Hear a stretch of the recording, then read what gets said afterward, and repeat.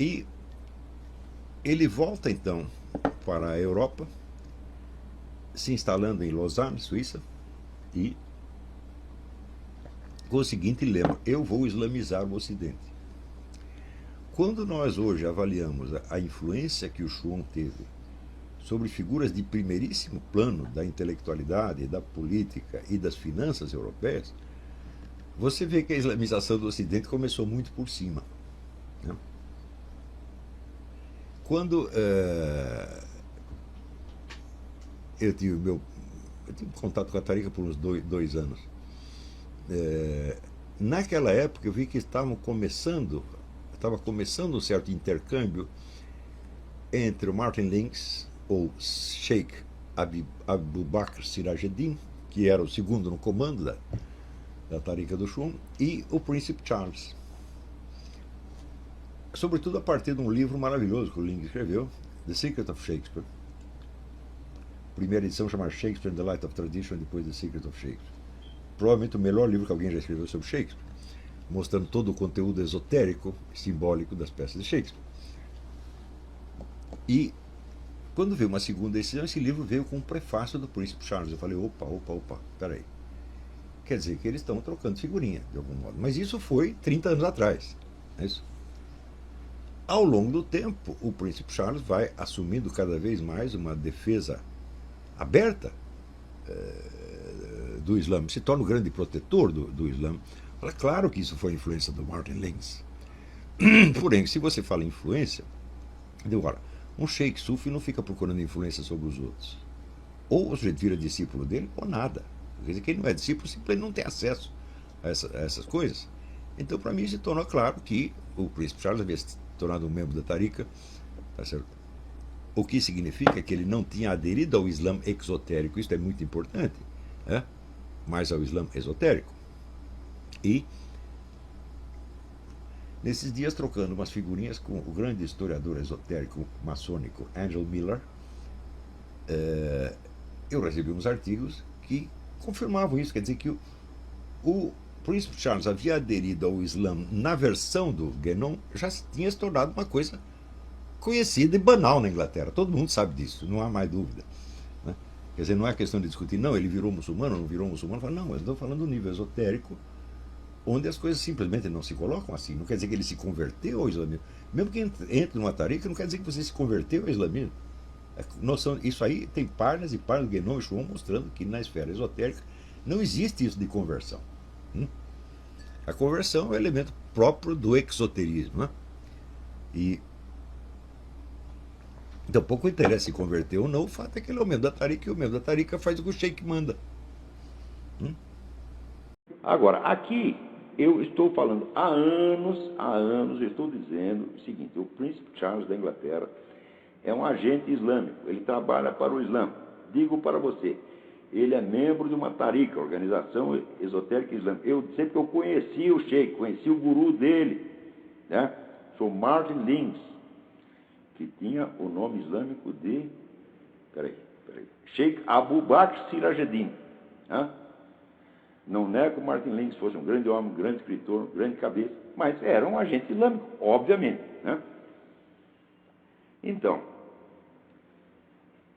outro membro da mesma Tariqa, que é o filósofo Seyyed Hossein Nasr, não nego que seja um gênio, intelectualmente tenho o maior respeito por ele, mas todo esse lado oculto da política internacional, essas manobras ocultas, não merecem o meu respeito de maneira alguma, porque eu sigo aquilo que o Cristo disse.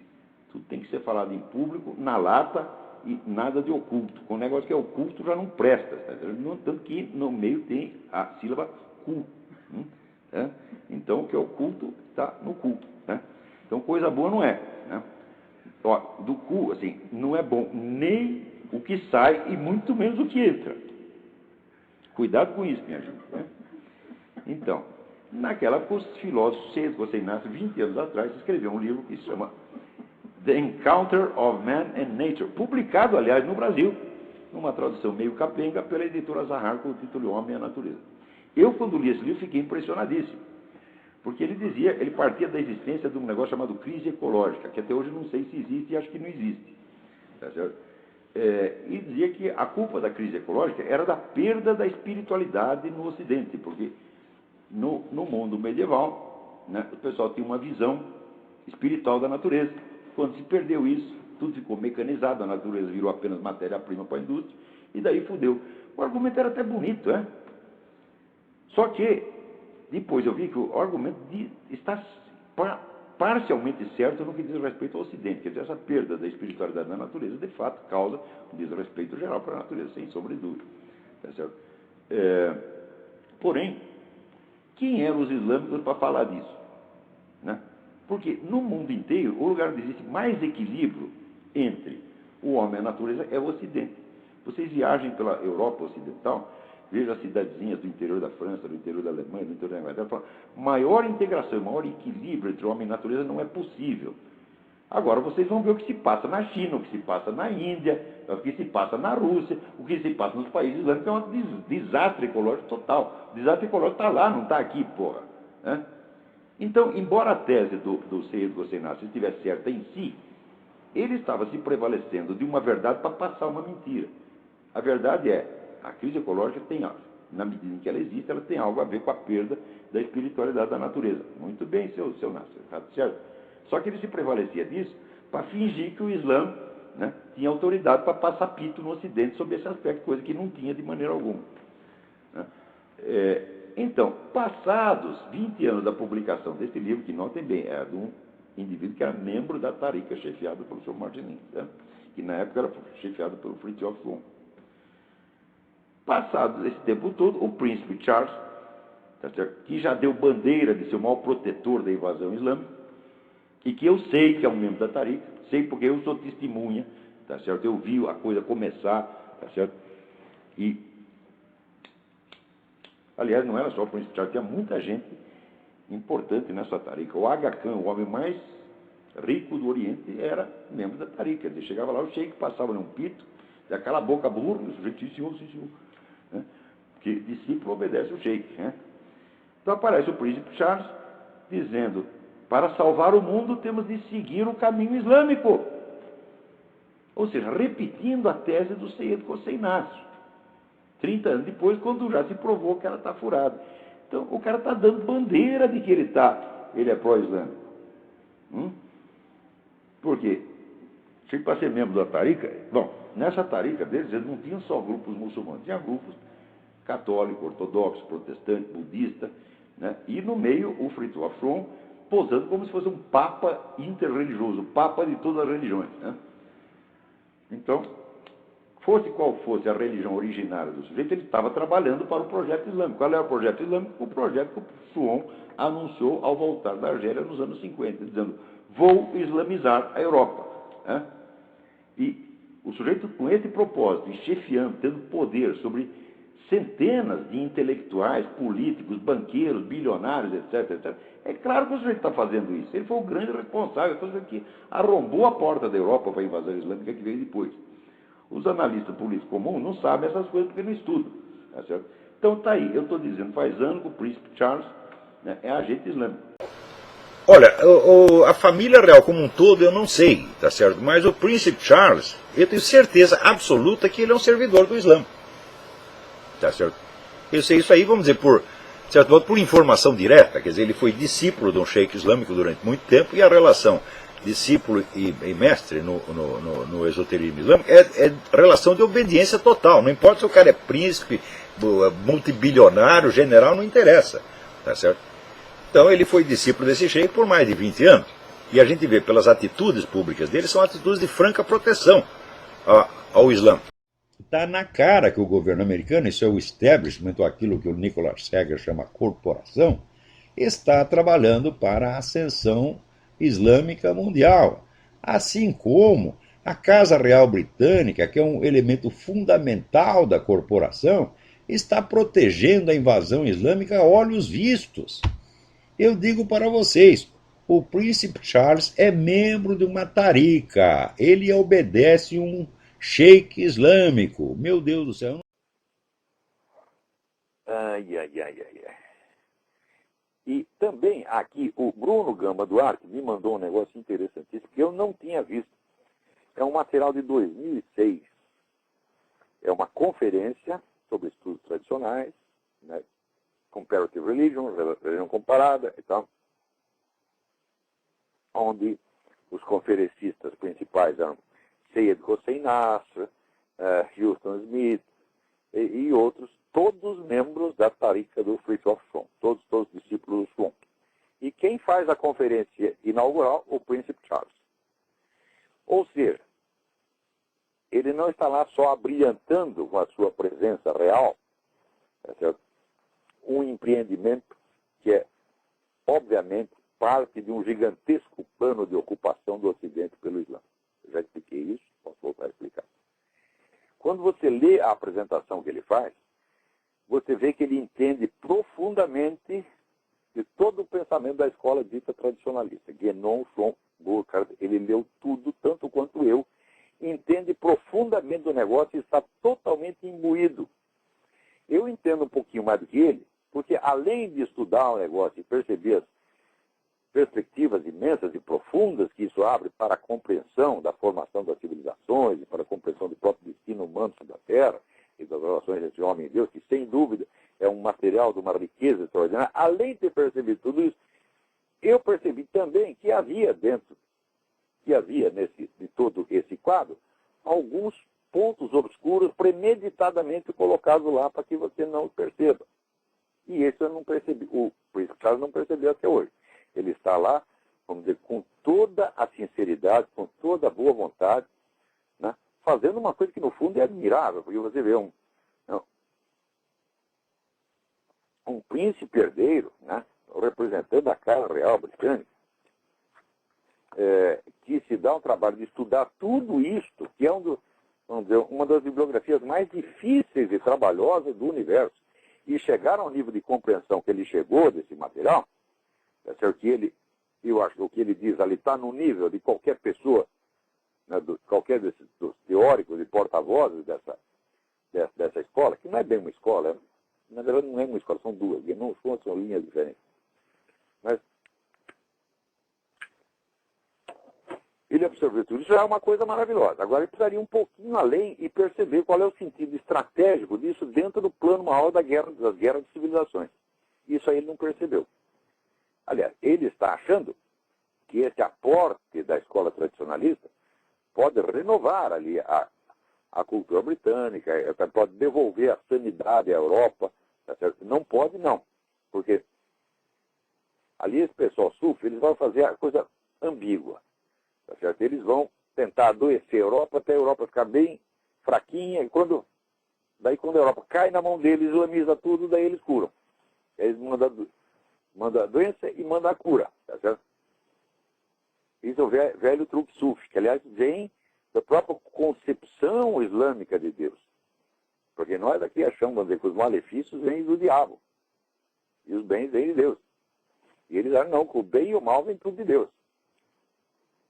Então, quer dizer, se é para fazer a sacanagem, eles seguem muito a teoria do bode. Sabe que ele vai pôr o bode dentro de casa, aí botou uma merda, aí tira o bode, agora ficou bom, ficou bom. Então, quando dá zero, para ele está ótimo, é vantagem. Então, eu tinha dito há anos atrás, olha, o Príncipe Charles é um membro da Tariqa do Schwann, um discípulo do Martin Lings. Eu sei porque eu conhecia o Martin Lings. Né? Tive muito boas relações com o Martin Lings, até quando perdi o contato com ele por fatores que não interessam, que não foi por culpa dele, foi um problema com o Schwann. Mas que não compromete o Lings de maneira alguma, nem o Lings, nem o Syed Hossein Nasr, são pessoas por que tem uma hora respeito. Ele foi discípulo do Martin Lings, o qual foi sucessor do Schwann como sheikh de uma tariqa. Tariqa é uma organização esotérica islâmica. Hein? Então, um item importante, vamos dizer, na guerra cultural do Islã com o Ocidente é que a religião muçulmana reconhece a importância, a santidade de Nosso Senhor Jesus Cristo, não o aceita como Deus.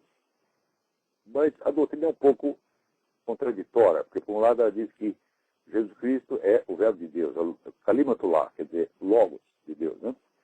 E por outro lado diz que ele não é Deus. Fala, bom, mas como é que o Logos, a inteligência de Deus, pode não ser Deus? Eu acho que a doutrina islâmica é contraditória nesse ponto.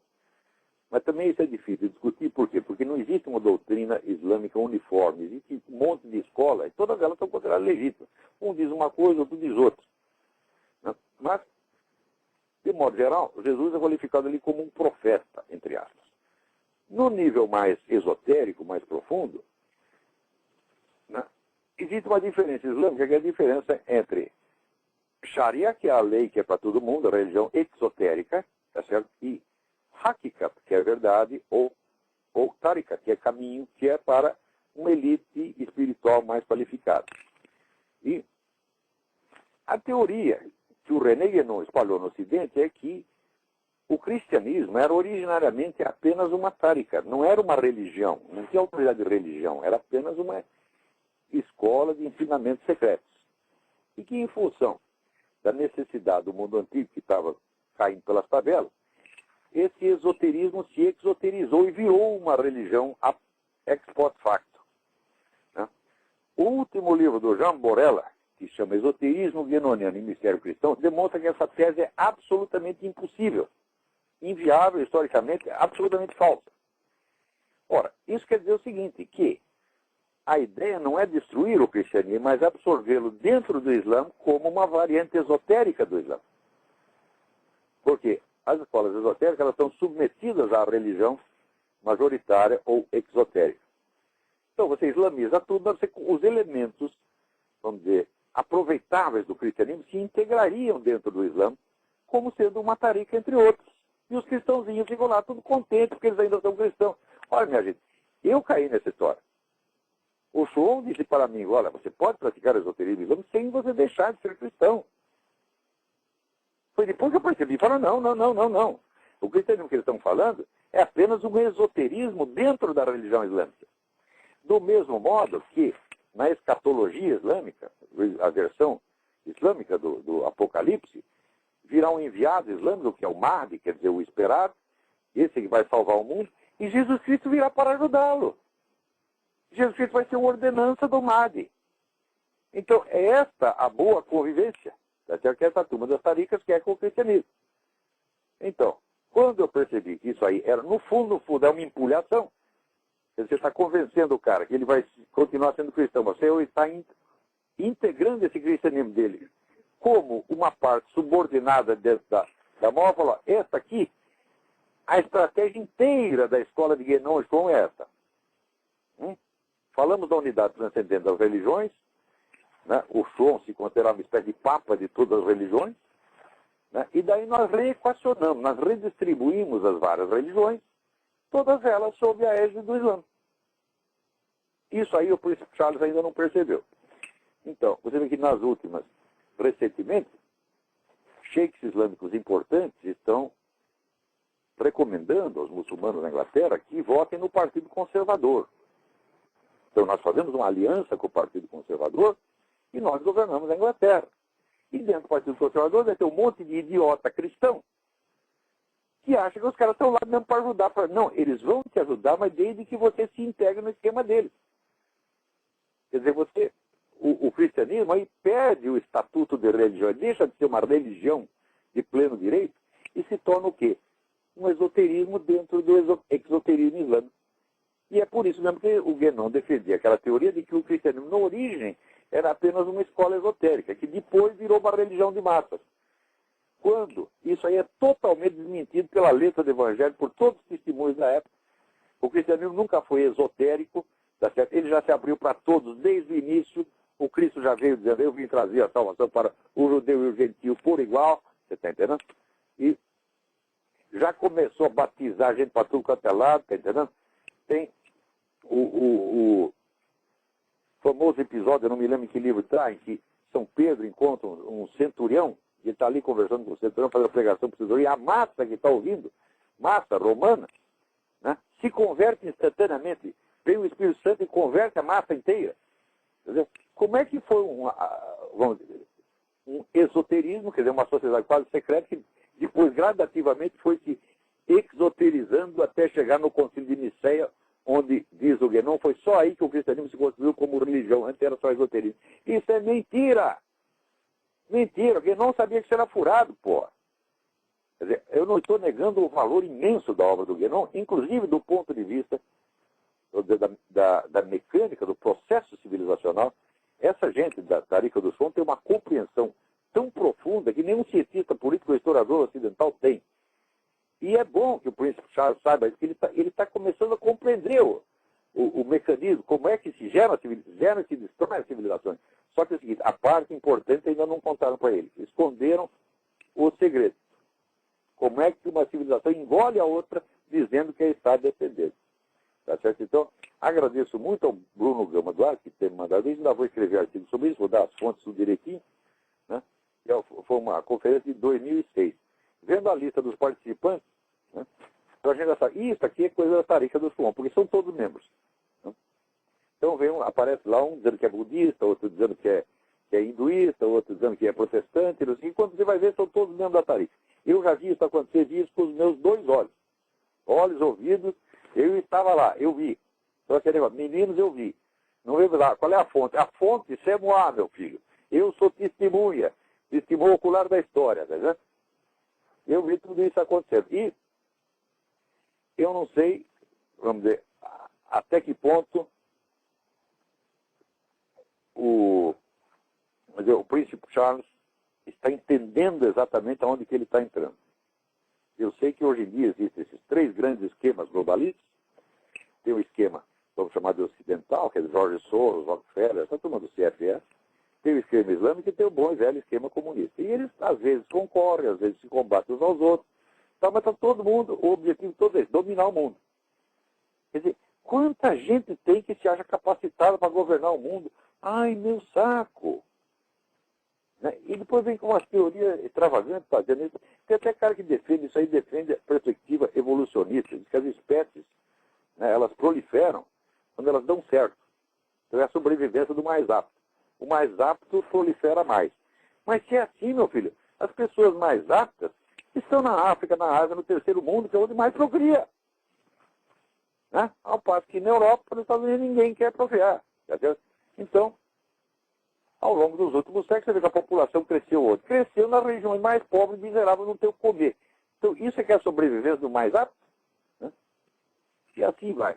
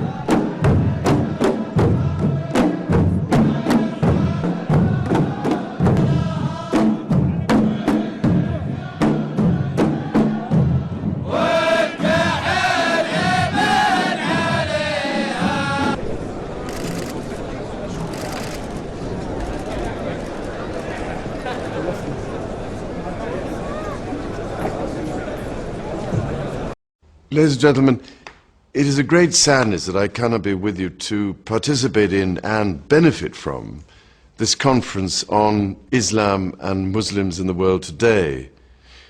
However, I particularly wanted to take this opportunity to say a few words to preface the vitally important topics which you will be discussing over the next 2 days. I also wanted to express appreciation to the Prime Minister for making time before he steps down to organize this exchange of views by so senior and experienced a group of speakers. For more than 20 years now, I've been fascinated by the relationships between the Abrahamic faiths of Islam, Christianity and Judaism. And this fascination stems partly from the particular interest I have in the ethnic, religious and cultural diversity which makes up modern Britain. For me, this unity through diversity can represent a great richness and a great strength for our society.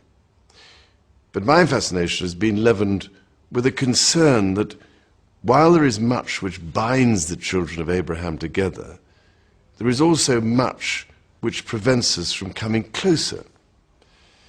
This concern has been steadily growing, and as long ago as 1993, some of you may recall that as its patron I gave a speech at the Oxford Centre for Islamic Studies in which I said, I believe wholeheartedly that the links between these two worlds matter more today than ever before, because the degree of misunderstanding between the Islamic and Western worlds remains dangerously high, and because the need for the two to live and work together in our increasingly interdependent world has never been greater.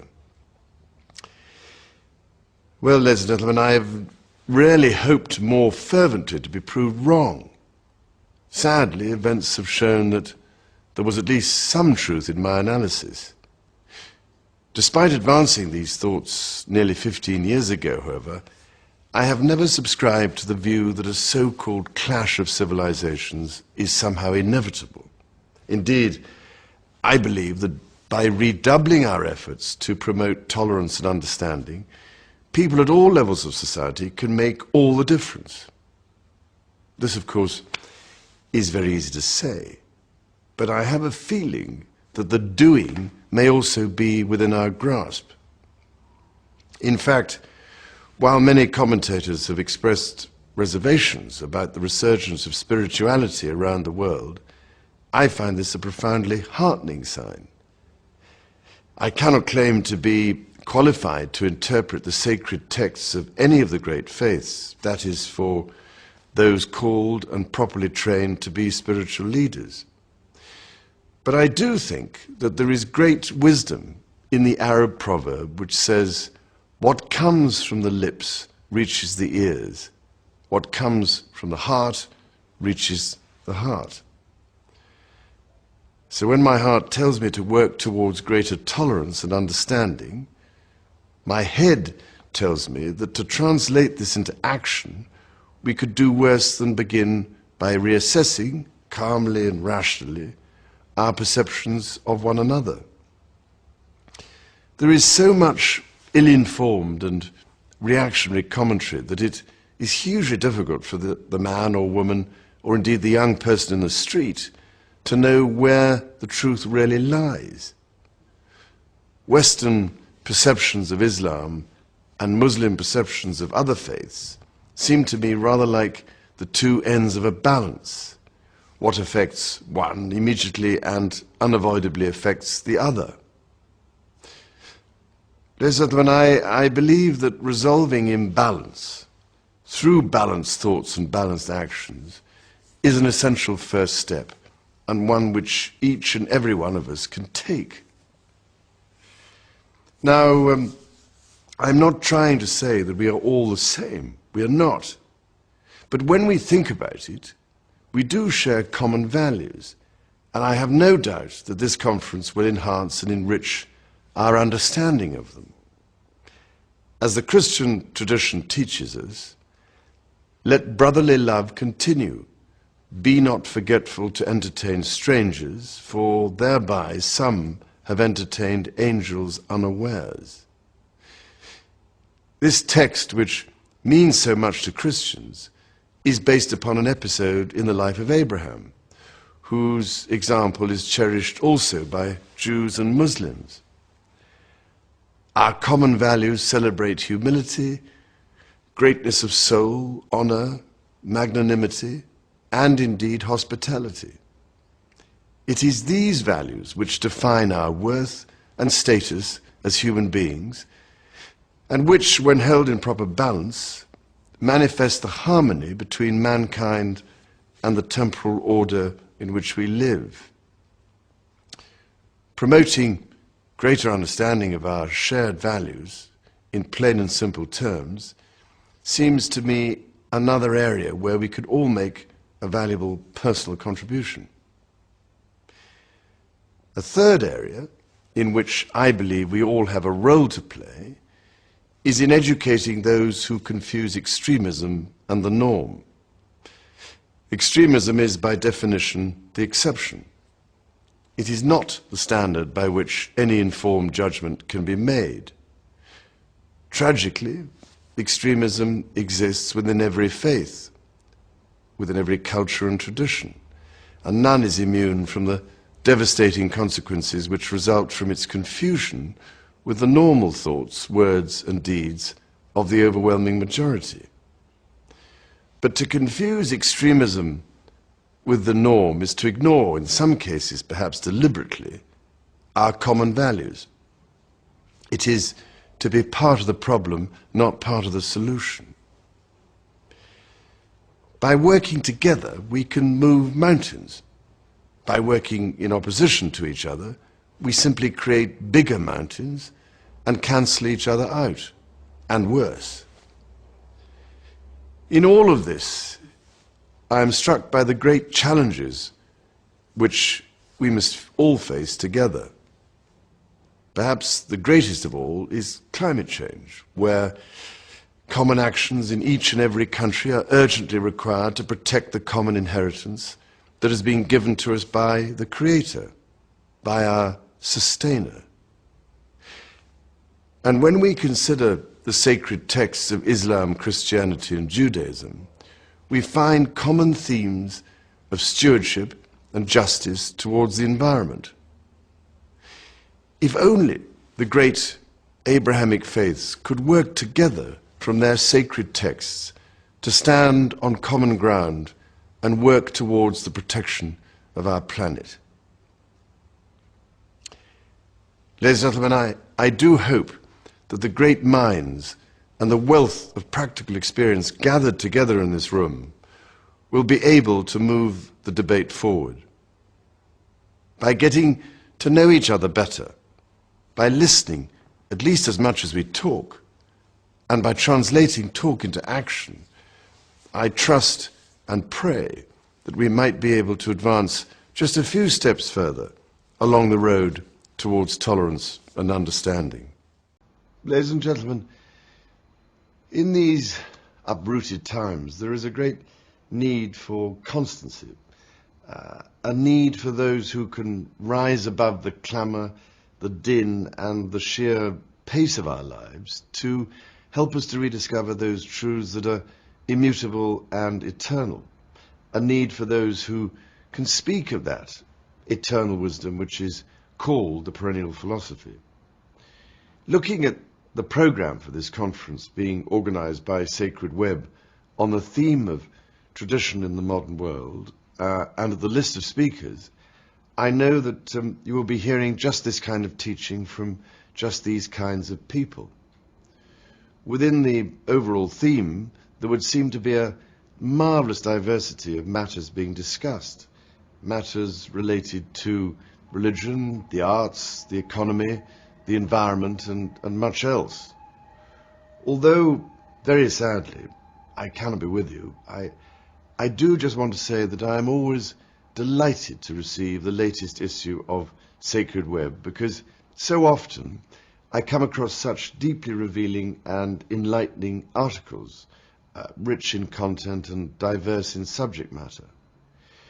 In addition, through the work of the Temenos Academy, of which I am patron, I have been fortunate to enjoy the writings of some of your colleagues, people such as Professor Syed Hossein Nazar, and of course the late Dr. Martin Lings, whose presence amongst us is so profoundly missed.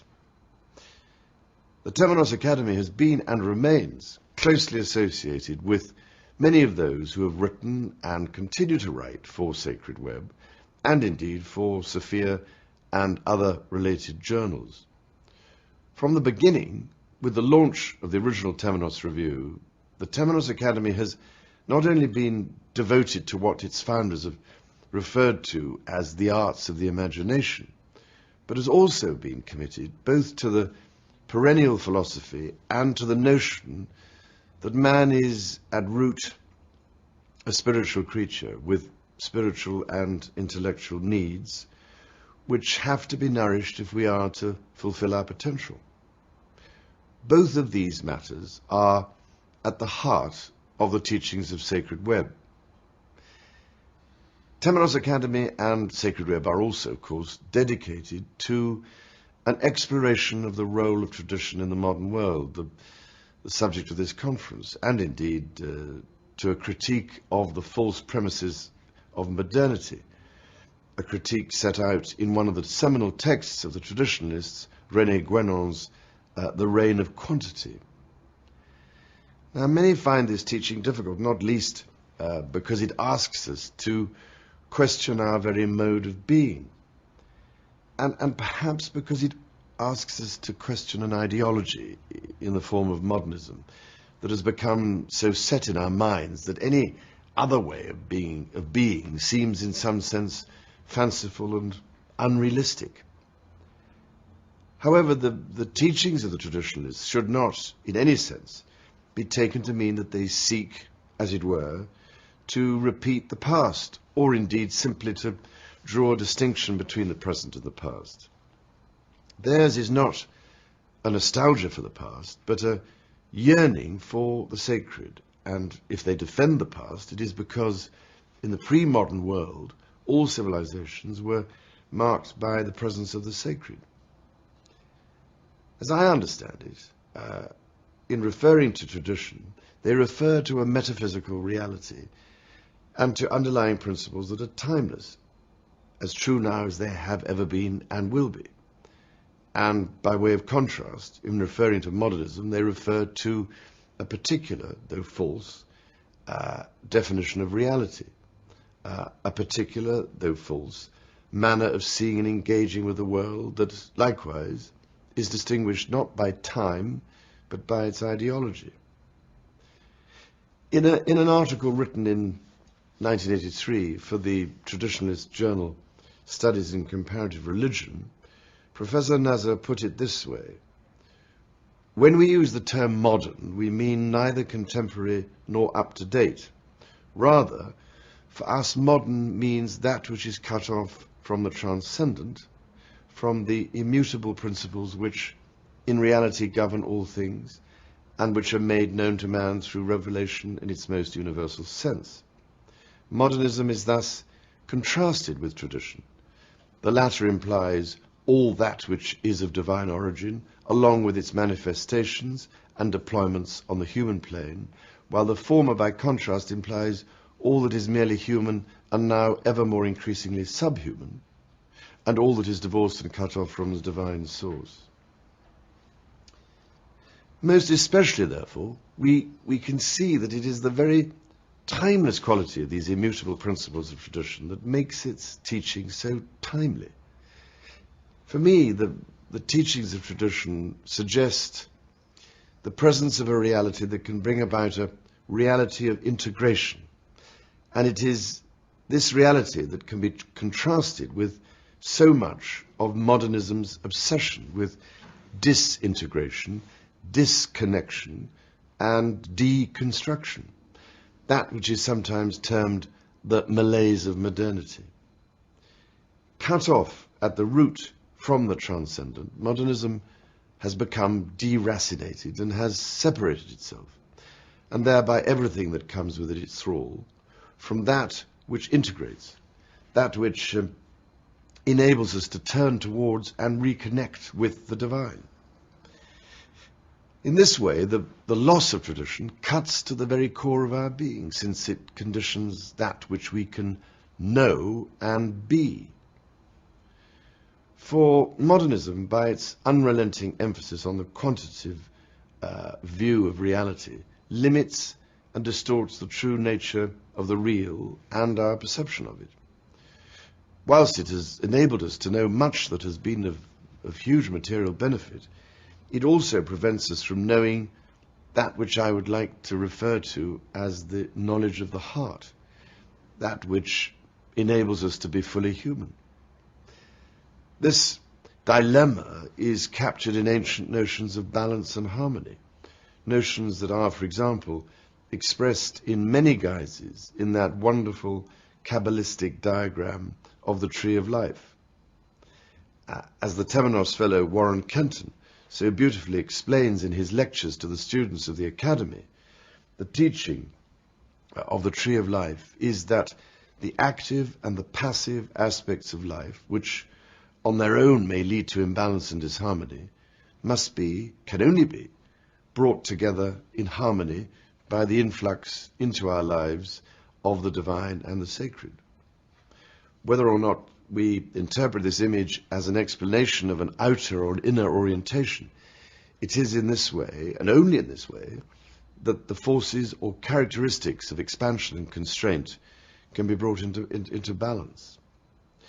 But, of course, in both the inner and outer dimensions of our lives, many of us at present experience the very imbalance and disharmony that this mystical framework, and indeed the teachings of mystics of all times, show to be harmful, or, to use a contemporary term, unsustainable. And this leads me to a final and somewhat troubling matter that lies at the heart of tradition and its critique of modernism. None of us, I imagine, can fail to be conscious of and be concerned about those matters that might together be called the environmental crisis of the 21st century. Indeed, none other than Sir Martin Rees, the Astronomer Royal and President of the Royal Society, in his book Our Final Century, has said that in the 21st century humanity is more at risk than ever before from the misapplication of science, and the environmental pressures induced by collective human actions could trigger catastrophes more threatening than any natural hazards.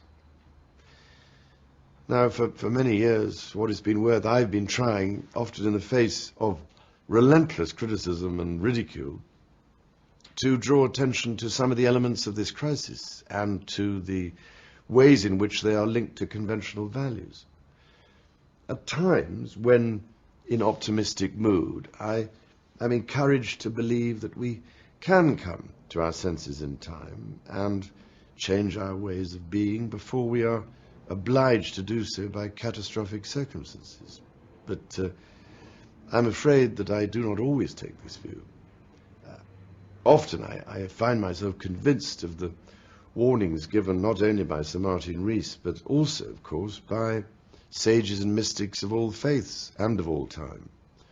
Warnings of the coming of a dark age, an age in which our ignorance and arrogance, a dangerous combination surely, will lead us, indeed may already have led us, towards catastrophe.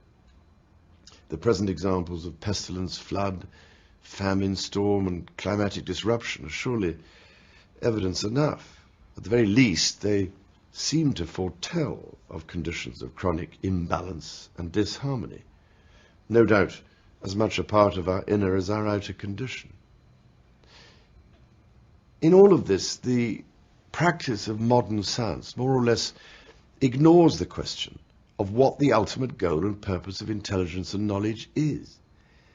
Materialist science, it seems, more or less assumes that a continuous and progressive exploratory expansion of knowledge of the physical world will inevitably lead to a desirable end where all but a few of our problems will be solved.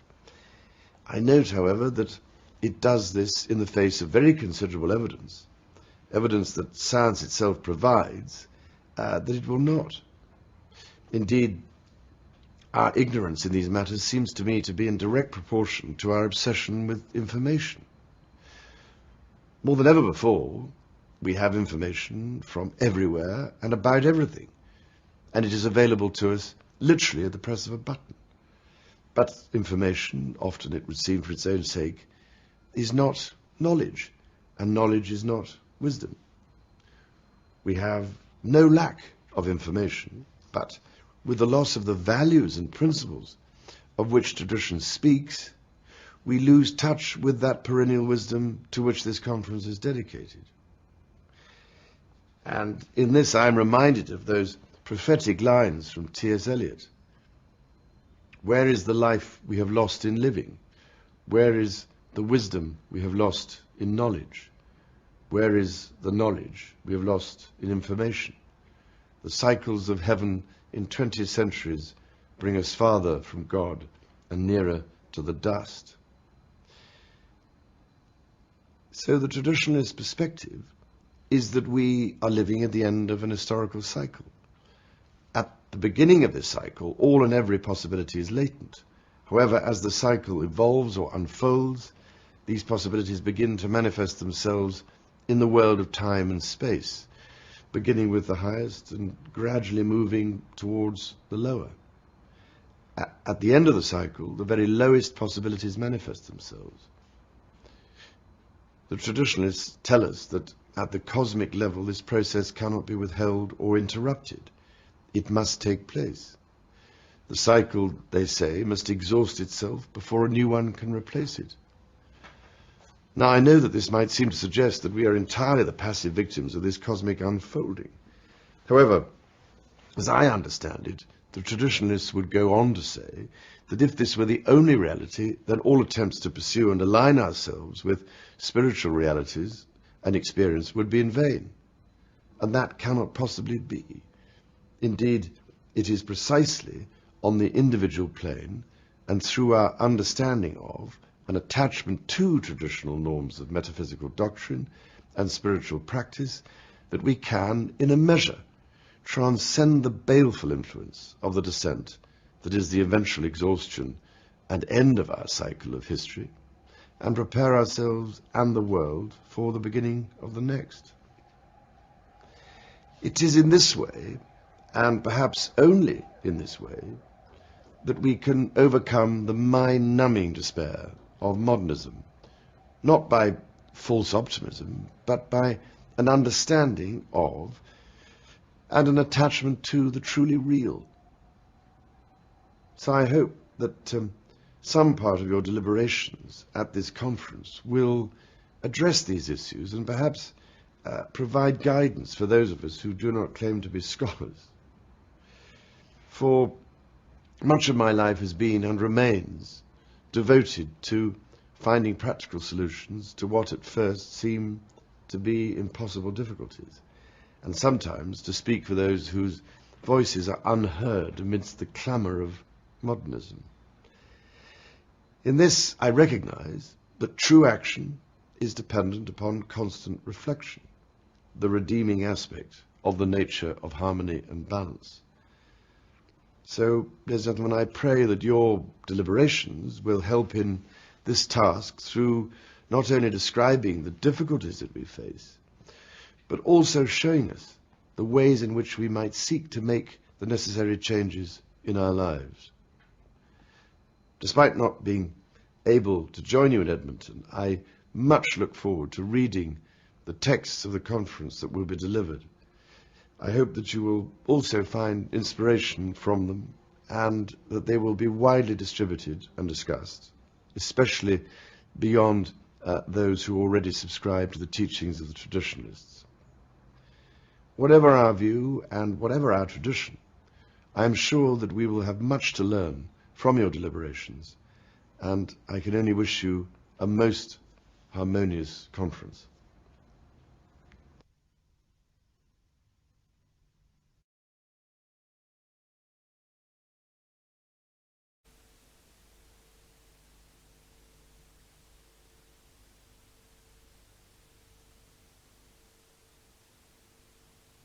Philip Sherrod was a remarkable man, and although I did not have the pleasure of meeting him during his lifetime, I have been much inspired by his writings, especially all that he has had to say on the subject of the sacred in life and art. I was therefore delighted to hear that the Temenos Academy, of which I have the great pleasure of being patron, was establishing a Sherrod lecture with the generous support of Eileen Guggenheim, who is one of the trustees of my Prince's Foundation in Shoreditch.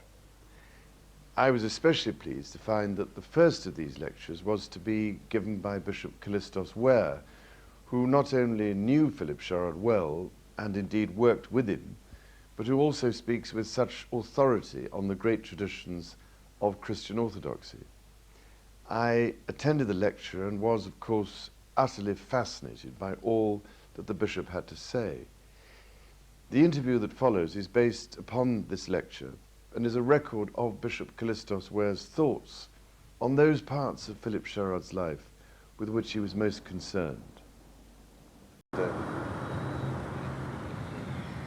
For part of one afternoon, the ruler of Abu Dhabi arranges a private visit for him to the edge of the empty quarter, the real desert.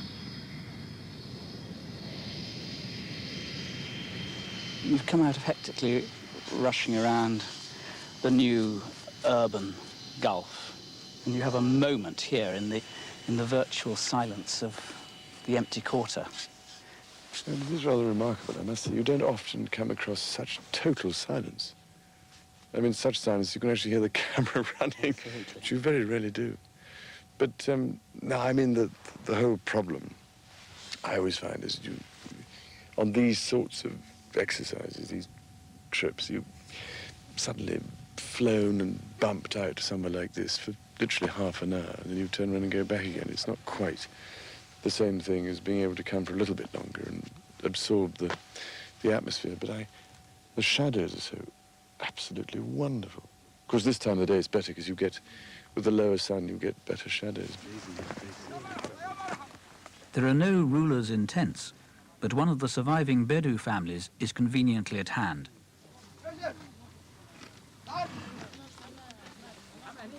And if you can dip it in the, or if not,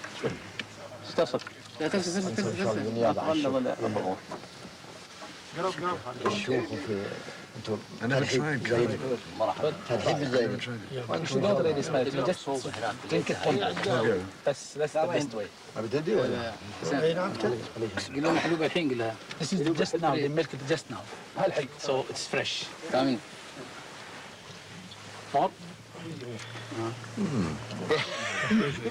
Camel's milk, he is told, is famous as an aphrodisiac. For the job. Fat lot of use is going to be to me. I thought it was rhino horn that was supposed to be. Rhino horn?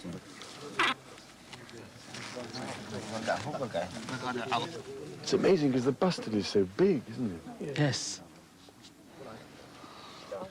I used to do this when I was young. In Scotland. I see. We do again with grouse. I'll explain it to them. Yeah. Tell them I used to spend a long time in the early mornings. The most important thing is to try to find ways of understanding each other. I think that the difficulty is the extremists always hold the high ground in these areas if you're not careful. It's so easy to encourage negative forces to be unleashed, I think. I just worry about the future from the point of view of people looking for potential threats, potential enemies.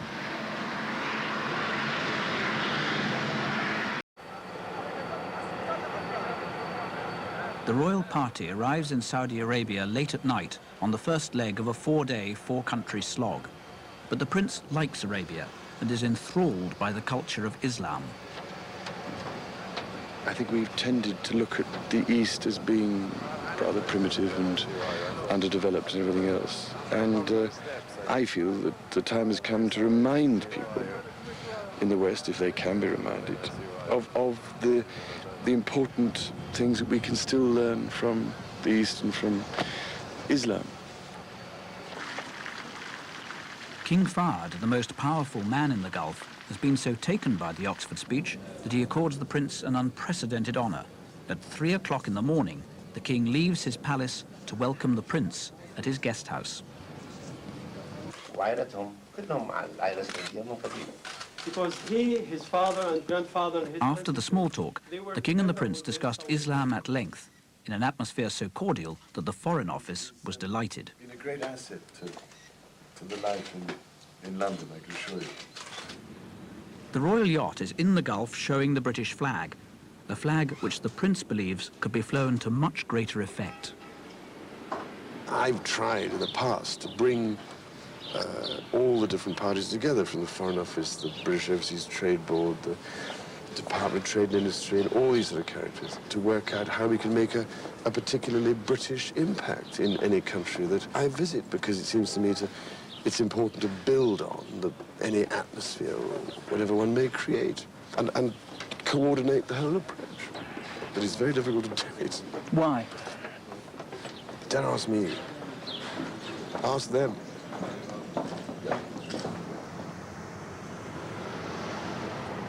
But there are amazing things you can use now, aren't there, to eat up the oil in a biological way. Apparently they did this with that Exxon Valdez. Do you remember the spill in Alaska? We're a bit worried about that because it is possible that you introduce some sort of a bacteria that is not commensurate with the environment. Oh, the environment is exactly. So we're trying to grow our own bacteria Really? and introduce it. To do that. Now I heard of environment. No, I heard of a British company recently. They sent me who produced these mattresses made of straw. Right. Now which apparently works brilliantly, and you put it on the sea and it soaks it up. Right. It doesn't have any side effects. Apparently not. No, it's wonderful. The only trouble is you've got to get rid of the straw mattresses, so they can't do so much. Think how much service you have done to I am glad. saving the architecture.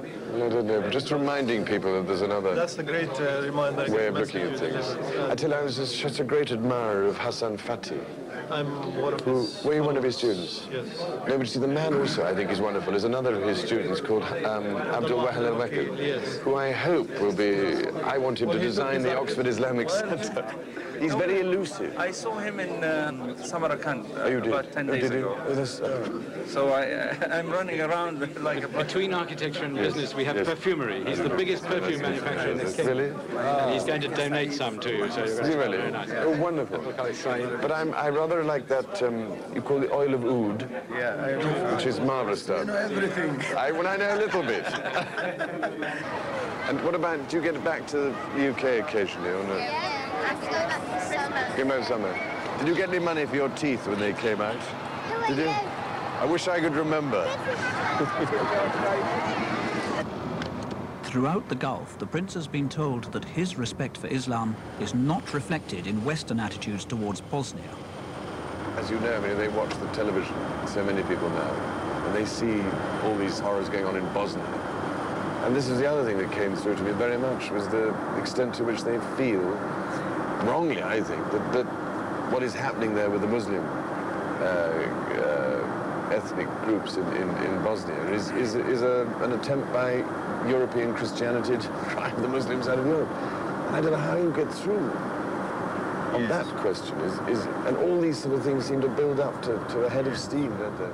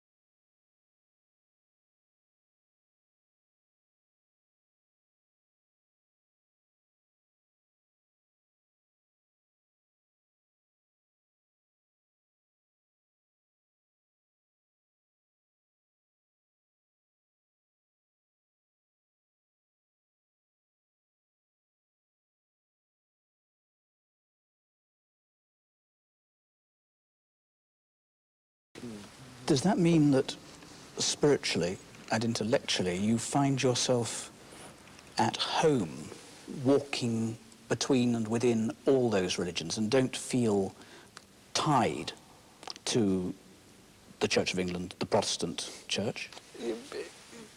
Yes, I mean, I feel that there's an enormous amount, once you begin to understand where we are linked in common, that can be immensely helpful. And I'm one of those people who searches.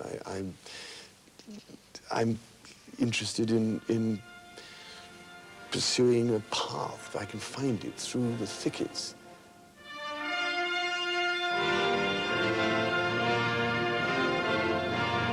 But when the prince inherits the crown, he also inherits a symbolic role at the pinnacle of the established church, a role that his approach calls into question.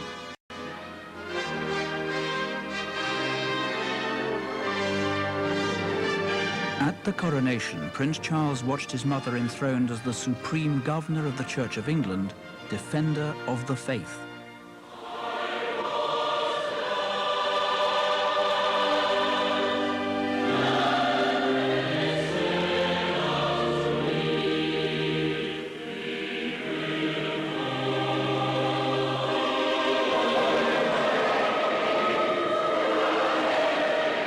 Coronation placed in the Queen a sacred duty to protect the established Church of England over all others. God crown you with a crown of glory and righteousness, that having a right faith and manifold fruit of good works, you may obtain the crown of an everlasting kingdom by the gift of him whose kingdom endureth forever. Amen. The title was given to King Henry VIII over 400 years ago, who had happened at that particular time to please the Pope quite enormously. So he was given this title, whereupon shortly after he decided that for some reason or other, it was because he wanted to get divorced, that things were rather different. The Pope was a damn nuisance because he wouldn't grant him the divorce, which again is one of the reasons why the Church of England developed, which I think is necessary to remember.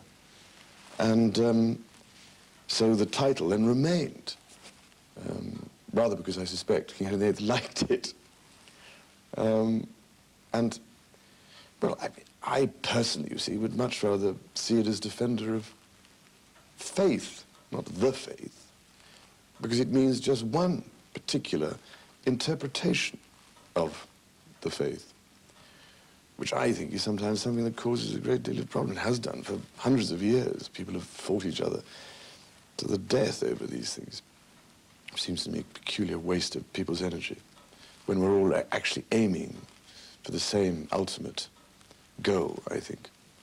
So I mean, I would much rather it was seen as defending faith itself, which is so often under so much threat in our day, where, you know, the whole concept of faith or belief in anything beyond this existence, beyond life itself, is considered almost old-fashioned and irrelevant. So a defender of faith means defender of those who believe in a God, in whatever form that you would want to encourage that, that capacity and that urge.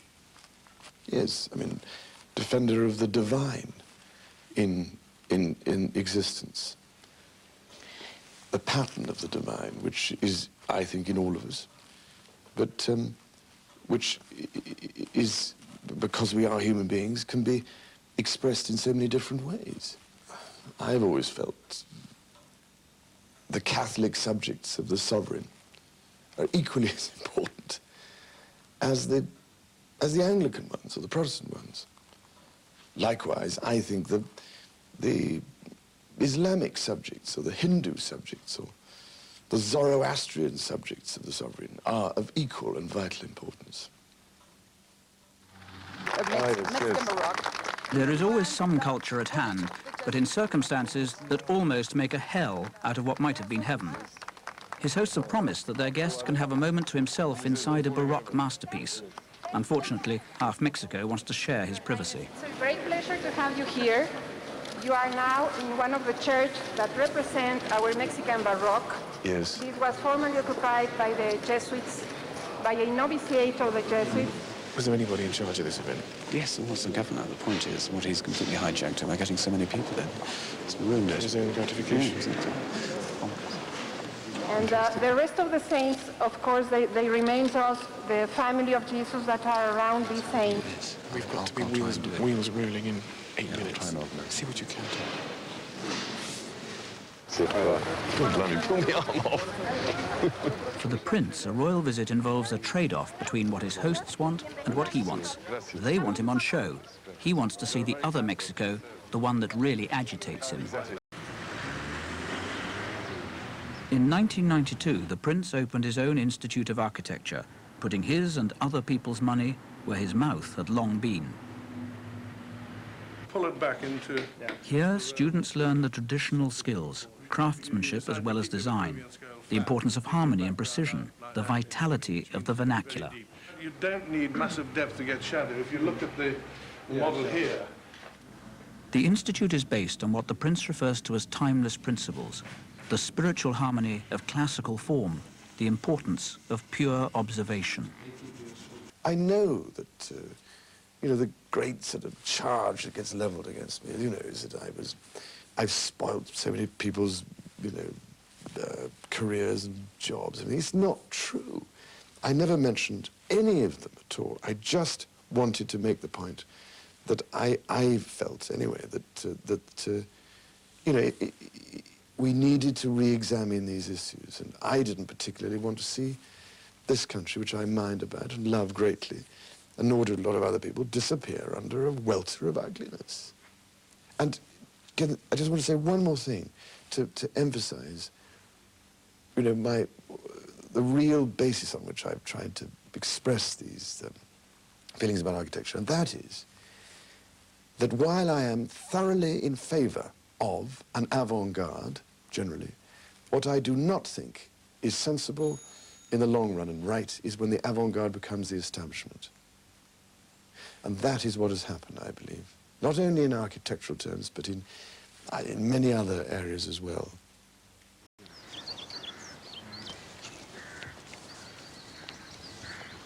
Whenever he can, wherever he is, the prince likes to paint.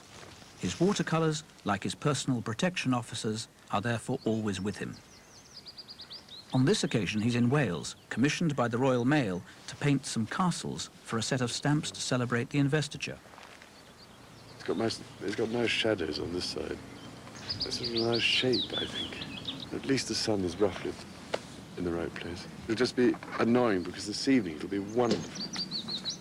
Probably the light will be just right when I'm sitting in the concert at Monmouth.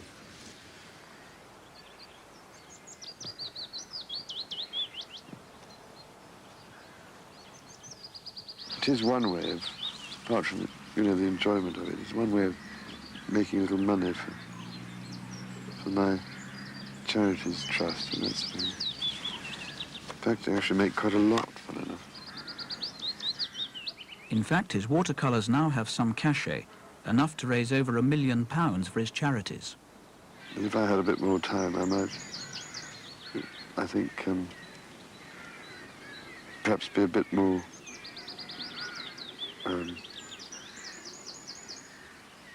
bold, if you know what I mean. I'm not very adventurous when it comes to painting at the moment.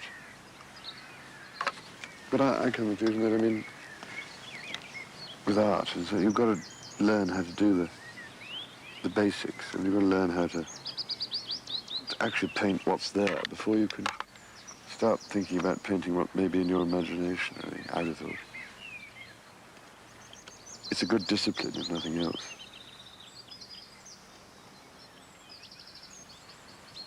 But the trouble is I stopped at school, you see. Did carpentry instead, and then pottery like an idiot. And then I don't know what it was. I think I was desperate to try and find some other way of capturing the landscape and things that I liked, and with a camera. I never found it satisfactory. You'd take a photograph, but to me it didn't have the same feel.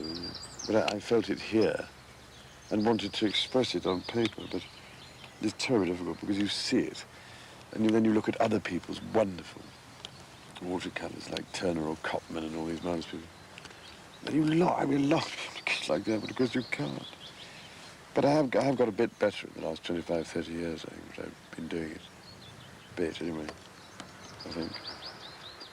When Prince Charles paints, he says that he enters another dimension. His passion for nature, his sense of belonging to the natural world, is an integral part of his spiritual identity. He believes in a divine order, but his faith is not conventional. In his search for God, he's explored other beliefs and has found in them the essential truths of his own religion. All the great prophets, all the great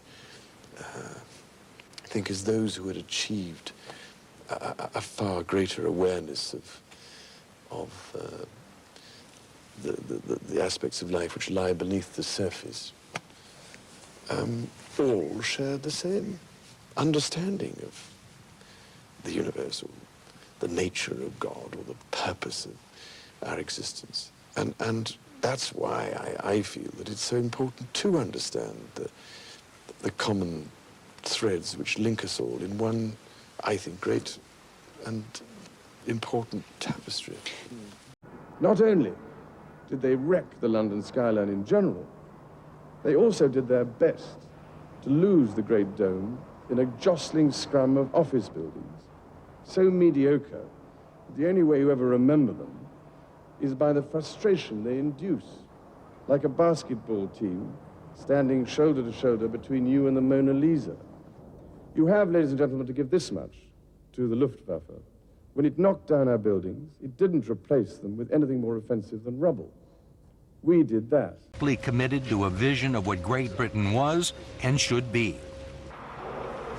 It's all laid out in bricks and mortar in Poundbury, a village of 2,500 people which he created on his land near Dorchester in the south of England. All of his ideas on architectural design, class structure, aesthetics, and ecology are here.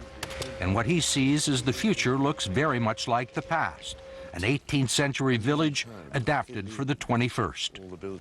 And that's a convenience store, which I'm very proud of, which everybody said wouldn't work. That's the pub, which again, nobody wanted to touch. But now, of course, the values are going up and up and up. Yeah, I've been looking around for any signs of the modern and the flimsy. I don't see it. The place is built to last. Well, that's what I've been trying to encourage people to think about, to break the conventional mold in the way we've been building and designing for the last, well, during the last century, really, has all been part of a throwaway society. Everything here is constructed of native or recycled materials. Sustainable development, he calls it, that conserves the Earth's resources. Single-family homes are mixed with small apartments so that there are people of all income levels here living side by side in a community with shops and light industry. The narrow, twisty roads discourage automobile traffic, and cars are parked out of sight in landscaped lots. The whole of the 20th century has always put the car at the center. So by putting the pedestrian first, you create these livable places, I think, with more attraction and interest and character and livability.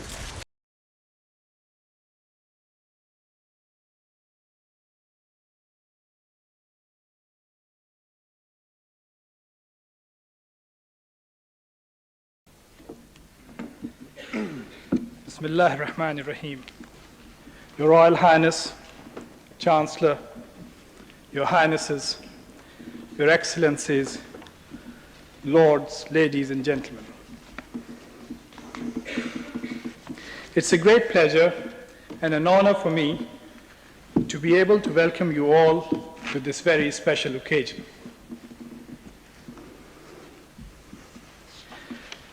The Center for Islamic Studies was established 8 years ago as an associated institution of this university. In the short period, it has enjoyed the dedicated support of friends both within and outside Oxford. With the benefit of the wise guidance of its trustees, the center enjoys the support of an ever-growing circle of friends and well-wishers. the gracious agreement of Your Royal Highness to be a patron of the center has done us great honor. With respect, sir, I submit that it provides an endorsement of the main purpose of the center's existence, that is, the promotion and encouragement of a deeper and more informed understanding of Islam, its culture and civilization, by means of a partnership of learning between the West and the Islamic world. The center is convinced of the worthiness of the same, particularly in the present world situation. There are those in both the West and the Islamic world who would have us believe that conflict is inevitable and that antagonism is more likely than cooperation and coexistence. But let there be no doubt that the fundamental values and eternal laws of Islam are concerned with the achievement of justice, compassion, and toleration in the relationship between peoples, societies, and nations. In the words of the Holy Quran, O mankind, we created you from a single pair of a male and female, and made you into nations and tribes, that you may know each other, not that you may despise each other. God willing, the Oxford Center for Islamic Studies will be able to help us all to know each other better. For it is only through mutual understanding and respect that we can dispel ignorance, suspicion, and prejudice, which today create so many dangerous attitudes and false perceptions. Chancellor, as a member of this university, it gives me much pleasure and satisfaction that the center is able to pursue this important task in association with this great institution. Such cooperation can benefit from and contribute to the reputation of Oxford scholarship throughout the world. Your Royal Highness, I welcome you most sincerely on the occasion of your first visit to Oxford as patron of the Center for Islamic Studies. Your presence here today and your willingness to speak on the subject of Islam and the West have been anticipated with great interest. With respect, sir, I invite you to address us.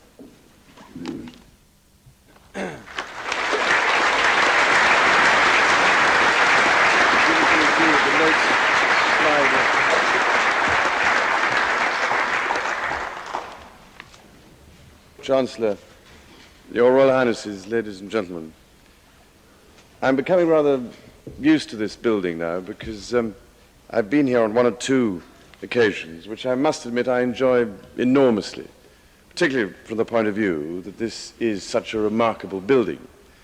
The only thing that is rather difficult, I find, is speaking in it, because you find either everybody's looking down the back of your neck or you're addressing a lot of people from behind, which is an interesting experience.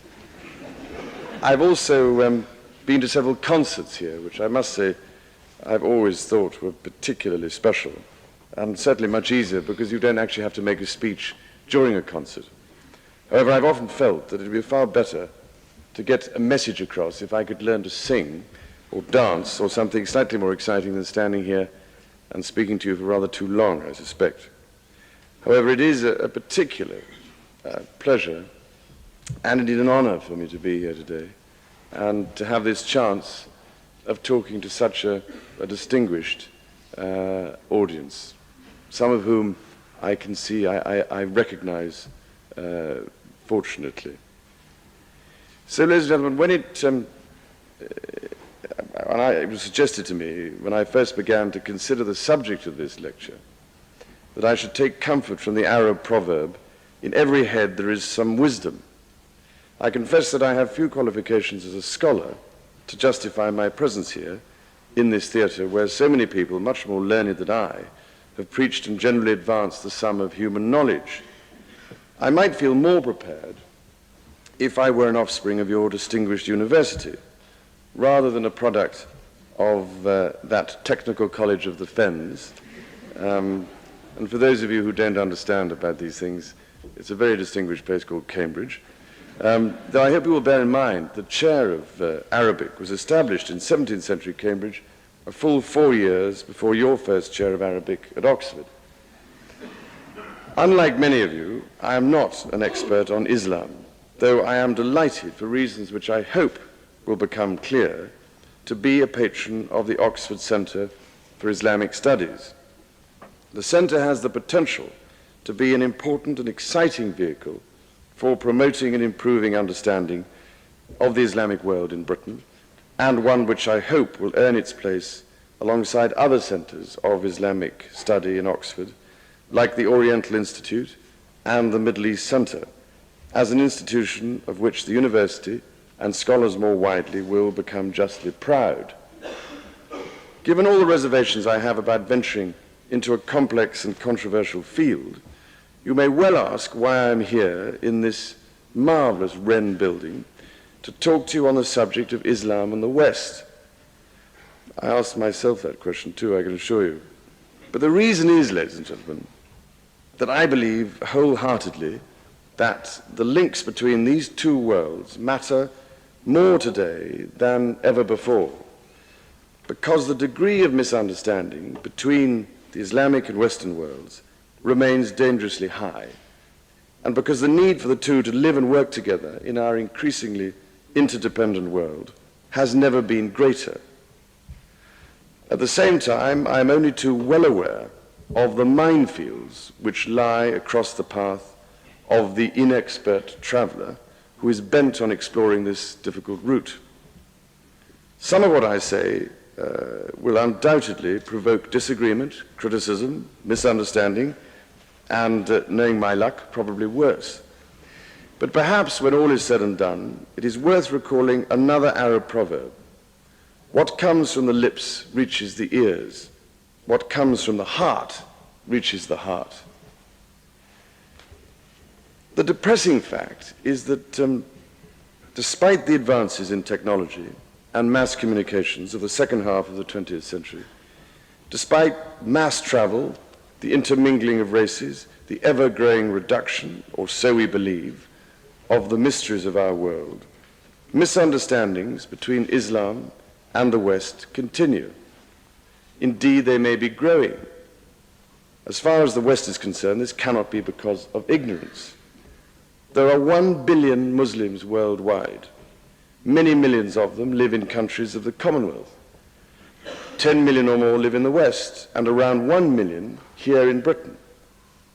Our own Islamic community has been growing and flourishing for decades. There are nearly 500 mosques in Britain. Popular interest in Islamic culture in Britain is growing fast. Many of you will recall, and I think some of you took part in perhaps, the wonderful Festival of Islam, which Her Majesty the Queen opened in 1976. Islam is all around us, and yet distrust, even fear, persist. In the post-Cold War world of the 1990s, the prospects of peace should be greater than at any time this century. In the Middle East, the remarkable and encouraging events of recent weeks have created new hope for an end to an issue which has divided the world and been so dramatic a source of violence and hatred. But the dangers have not disappeared. In the Muslim world, we are seeing the unique way of life of the Marsh Arabs of southern Iraq, thousands of years old, being systematically devastated and destroyed. I confess, ladies and gentlemen, that for a whole year I've wanted to find a suitable opportunity to express my despair and outrage at the unmentionable horrors being perpetrated in southern Iraq. To me, the supreme and tragic irony of what has been happening to the Shia population of Iraq, especially in the ancient city and holy shrine of Kerbala, is that after the Western Allies took immense care to avoid bombing such holy places, and I remember begging General Schwarzkopf, when I met him in Riyadh in December 1990, that was before the actual war began to liberate Kuwait, to do his best to protect such shrines during any conflict. That it was Saddam Hussein himself and his terrifying regime who caused the destruction of some of Islam's holiest sites. And now we have had to witness the deliberate draining of the marshes and the near total destruction of a unique habitat, together with an entire population that has depended upon it since the dawn of human civilization. The international community has been told the draining of the marshes is for agricultural purposes. How many more obscene lies do we have to be told before action is actually taken? Even at the 11th hour, ladies and gentlemen, it is still not too late to prevent a total cataclysm. I pray that this might at least be a cause in which Islam and the West could join forces for the sake of our common humanity. Now, I have highlighted this particular example because it is so avoidable.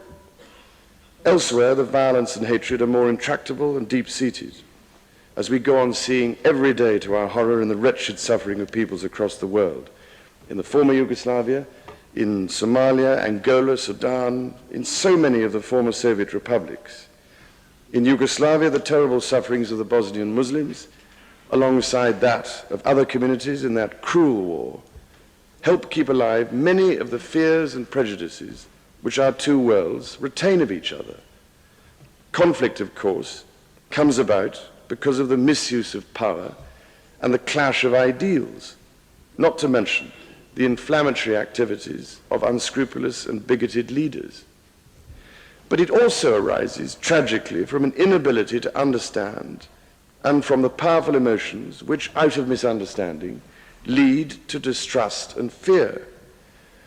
Ladies and gentlemen, we must not slide into a new era of danger and division because governments and peoples, communities and religions cannot live together in peace in a shrinking world. It is odd in many ways, I think, that misunderstandings between Islam and the West should persist. For that which binds our two worlds together is so much more powerful than that which divides us. Muslims, Christians, and Jews are all peoples of the book. Islam and Christianity share a common monotheistic vision, a belief in one divine God, in the transience of our earthly life, in our accountability for our actions, and in the assurance of life to come. We share many key values in common: respect for knowledge, for justice, compassion towards the poor and underprivileged, the importance of family life, respect for parents. Honor thy father and thy mother is a Quranic precept too. Our history has been closely bound up together. There, however, is one root of the problem, for much of that history has been one of conflict. 14 centuries too often marked by mutual hostility. That has given rise to an enduring tradition of fear and distrust, because our two worlds have so often seen that past in contradictory ways. To Western schoolchildren, the 200 years of the Crusades are traditionally seen as a series of heroic, chivalrous exploits in which the kings, knights, princes, and even children of Europe tried to wrest Jerusalem from the wicked Muslim infidel. To Muslims, the Crusades were an episode of great cruelty and terrible plunder of Western infidel soldiers of fortune and horrific atrocities, perhaps exemplified best by the massacres committed by the Crusaders when in 1099 they took back Jerusalem, the third holiest city in Islam. For us in the West, 1492 speaks of human endeavor and new horizons, of Columbus and the discovery of the Americas. To Muslims, 1492 is a year of tragedy, the year Granada fell to Ferdinand and Isabella, signifying the end of 8 centuries of Muslim civilization in Europe. The point, I think, is not that one or other picture is more true or has a monopoly of truth. It is that misunderstandings arise when we fail to appreciate how others look at the world, its history, and our respective roles in it. The corollary of how we in the West see our history has so often been to regard Islam as a threat. In medieval times, as a military conqueror, and in more modern times, as a source of intolerance, extremism, and terrorism. One can understand how the taking of Constantinople, when it fell to Sultan Mehmet in 1453, and the close-run defeats of the Turks outside Vienna in 1529 and 1683 should have sent shivers of fear through Europe's rulers. The history of the Balkans under Ottoman rule provided examples of cruelty which sank deep into Western feelings. But the threat has not been one way. With Napoleon's invasion of Egypt in 1798, followed by the invasions and conquests of the 19th century, the pendulum swung, and almost all the Arab world became occupied by the Western powers. With the fall of the Ottoman Empire, Europe's triumph over Islam seemed complete. Those days of conquest are over. But even now, our common attitude to Islam suffers because the way we understand it has been hijacked by the extreme and the superficial. To many of us in the West, Islam is seen in terms of the tragic civil war in Lebanon, killings and bombings perpetrated by extremist groups in the Middle East, and by what is commonly referred to as Islamic fundamentalism. Our judgment of Islam has been grossly distorted by taking the extremes to be the norm. That, ladies and gentlemen, is a serious mistake. It is like judging the quality of life in Britain by the existence of murder and rape, child abuse and drug addiction. The extremes do exist and they must be dealt with, but when used as a basis to judge a society, they lead to distortion and unfairness. For example, people in this country frequently argue that the Sharia law of the Islamic world is cruel, barbaric, and unjust. Our newspapers, above all, love to peddle those unthinking prejudices. The truth is, of course, different and always more complex. My own understanding is that extremes are rarely practiced. The guiding principle and spirit of Islamic law, taken straight from the Quran, should be those of equity and compassion. We need to study its actual application before we make judgments. We must distinguish between systems of justice administered with integrity and systems of justice as we may see them practiced, which have been deformed for political reasons into something no longer Islamic. We must bear in mind the sharp debate taking place in the Islamic world itself about the extent of the universality or timelessness of Sharia law and the degree to which the application of that law is continually changing and evolving. We should also distinguish Islam from the customs of some Islamic states. Another obvious Western prejudice is to judge the position of women in Islamic society by the extreme cases.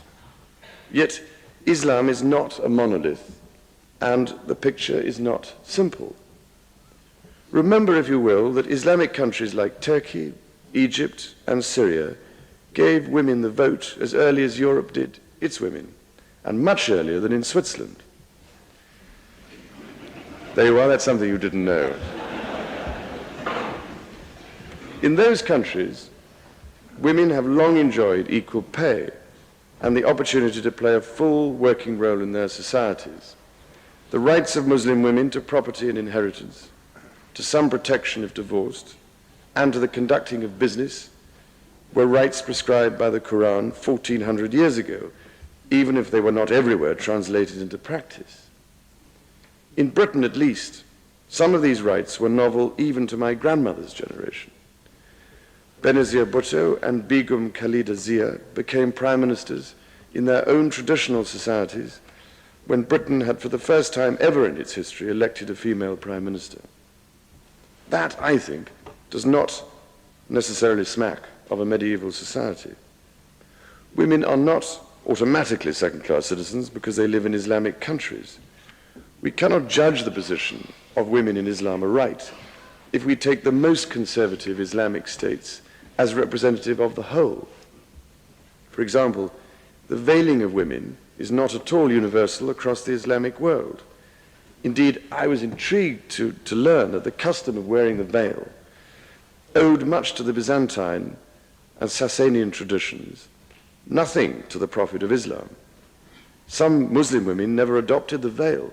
Others have discarded it. Others, particularly the younger generation, have more recently chosen to wear the veil or the headscarf as a personal statement of their Muslim identity.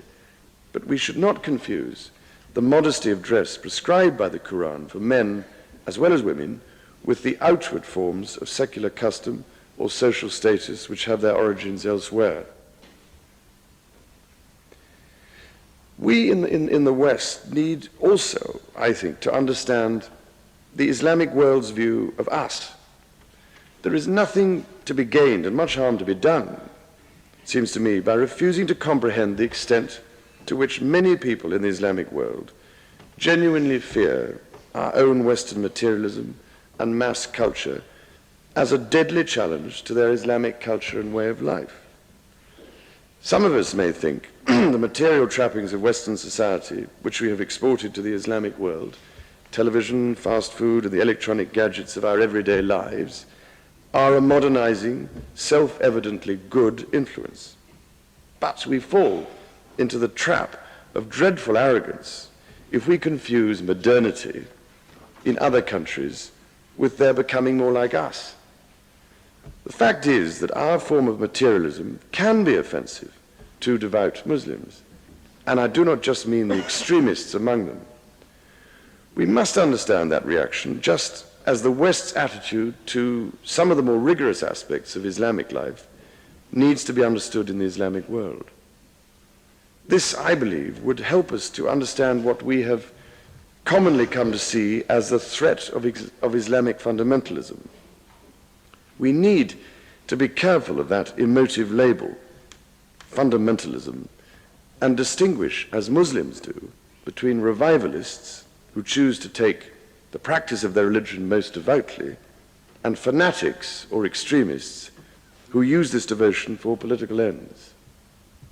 Among the many religious, social, and political causes of what we might more accurately call the Islamic revival is a powerful feeling of disenchantment, of the realization that Western technology and material things are insufficient and that a deeper meaning to life lies elsewhere in the essence of Islamic belief.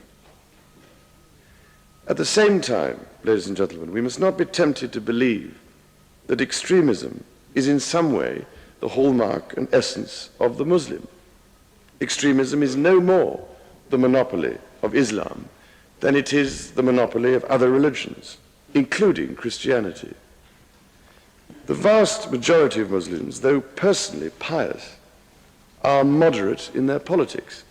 Theirs is the religion of the middle way. The Prophet himself always disliked and feared extremism. Perhaps the fear of Islamic revivalism, which colored the 1980s, is now beginning to give way in the West to an understanding of the genuine spiritual forces behind this groundswell.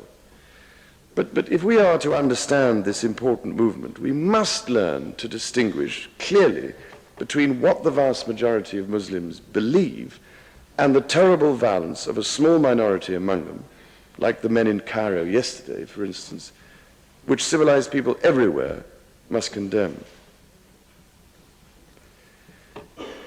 Chancellor, ladies and gentlemen, if there is much misunderstanding in the West about the nature of Islam, there is also much ignorance about the debt our own culture and civilization owe to the Islamic world.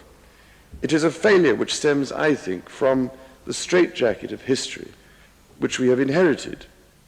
The medieval Islamic world, from Central Asia to the shores of the Atlantic, was a world where scholars and men of learning flourished.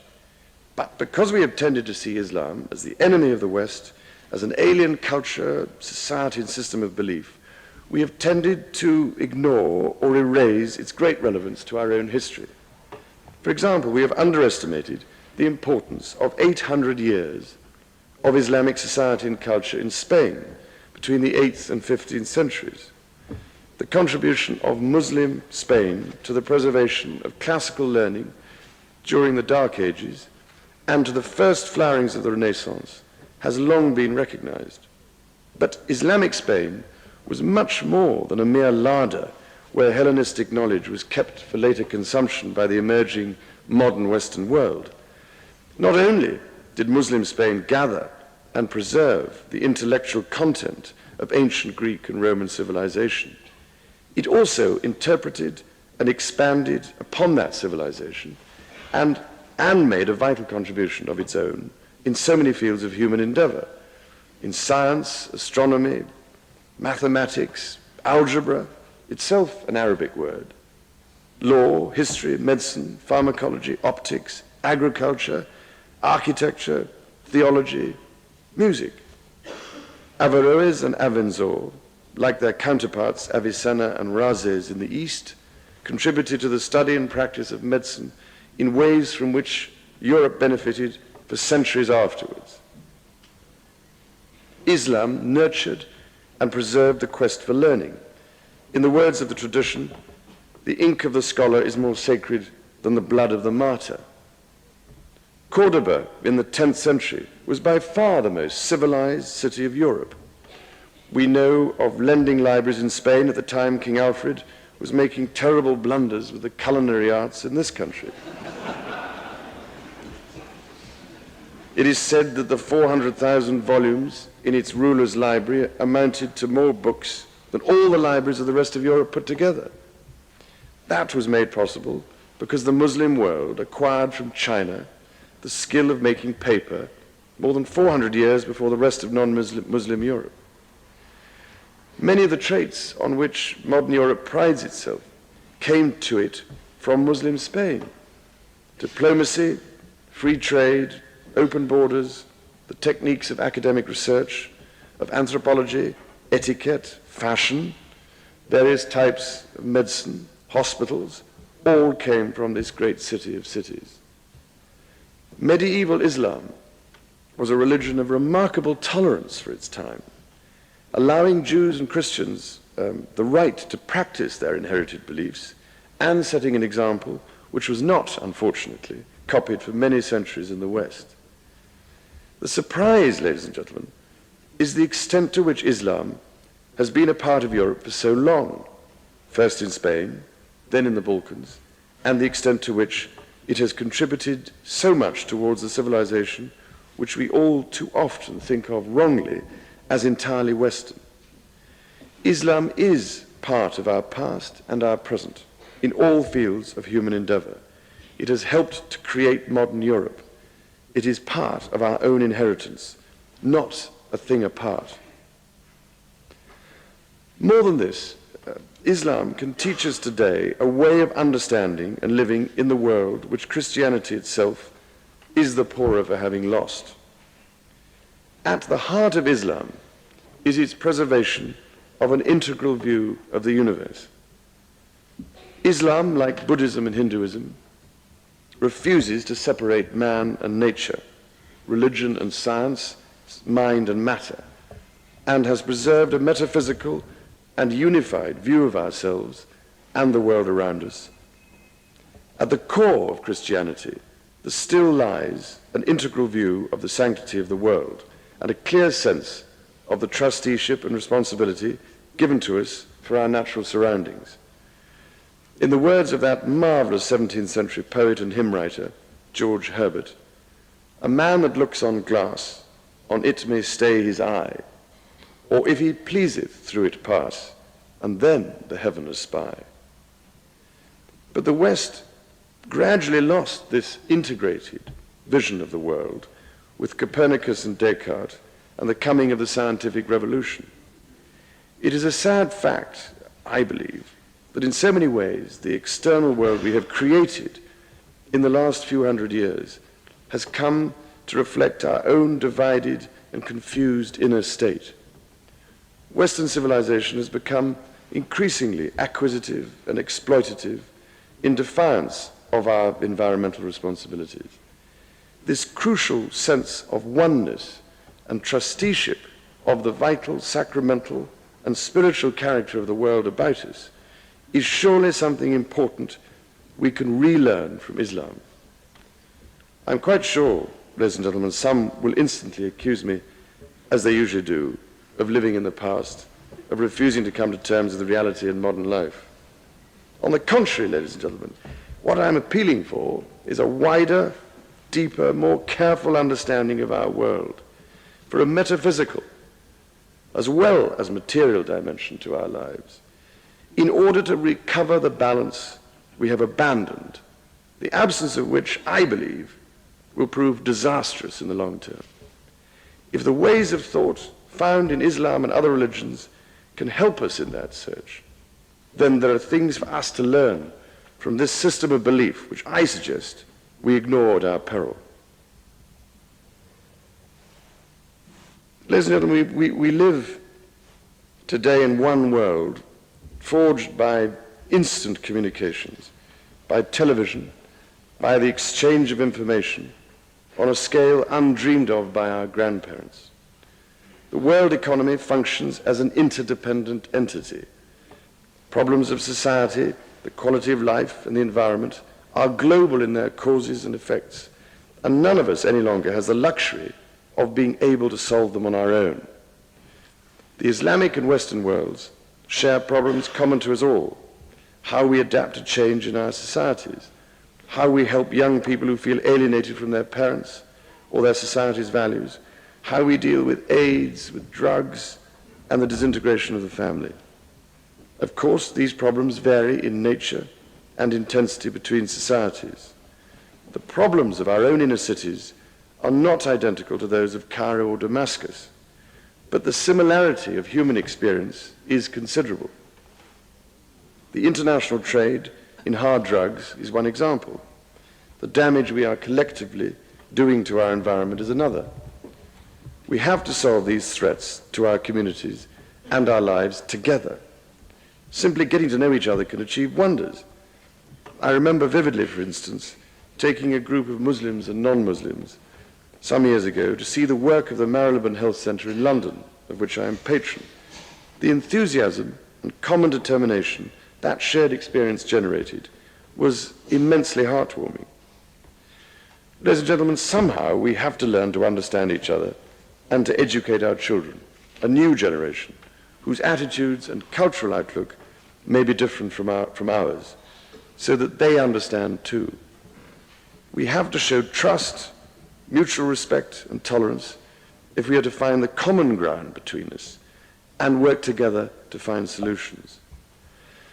The community enterprise approach of my own trust and the very successful volunteer scheme it has run for some years show how much can be achieved by a common effort which spans classes, cultures, and religions. The Islamic and Western world can no longer afford to stand apart from a common effort to solve their common problems. One excellent example of our two cultures working together in a common cause is the way in which the Kingdom of Saudi Arabia is working with Oxford University to set up a research center into schizophrenia for an organization called SANE, of which I am patron. Nor can we afford to revive the territorial and political confrontations of the past. We have to share experiences, to explain ourselves to each other, to understand and tolerate. I know how difficult these things are, and build on those positive principles which our two cultures have in common. That trade has to be two-way. Each of us needs to understand the importance of conciliation, of reflection. Tadabbur is the word for it, I believe, to open our minds and unlock our hearts to each other. I'm utterly convinced that the Islamic and the Western worlds have much to learn from each other. Just as the oil engineer in the Gulf may be European, so the heart transplant surgeon in Britain may be Egyptian. If this need for tolerance and exchange is true internationally, it applies with special force within Britain itself. Britain is a multiracial and multicultural society. I've already mentioned the size of our own Muslim communities who live throughout Britain, both in large towns like Bradford and in tiny communities in places as remote as Stornoway in Western Scotland.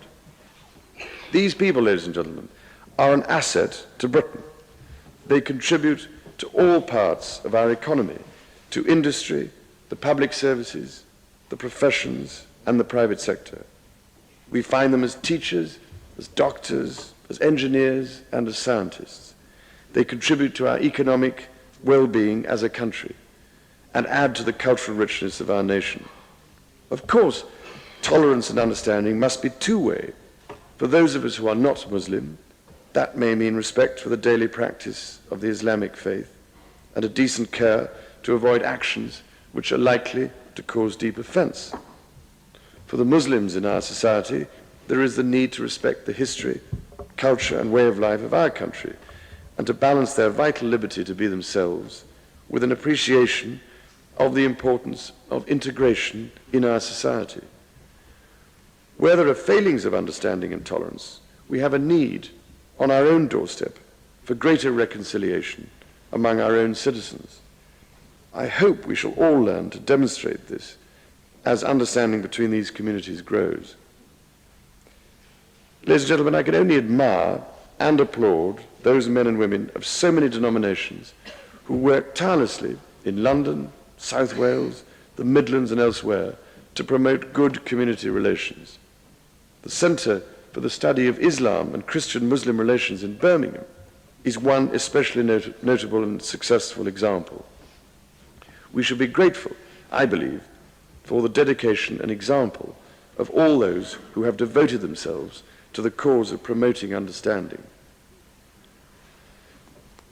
Chancellor, Your Highnesses, ladies and gentlemen, if in the last half hour or so your eyes have wandered up to the marvellous allegory of truth descending on the arts and sciences in Sir Robert Streeter's ceiling above you, I'm sure you will have noticed ignorance being violently banished from the arena just there in front of the organ casing. I feel some sympathy for ignorance, and I hope I may be permitted to vacate this theatre in a somewhat better condition. But before I go, I cannot put to you strongly enough the importance of the issues which I have tried to touch on so imperfectly this morning. These two worlds, the Islamic and the Western, are at something of a crossroads in their relations. We must not let them stand apart. I do not accept the argument that they are on course to clash in a new era of antagonism. I am utterly convinced that our two worlds have much to offer each other. We have much to do together. I am delighted that the dialogue has begun, both in Britain and elsewhere, but we shall need to work harder to understand each other, to drain out any poison between us, and to lay the ghost of suspicion and fear. The further down that road we can travel, the better the world that we shall create for our children and for future generations.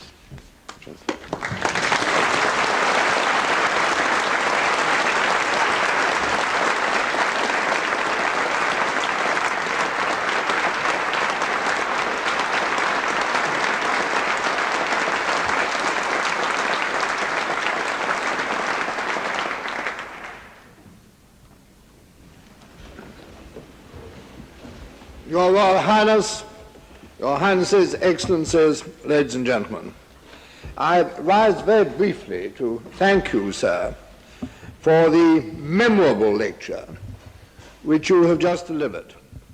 But the briefness of my thanks in no way diminishes their strength.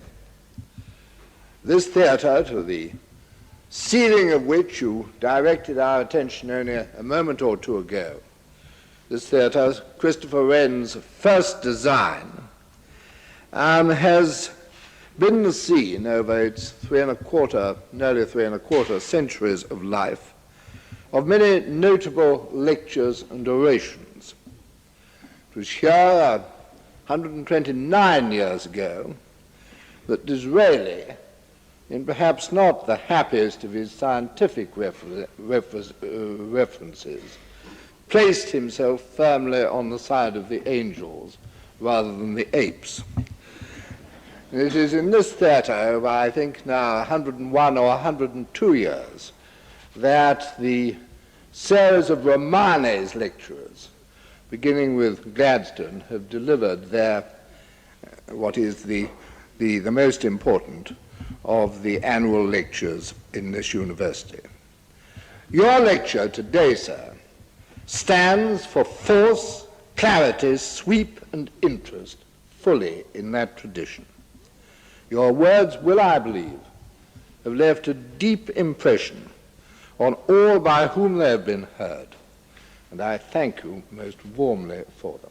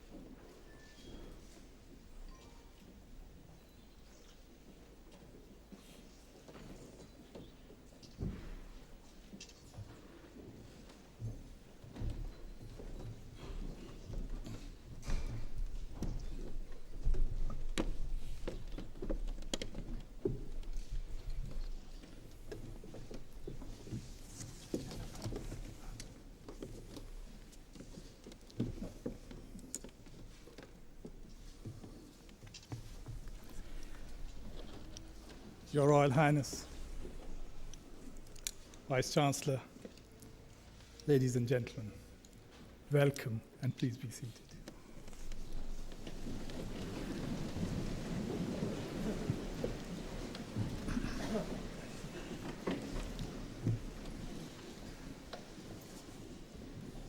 It is my honor and pleasure to welcome you all to this lecture by His Royal Highness, the Prince of Wales, to mark the Centre's 25th anniversary. We are most grateful to you, sir, and especially for the great personal effort and determination I know that has been involved in your being here with us today. It is nearly 17 years now that Your Royal Highness visited this same theatre to give your inaugural lecture as patron of the Centre. Your theme then was Islam and the West. You warned of the danger of letting relations between the Western and Islamic worlds deteriorate. Events since then have all too tragically demonstrated that you were right to do so. But you also stressed the potential for peaceful coexistence on the basis of common interests and values. And you urged dialogue and cooperation to build those common interests and values. Encouraged by Your Royal Highness's example, first President Nelson Mandela, then other world leaders followed up with high-profile statements of their own, urging cultural dialogue and other measures to avert conflict. In the intervening years, the Centre has carried on its work of building the personal and institutional connections that sustain goodwill both internationally and locally here in Oxford. We have steadily increased the number of Centre-funded fellowships and scholarships, which have benefited academics from over 50 different countries around the world. Through the Centre's seminar programs and lectureships, the Centre has continued to expand its teaching commitments within the university. And it is now funding new scholarships to support both British and foreign students to pursue degrees at Oxford. Also, we are at last approaching the day when the facilities in the center's new buildings near Magdalen will be ready for use. More space to accommodate the center's growing fellowship and teaching commitments, and its growing library will be most welcome. It will enable the center to realize its full potential at the practical and symbolic levels to establish an enduring partnership between the Western and Islamic traditions of learning.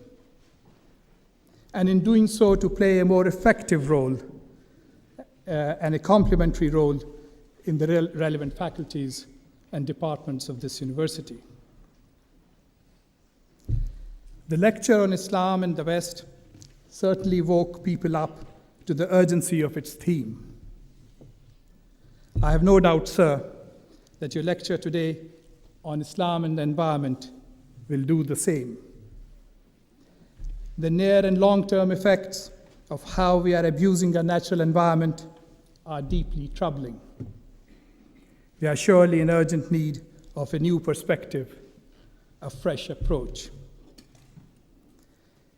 In the earlier lecture, you balanced dire warnings with a reminder of the positive things we can do to avoid disaster. Today, likewise, I'm sure we will hear of your grave concerns about environmental degradation, irreversible depletion of resources, and the doom that awaits us. But I am hopeful also that as before, you will tell us that we can still do something about it. Remind us of the resources we still have to go about the urgent tasks. Ladies and gentlemen, His Royal Highness the Prince of Wales.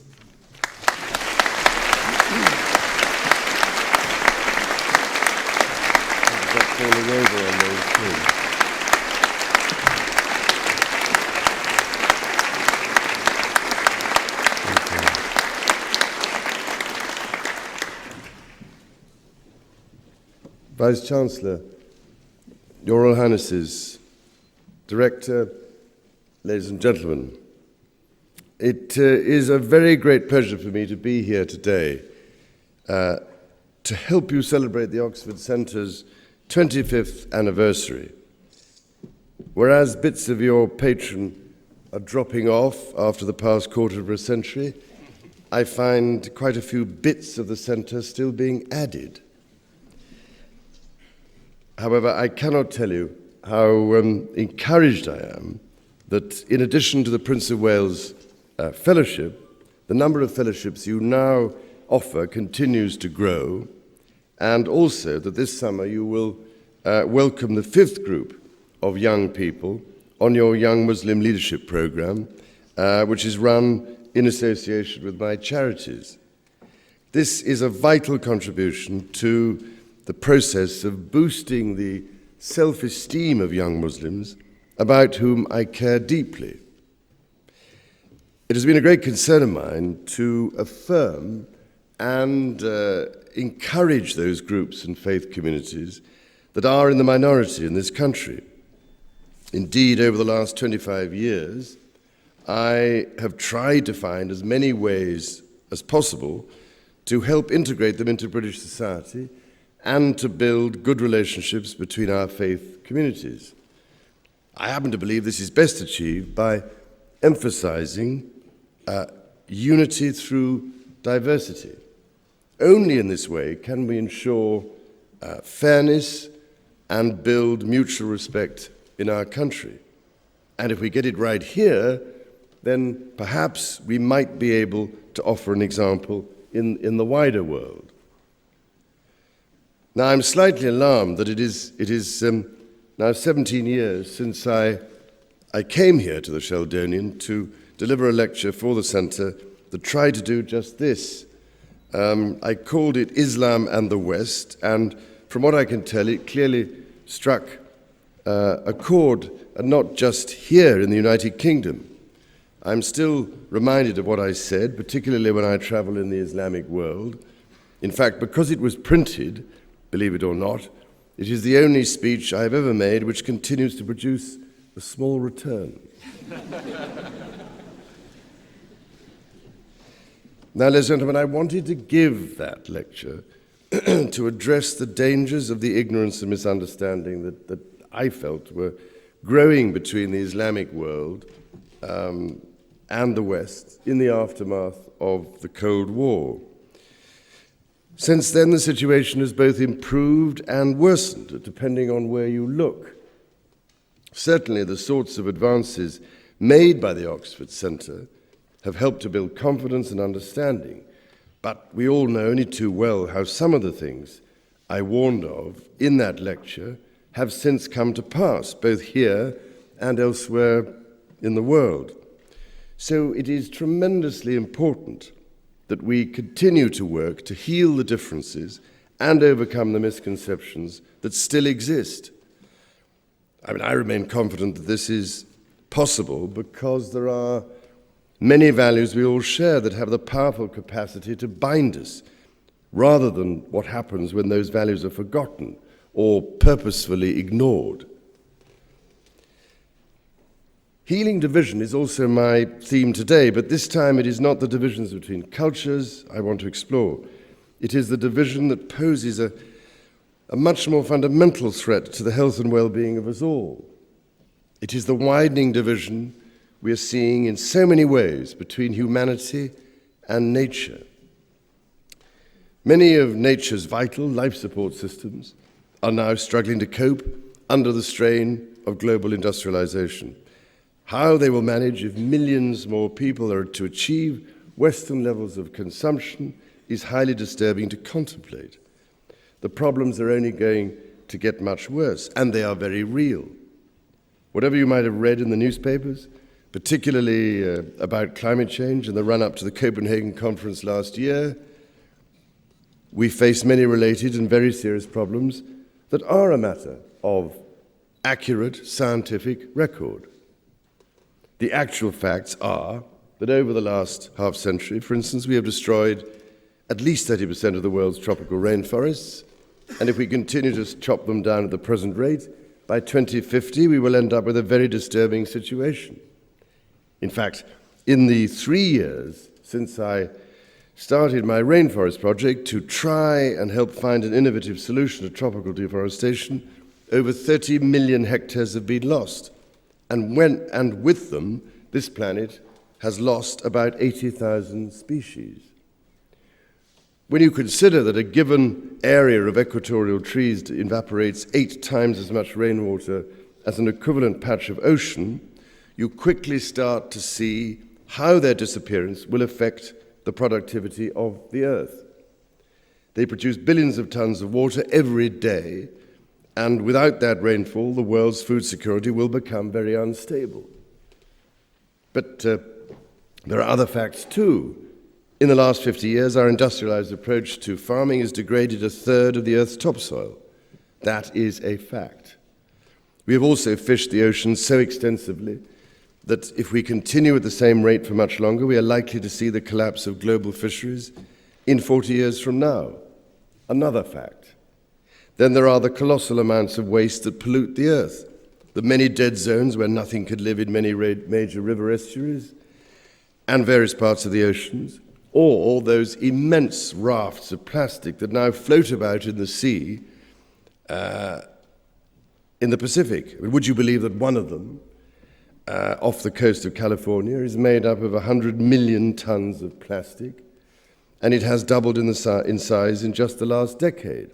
It is now at least 6 times the size of the United Kingdom, and we call ourselves civilized. Now, these are all very real problems, and they are facts, all of them, the obvious results of the comprehensive industrialization of life. But what is less obvious is the attitude and general outlook which perpetuate this dangerously destructive approach. It is an approach that acts contrary to the teachings of each and every one of the world's sacred traditions, including Islam.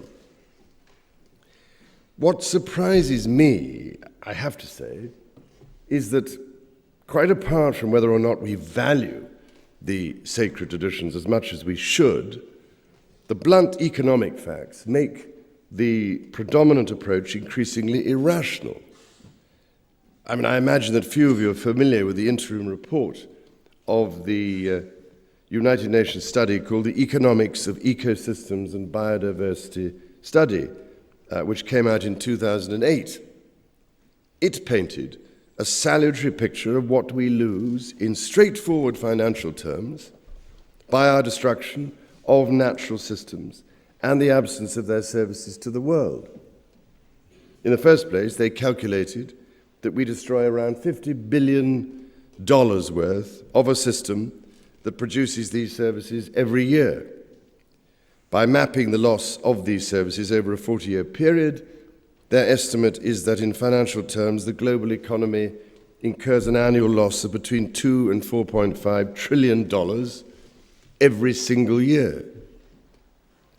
Now, to put that figure into some sort of perspective, the recent crash in the world's banking system caused a one-off loss of just $2 trillion. So I wonder why the bigger annual loss does not attract the same kind of media frenzy as the banking crisis did. This should demonstrate the flaw in the sum that does not need an Oxbridge mathematician to understand, that nature's finite resources, divided by our ever more rapacious desire for continuous economic growth, does not work out. We are clearly living beyond our means, already consuming the Earth's capital resources faster than she can replenish them.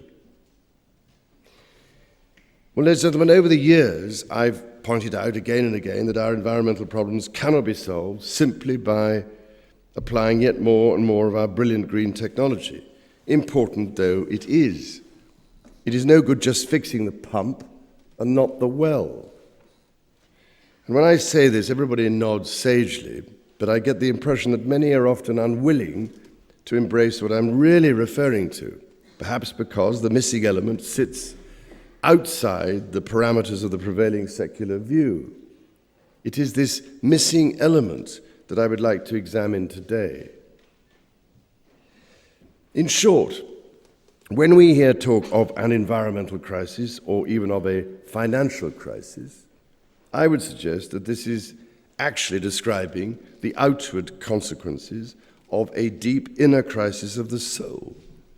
It is a crisis in our relationship with and our perception of nature. And it is born of Western culture being dominated for at least 200 years by a mechanistic and reductionist approach to our scientific understanding of the world around us. So I would like you to consider very seriously today whether a big part of the solution to all of our worldwide crises does not lie simply in more and better technology, but in the recovery of the soul to the mainstream of our thinking. Our science and technology cannot do this. Only sacred traditions have the capacity to help this happen. In general, we live within a culture that does not believe very much in the soul anymore. Or if it does, won't admit to it publicly for fear of being thought old-fashioned, out of step with modern imperatives, or anti-scientific. The empirical view of the world, which measures it and tests it, has become the only view to believe. A purely mechanistic approach to problems has somehow assumed a position of great authority, and this has encouraged the widespread secularization of society that we see today. This is despite the fact that those men of science who founded institutions, like the Royal Society, were also men of deep faith. It is also despite the fact that a great many of our scientists today profess a faith in God. And I'm aware of one recent survey that suggests over 70% of scientists do so. But I must say, I find this rather baffling. If this is so, why is it that their sense of the sacred has so little bearing on the way science is employed to exploit the natural world in so many damaging ways? I suppose it must be to do with who pays the fiddler. Over the last 2 centuries, science has become ever more firmly yoked to the ambitions of commerce.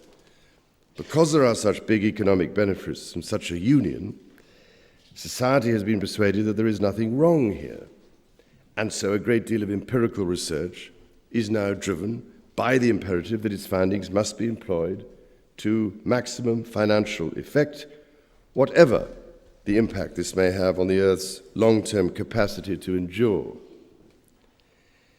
This imbalance, where mechanistic thinking is so predominant, goes back at least to Galileo's assertion that there is nothing in nature but quantity and motion. This is the view that continues to frame the general perception of the way the world works and how we fit within the scheme of things. As a result, nature has been completely objectified. She has become an it, and we are persuaded to concentrate on the material aspect of reality that fits within Galileo's scheme. Understanding the world from a mechanical point of view and then employing that knowledge has, of course, always been part of the development of human civilization. But as our technology has become ever more sophisticated and our industrialized methods so much more powerful, so the level of destruction is now potentially all the more widespread and uncontainable, especially if you add into this mix the emphasis we have on consumerism. It was that great scientist, Goethe, who saw life as the masculine principle, striving endlessly to reach the eternal feminine, what the Greeks called Sophia, or wisdom. It is a striving, he said, fired by the force of love.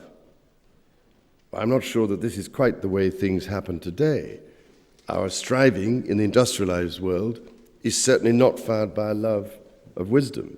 It is far more focused on the desire for the greatest possible financial profit. This, ladies and gentlemen, ignores the spiritual teachings of traditions like Islam, which recognize that it is not our animal needs that are absolute, it is our spiritual essence, an essence made for the infinite. But with consumerism now such a key element in our economic model, our natural spiritual desire for the infinite is constantly being reflected towards the finite. Our spiritual perspective has been flattened and made earthbound, and we are persuaded to channel all of our natural, never-ending desire for what Islamic poets call the beloved towards nothing but more and more material commodities. Unfortunately, we forget that our spiritual desire can never be completely satisfied. It is rightly a never-ending desire. But when that desire is focused only on the earthly, it becomes potentially disastrous. The hunger for yet more and more things creates an alarming vacuum, and as we are now realizing, this does great harm to the earth and creates a never-ending unhappiness for many, many people. Well, I hope you can just begin to see my point. The utter dominance of the mechanistic approach of science over everything else, including religion, has de-souled the dominant worldview, and that includes our perception of nature. As soul is elbowed out of the picture, our deeper link with the natural world is severed. Our sense of the spiritual relationship between humanity, the earth, and her great diversity of life has become dim. The entire emphasis is all on the mechanical process of increasing growth in the economy, of making every process more efficient and achieving as much convenience as possible, none of which could be said to be an ambition of God. And so, unfashionable though it is to suggest it, I am keen to stress here the need to heal this divide within ourselves.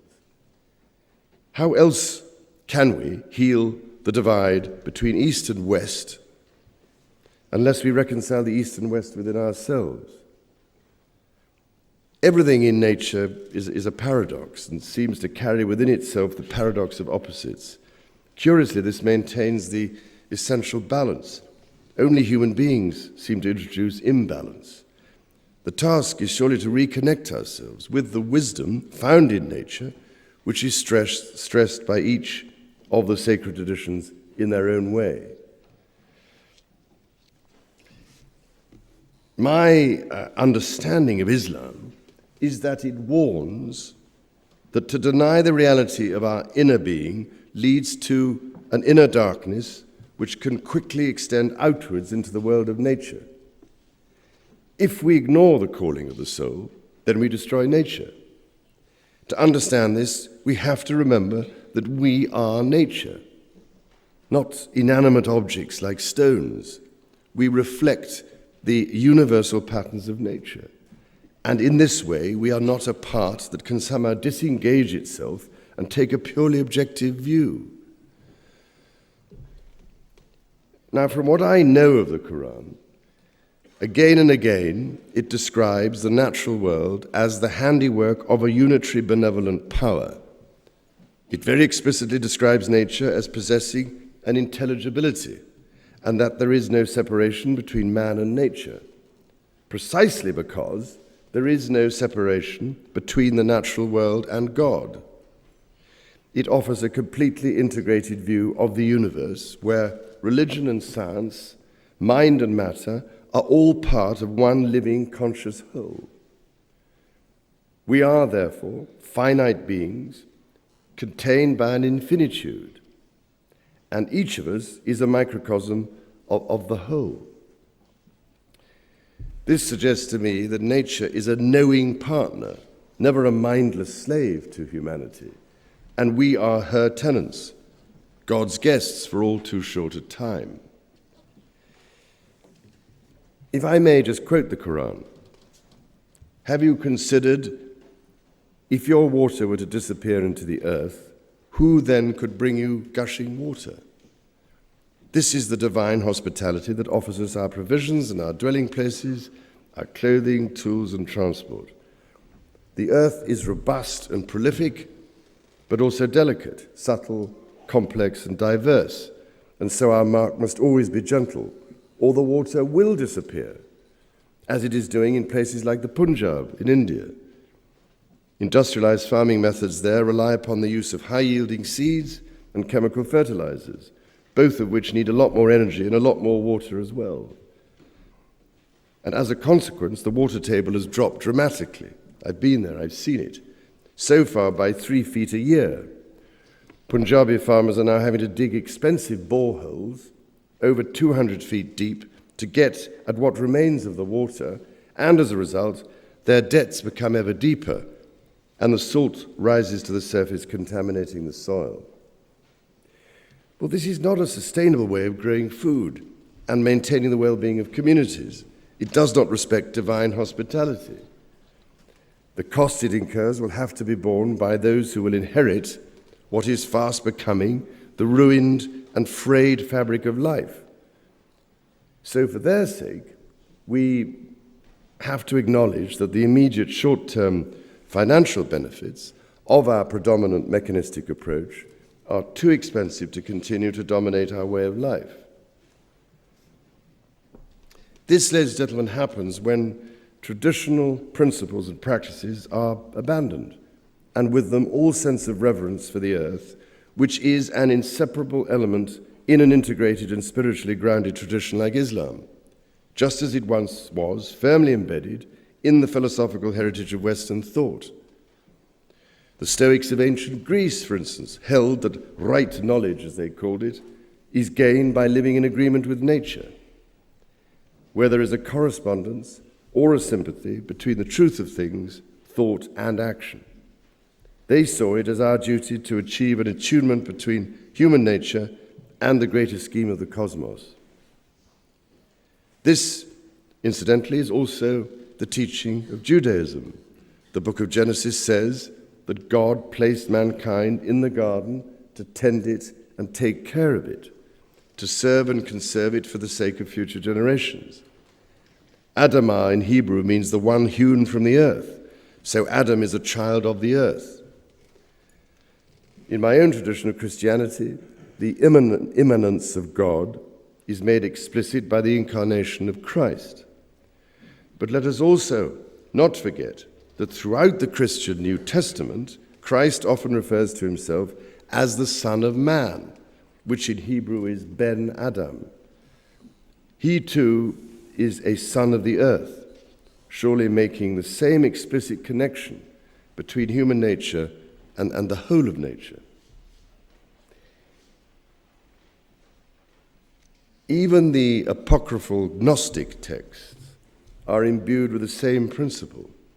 The fragments of one of the oldest, ascribed to Mary Magdalene, instructs us that attachment to matter gives rise to passion against nature. Thus, trouble arises in the whole body. This is why I tell you, be in harmony. In all cases, the message is clear. Our specific purpose is to earth heaven. So to separate ourselves within an inner darkness leads to what the Irish poet W.B. Yeats warned of at the start of the 20th century. The falcon cannot hear the falconer, he wrote. Things fall apart and the center cannot hold. The traditional way of life within Islam is very clear about the center that holds the relationship together. From what I know of its core teachings and commentaries, the important principle we must keep in mind is that there are limits to the abundance of nature. These are not arbitrary limits. They are the limits imposed by God, and as such, if my understanding of the Quran is correct, Muslims are commanded not to transgress them. Such instruction is hard to square if all you do is found your understanding of the world on empirical terms alone. 400 years of relying on trying and testing the facts scientifically has established the view that spirituality and religious faith are outdated expressions of superstitious belief. After all, empiricism has proved how the world fits together, and it is nothing to do with a supreme being. There is no empirical evidence for the existence of God, so, therefore, QED, God does not exist. It is a very reasonable, rational argument, and I presume it can be applied to thought, too. After all, no brain scanner has ever managed to photograph a thought nor a piece of love, and it never will. So QED, that must mean thought and love do not exist either. Clearly, ladies and gentlemen, there is a point beyond which empiricism cannot make complete sense of the world. It works by establishing facts through testing them by the scientific process. It is one kind of language, and a very fine one, but it is a language not able to fathom experiences like faith or the meaning of things. It is not able to articulate matters of the soul. This is why it consistently elbows soul out of the picture. But we do have other kinds of language, as Islam well knows, and they are much better at dealing with the realm of the soul and matters of meaning. Each is a different aspect of our language, in fact. Each deals with different aspects of the truth. And if you put empiricism, philosophy, and the spiritual perception of life together, just as the Islamic tradition at its best and richest has always done, then they tend to complement each other rather well. Take the difference this made in the 9th and 10th centuries.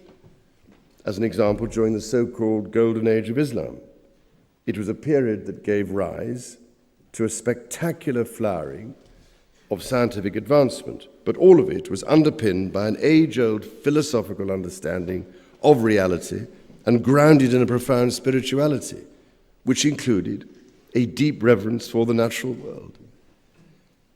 Theirs was an integrated vision of the world, reflecting the timeless truth that all life is rooted in the unity of the Creator. This is the testimony of faith, is it not, embodied in the contemplative implication of the formless essence of the Quran's hakika. It is the notion of tawheed, the oneness of all things within the embrace of the divine unity. Islamic writers express it so well. Ibn Khaldun, for instance, who taught that all creatures are subject to a regular and orderly system. Causes are linked to effects where each is connected with the other. Or the great Shabistari in 14th century Persia, who talked of the world being a mirror from head to foot, in every atom 100 blazing suns, where a world dwells in the heart of a millet seed. Words that resonate, don't you think, with William Blake's famous lines, "To see a world in a grain of sand and a heaven in a wildflower." Other Western poets have captured this truth too. William Wordsworth, perhaps one of the greatest of all our nature poets, describes a sense sublime of something far more interfused, a motion and a spirit that impels all thinking things, all objects of thought, and rolls through all things. I only quote the poets because they help us identify this sense sublime and inspire reverence for the created world.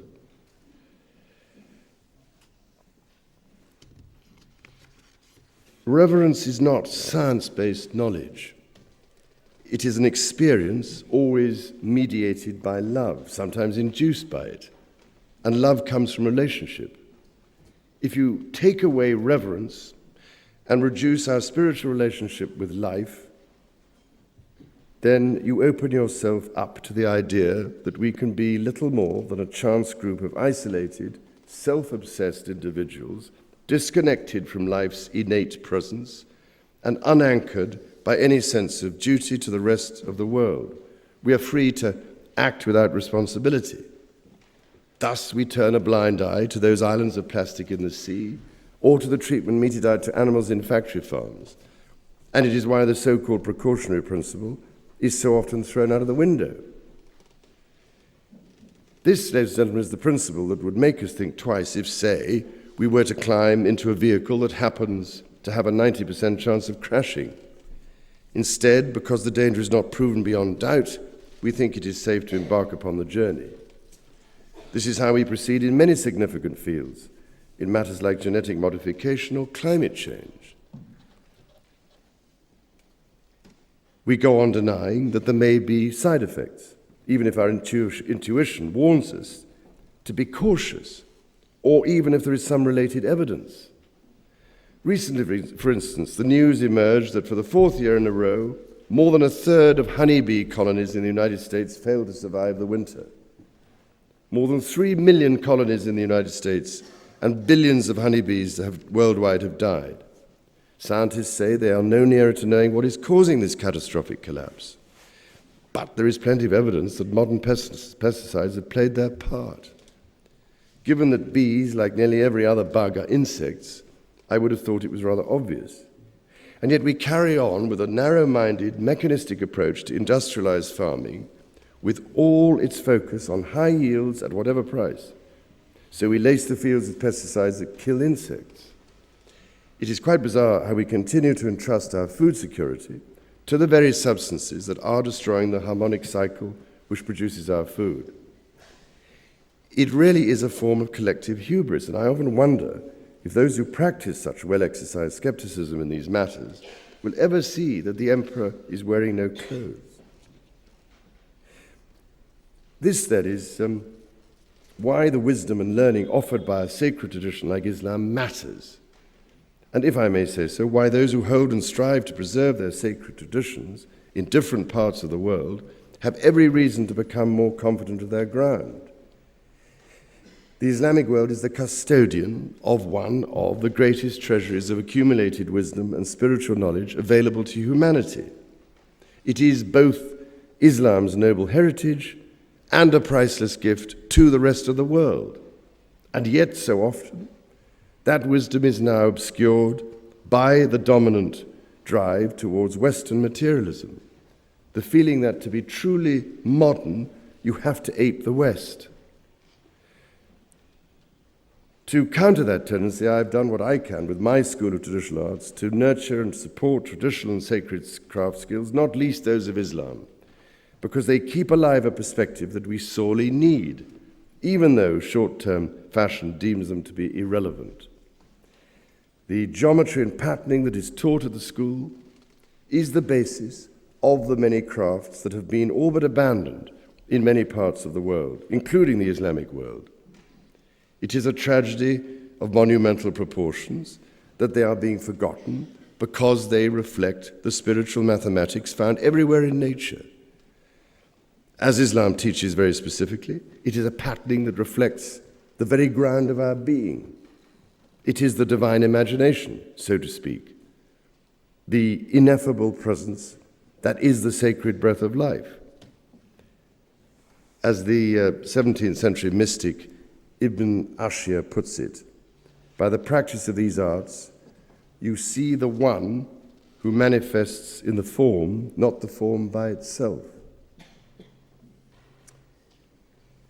For many in the modern world, this is hard to understand because the view of God has become so distorted. God is seen as being somehow outside his creation rather than part of its unfolding, what the Welsh poet Dylan Thomas called the force that through the green fuse drives the flower. Being the principle that underlines the cosmos is the result of God knowing it and of it knowing the uncreated God. Notice the emphasis there on uncreated. It is of profound importance. The basis of all existence is in this relationship. I suspect the reason why this is such an unfashionable view is that the deep-seated experience of participation in the living, creative presence of God is offered to us in all traditions, not by empiricism, but by revelation. This is a rare and precious gift, and only given to those whose supreme humanity and capacity for great humility achieves a mastery over the ego. It comes at the moment when the knower and the known become one. The moment when the mind of man comes into union with the mind of God. This, of course, is not deemed possible from an empirical point of view, but revelation is a very different kind of knowing from scientific evidence-based knowledge, and I cannot stress the point strongly enough. By dismissing such a process and discarding what it offers to humankind, we throw away a very important lifeline for the future. But I must say, ladies and gentlemen, once you do blend the different languages, the empirical and the spiritual, together, as I am suggesting, and as I have been trying to say for so long, then you do begin to wonder why the skeptics think the desire to work in harmony with nature is so unscientific. Why is it deemed so worthwhile to abandon our true relationship with the beingness of all things, to limit ourselves to the science of manipulation, rather than immerse ourselves in the wider science of understanding? They seem such spurious arguments because, as Islam clearly understands, it is actually impossible to divorce human beings from nature's patterns and processes. The Quran is considered to be the last revelation, but it clearly acknowledges which book is the first. That book is the great book of creation, of nature herself, which has been taken too much for granted in our modern world and needs to be restored to its original position. So, ladies and gentlemen, with all this in mind, I would like, if I may, just to set you a challenge that I hope will be conveyed beyond this audience today. It is the challenge to mobilize Islamic scholars, poets, and artists, as well as those craftsmen, engineers, and scientists who work with and within the Islamic tradition, to identify the general ideas, the teachings, and the practical techniques within the tradition, which encourage us to work with the grain of nature rather than against it. I would urge you to consider whether we can learn anything from the Islamic culture's profound understanding of the natural world to help us all in the fearsome challenges we face. Are there, for instance, any that could help preserve our precious marine ecosystems and fisheries? Are there any traditional methods of avoiding damage to all of nature's systems that revive the principle of sustainability within Islam? To give you an idea of what I mean, let me just offer a few examples drawn from the work done by my School of Traditional Arts, where project workers have shown that reintroducing traditional craft skills brings a coherence to people's daily lives, perhaps because they fuse the spiritual with the practical. Since I founded it, the school has helped restore these skills in places as far afield as Jordan and Nigeria. It also helps to build bridges within communities in this country, which have suffered the worst fractures. In Burnley, in Lancashire, for instance, project workers have been teaching children from many backgrounds an integrated view of the world using the patterns of Islamic sacred geometry. This has not just inspired the imagination of the children taking part, but their teachers as well. They tell me they've discovered a much more integrated approach to education, where maths and art are not alien to one another, but are seen as two sides of the same coin and directly rooted in nature's patterns and processes. In Afghanistan, I've only recently managed to see the work being done under the umbrella of what we have called the Turquoise Mountain Foundation, an initiative I launched some 4 years ago, which is running similar education programs and craft training courses. It is also helping with the urban regeneration of the old historic quarter of the city by guiding people to start businesses using the craft skills they have learned. For example, in the building of schools, people are being shown how to use mud bricks, which are a quarter of the price of the concrete blocks used by other agencies. They are also resistant to earthquakes, whereas concrete is not always. And they cope much better with extremes of temperature. Mud brick buildings are cooler in the summer and warmer in the winter. What is more, they use local labor and local natural materials. So these schools are a good example of how traditional wisdom blends with modern needs. After all, you can still use computers and other modern technology in a mud brick building. And more comfortably too, given it is more suited to local conditions. When I did finally manage to reach Kabul earlier this year, after several years of trying, what I saw was truly remarkable. It proved to me that teaching and employing traditional crafts is an effective way of reintroducing the kinds of techniques that are benign to the natural environment. They are also capable of restoring a cultural balance in people's minds. By encouraging a wider celebration of the traditional ancient culture of Afghanistan, these skills help in a very practical way to counteract the oppressive effects of extremism in all its forms, both religious and secular. This is how traditional wisdom works. It is not a theory or a science written down. Its wisdom is discovered through practice and in action. These, ladies and gentlemen, are schemes that are close to my heart, but the Oxford Centre keeps me informed of many others. Working in Muslim countries, the World Wildlife Fund has found that trying to convey the importance of conservation is much easier if it is transmitted by religious leaders whose reference is Quranic teaching. In Zanzibar, they had little success trying to reduce spearfishing and the use of dragnets, which were destroying the coral reefs.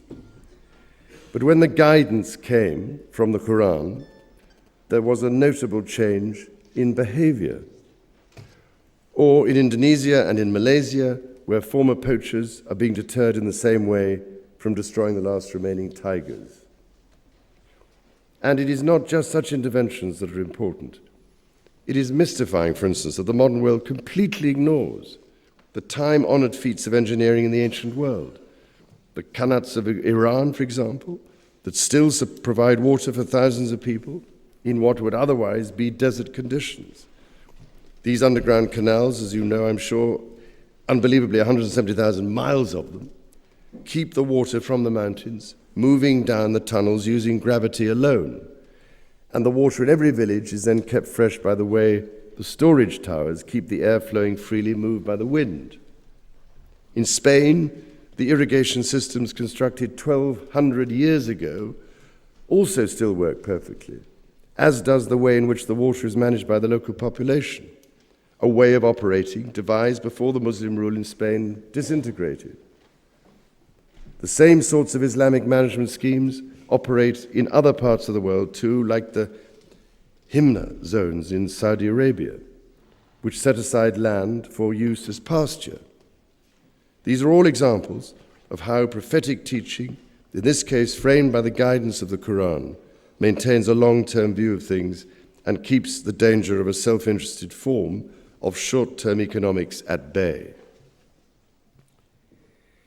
Now, I'm sure, ladies and gentlemen, that if an organization like the Oxford Centre could help to establish a global forum on Islam and the environment, many more very practical, traditional approaches like these could become more widely applied. They may range from science and technology to agriculture, healthcare, architecture and education. Think what could be achieved if mothers and fathers, the teachers in madrasas and imams, all sought to demonstrate to children how to translate Islamic teachings into practical action, how to blend traditional knowledge and awareness of nature's needs with the best of what we know now. This is certainly something I feel we have to do. And the one final issue I have to mention as I close, perhaps a few facts and figures might demonstrate why. When I was born in 1948, a city like Lagos in Nigeria had a population of just 300,000. Today, just over 60 years later, it is home to 20 million. 35,000 people live in every square mile of the city, and its population increases by another 600,000 every year.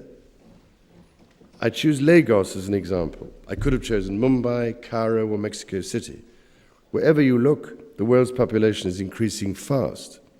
It goes up by the equivalent of the entire population of the United Kingdom every year, which means that this poor planet of ours, which already struggles to sustain 6.8 billion people, will somehow have to support over 9 billion people within 50 years. In the Arab world, 60% of the population is now under the age of 30. That will mean, in some way or other, 100 million new jobs will have to be created in that region alone over the next 10 to 15 years. Now, I'm well aware that the very long-term prediction is that population may go down.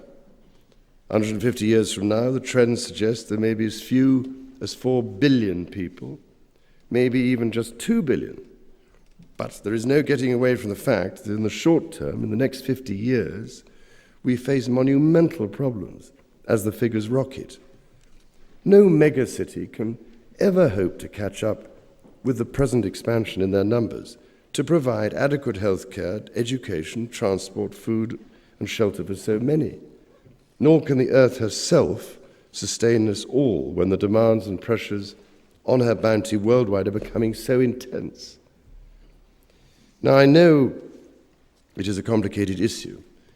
The experts suggest that in theory, the Earth could support 9 billion people, but not if a vast proportion is consuming the world's resources at present Western levels.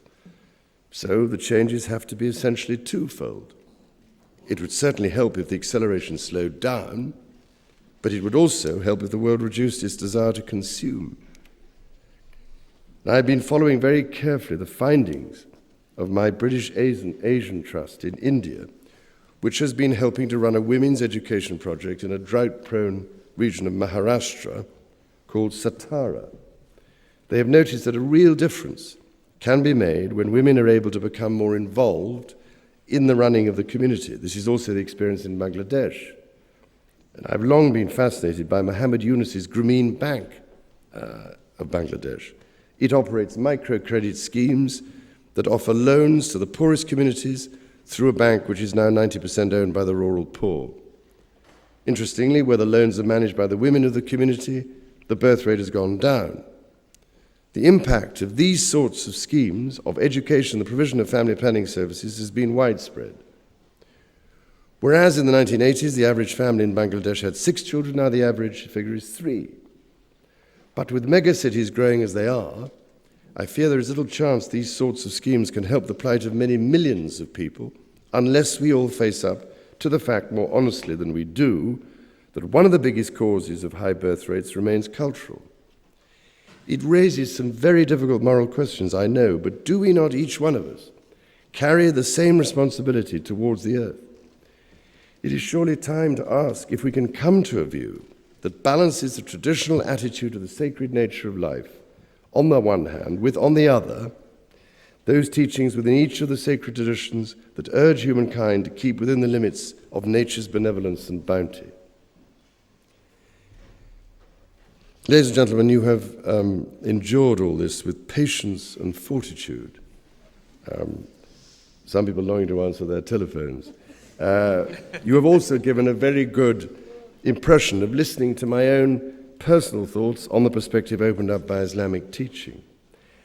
I have wanted to convey them to you because it always moves me to be reminded that from the perspective of traditional Islamic teaching, the destruction of the earth is represented as the destruction of a prayerful being. Whichever faith tradition we come from, the fact at the heart of the matter is the same. Our inheritance from our Creator is at stake. It will be no good at the end of the day, as we sit amidst the wreckage, trying to console ourselves, that it was all done for the best possible reasons of development and the betterment of mankind. The inconvenient truth is that we share this planet with the rest of creation for a very good reason, and that is we cannot exist on our own without the intricately balanced web of life around us. Islam has always taught this, and to ignore that lesson is to default on our contract with creation. The modernist ideology that has dominated the Western outlook for a century implies that tradition is backward-looking. What I've tried to explain today is that this is far from true. Tradition is the accumulation of the knowledge and wisdom that we should be offering to the next generation. It is therefore visionary. It looks forward. Turning to the traditional teachings like those found in Islam that define our relationship with the natural world does not mean locking us into some sort of cultural and technological immobility. As the English writer G.K. Chesterton put it, real development is not leaving things behind as on a road, but drawing life from them as a route. And I would also remind you, if I may, of the words of Oxford's very own C.S. Lewis, who pointed out that sometimes you do have to turn the clock back if it is telling the wrong time. That there is nothing progressive about being stubborn and refusing to acknowledge that we've taken the wrong road. If we realize that we are traveling in the wrong direction, the only sensible thing to do is to admit it and retrace our steps back to where we first went wrong. As Lewis put it, going back can sometimes be the quickest way forward. It is the most progressive thing we could do. Well, ladies and gentlemen, all of the mounting evidence is telling us that we are indeed on the wrong road. So you might think it would be wise to draw on the timeless guidance that comes from our intuitive sense of the origin of all things to which we are rooted. Nature's rhythms, her cycles, and her processes are our guides to this uncreated originating voice. They are our greatest teachers because they are expressions of divine unity, which is why there is a profound truth in that seemingly simple old saying of the nomads, that the best of all mosques is nature herself. Thank you, ladies and gentlemen.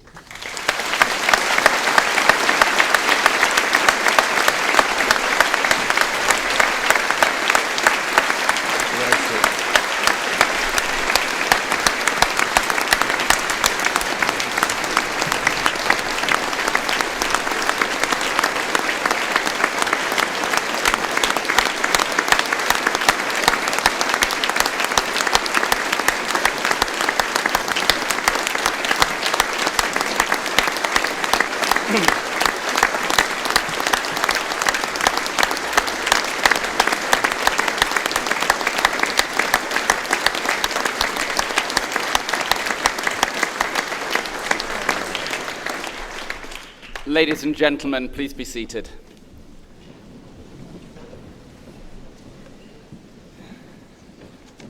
Your Royal Highness, it is a great honor to have been asked by Dr. Nizami to preside at your lecture. and to give the vote of thanks. You have given a most stimulating lecture on the environmental issues that face the whole of humanity, and given it from the perspective of Islam and its interactions with the subject. Sir, it has been an enormous pleasure, too, to have been able to welcome you back to the University of Oxford to lecture on this subject. This is a follow-up, sadly, after a period of almost 20 years, to your earlier lecture given in this theatre on the subject of Islam and the West.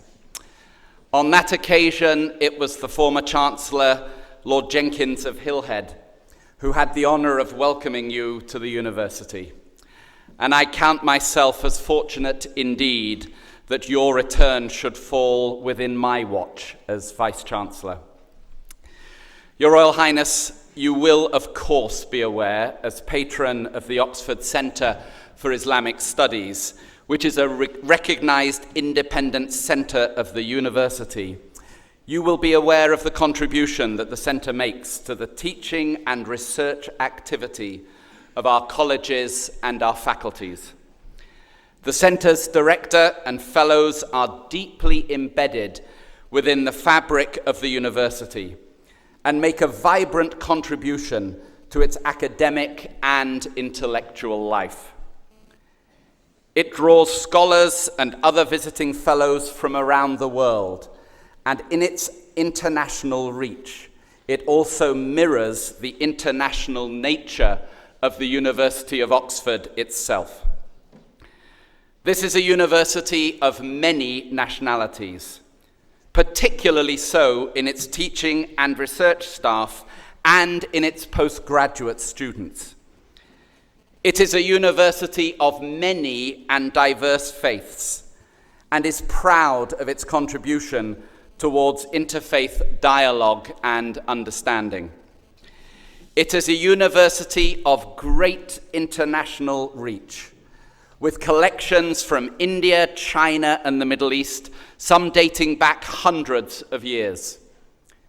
It is a university that, through the publishing activities of the Oxford University Press, has representation in over 50 countries throughout the world. It is a university that undertakes research across the globe and that has almost 60,000 alumni in almost 200 countries outside of the United Kingdom. So, sir, it is most fitting that the location for your topic today, for the topic of your lecture today, should be the University of Oxford. For the problems that are posed by environmental issues and climate change are not, of course, confined to the UK. They are global problems that need a global solution. And here too, this university is well equipped. Through its centres within the School of Geography and the Environment, through the work of the Smith School of Enterprise and the Environment, and through the barrier-breaking work of the James Martin 21st Century School, we are well equipped to contribute to the research and the debate on the future of the planet, and of course, to the future of its inhabitants. Your Royal Highness, you have the gratitude of the Oxford Centre for Islamic Studies, of the University of Oxford, and of the audience gathered here this afternoon. Thank you so much for your illuminating lecture on the interaction and the relationship between Islam and the environment. It has been, if I may say so, a long overdue sequel to your earlier lecture. I hope that you will be able to return on a rather shorter timescale. And let me finish by saying, from one Cambridge graduate to another, that you will always be welcome in Oxford. And so, ladies and gentlemen, would you join me again in thanking His Royal Highness for his most excellent lecture. Thank you.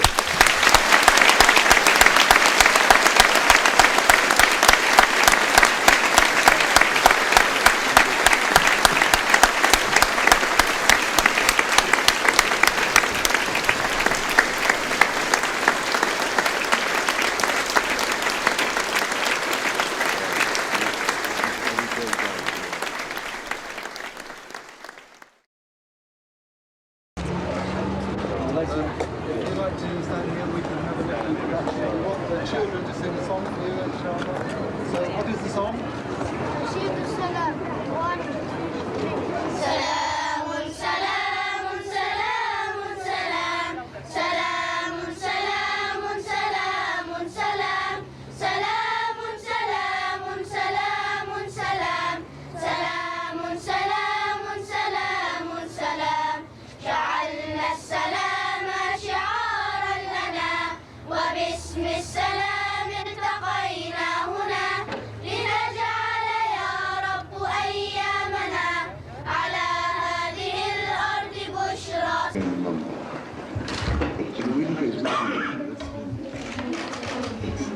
People's go back.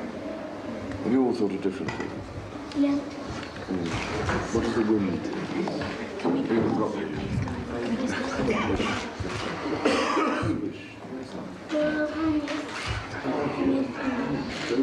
Would a couple of children who were to pay for this broadcast come up here? Actually, we did such a whole class together. What do you want me to do together? I think just these two will Poem for His Royal Highness Prince of Wales by Year 3. Your Royal Highness, we are so happy that you came. Today we salute you and celebrate your name. Each of us are united, all part of one nation, joined together by peace, love and toleration. In history we learned about those who came to this land, invaders and settlers who arrived in a band. Whether Angles or Jutes, Saxon or Roman, whether Celt or Viking or William the Norman, all made their home in this green and pleasant place and learned to live together with respect and grace. Now Muslims too are part of this big family, and by coming here you made our hearts sing happily. Very happy. Your Highness, we made a book for you about the Muslims in Britain. Did you? Well done. Is it here? Yes, Facebook contributors. You have been busy, what, with poems and books and things. Have you had any time doing the rest of the work as well? Where is it? Oh, look. We'd like to give you about It's very good. So how long has it taken to put all this together? Was it, did you run it up yesterday? A couple of weeks. We've been working on a couple of weeks. They wrote about themselves. This is the poem that we did together at the class. And then they've all written about themselves as a photograph. And some more information about British Muslims. Which is Yasmin? Yasmin. Yasmin Mir?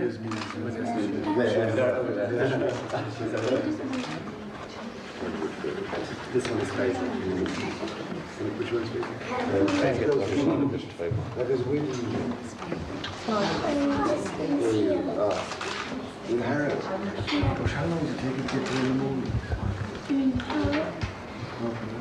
Yeah, something like that. Did you come in? Yeah. Is he going to be there? You never got that. We might settle on your Because we've been learning about you do right. Do you remember what happened to him? And then he went on journey. He walked with false legs. Oh my goodness, he's getting faster and faster. It's gone in. Very exciting. Does the other one have an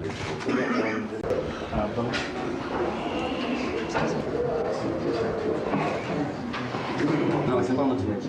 Thank you very much. Well done.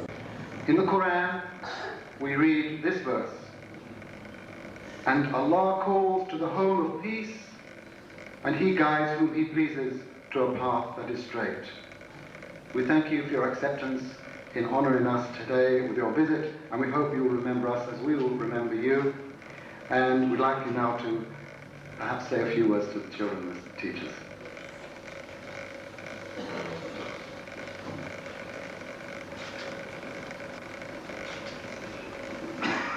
Assalamu alaikum.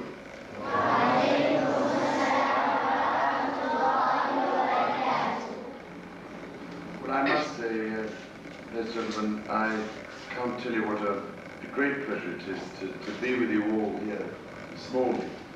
And I remember from my own school days that there's nothing worse than being lectured endlessly while you're at school. So I won't say a great deal, because I'm sure most of you will want to go off and have your lunch at any minute.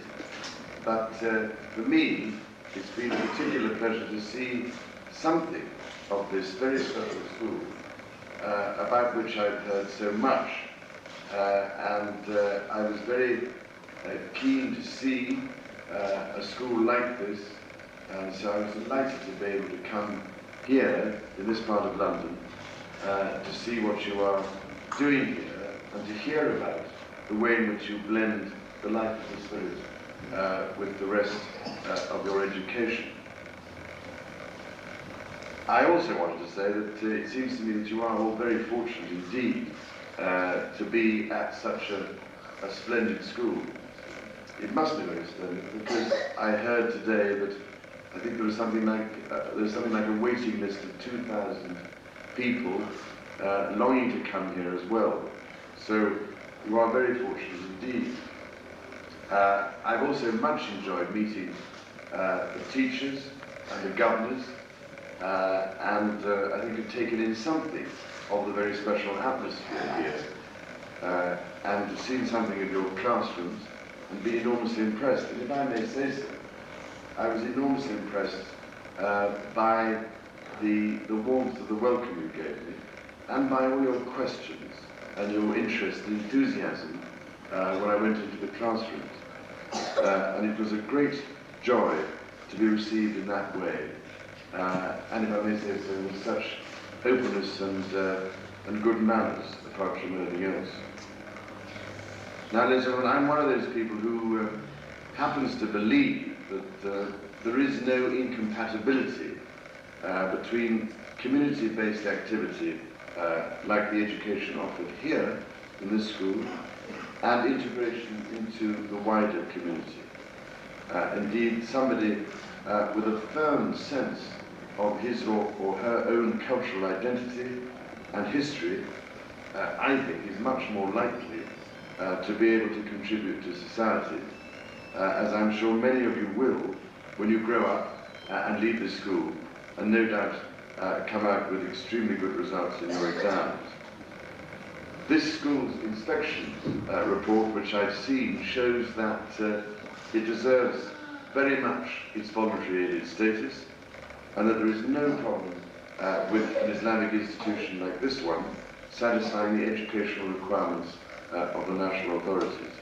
So I really do believe that the Islamia school is an important model, and it will be interesting to see how many others are able to develop in the future. And so all of you, I think, also are a very important model. You are ambassadors for a sometimes much misunderstood faith. And as some of the adults here may know, I believe that Islam has much to teach increasingly secular societies like ours in Britain. And it is the example, above all, of individuals which really makes all the difference in the long run. So I wish all of you every possible success in the future, and I hope I shall see some of you when you get older in very interesting positions and walks of life in this country. But thank you all very much for your kind welcome here today. It is with the greatest pleasure that I invite the future king of our country to the stage. Sir, we applaud you. Sir, thank you for joining us. His Highness, the Prince of Wales.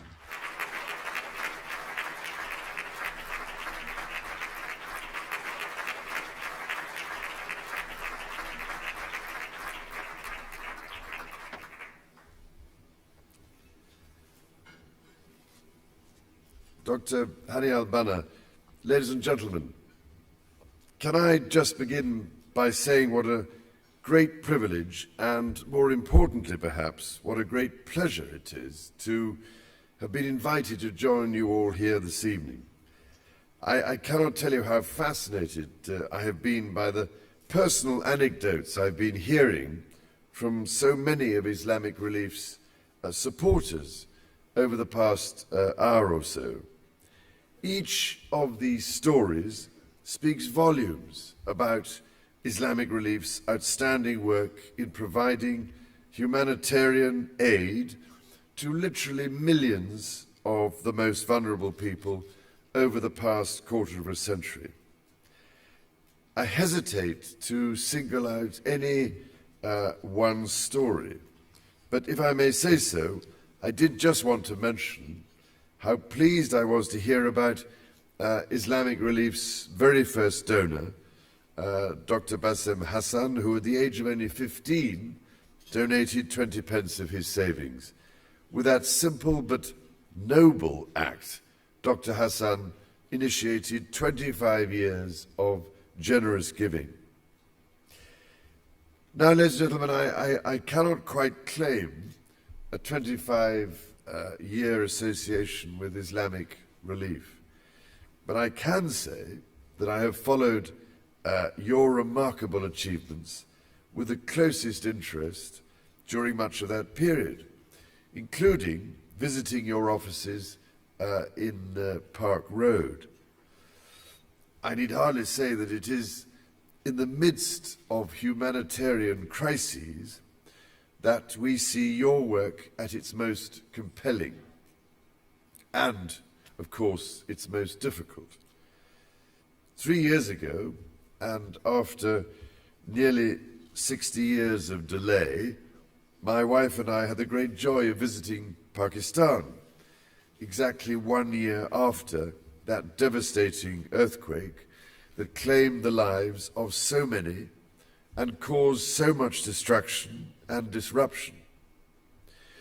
Visiting Patika, we were able to see for ourselves the terrible aftermath, and at Gundi Pira Girls Secondary School could not have been more impressed by the way in which Islamic Relief was ensuring that life returned to normal as quickly as possible by providing tents in which classes could take place, while the classrooms themselves rose again within that shattered community. This, of course, ladies and gentlemen, is just one example of the crucial assistance you bring to communities from among the staggering 3 million whom your relief work reached last year alone.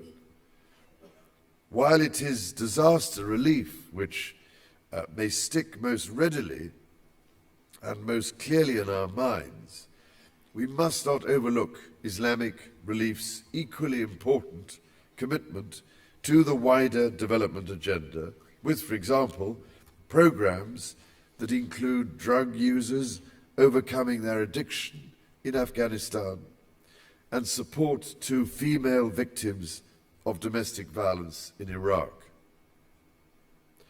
Nor, indeed, must we forget the outstanding way in which Islamic Relief works as part of a network of international NGOs, including the United Nations, the British Red Cross, of which I am enormously proud to be president, Christian Aid, and CAFOD, to name but a few.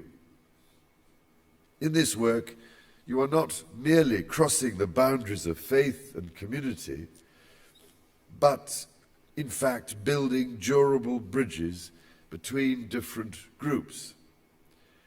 I know that only last year, for example, Islamic Relief united with Christian Aid and World Jewish Relief in Cambridge to discuss how British faith-based communities could collaborate to tackle poverty.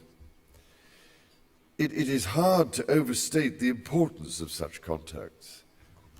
As long ago as 1993, in a speech entitled Islam and the West, which I gave at the other great seat of learning, Oxford University, I recall observing that the links between these two worlds matter more today than ever before, because the degree of misunderstanding between the Islamic and Western worlds remains dangerously high, and because the need for the two to live together in our increasingly interdependent world has never been greater.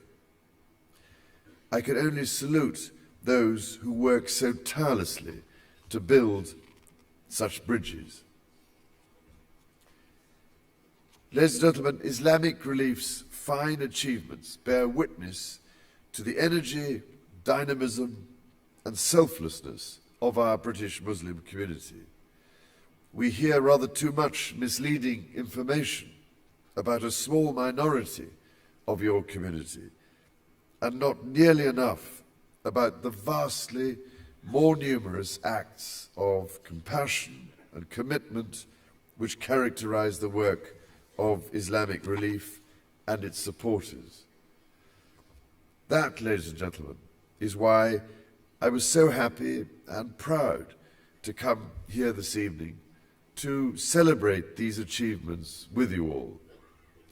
And it is why, in 2008, I was so delighted when Islamic Relief received the annual international award from Mosaic, an organization I founded a little over 2 years ago to provide mentoring for younger, disadvantaged members of our Muslim community, and which now has reached a remarkable 10,000 young people.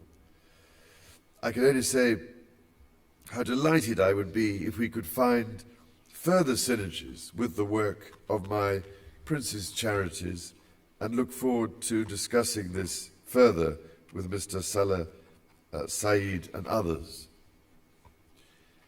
Now, I, for one, am acutely conscious that none of Islamic Relief's achievements would have been possible without the vision, passion, and sheer dedication of a truly extraordinary and remarkable man, Dr. Hani El-Banna.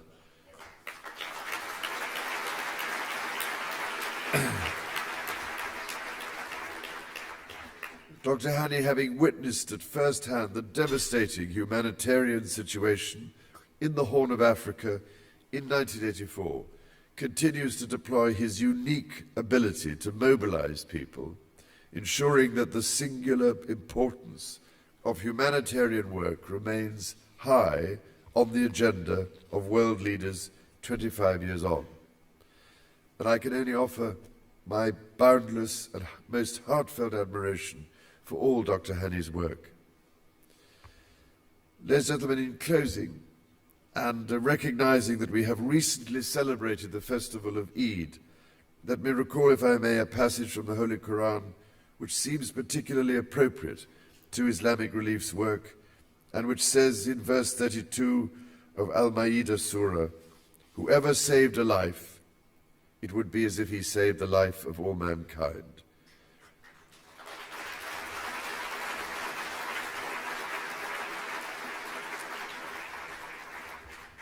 Thank you, ladies and gentlemen, for saving and transforming so many lives over the past 25 years.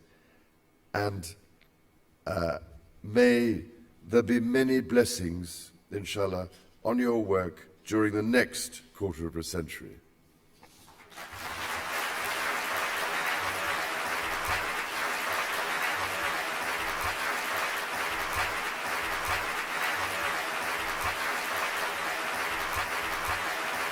Well, the event this afternoon with the Sufi Muslim community has been wonderful.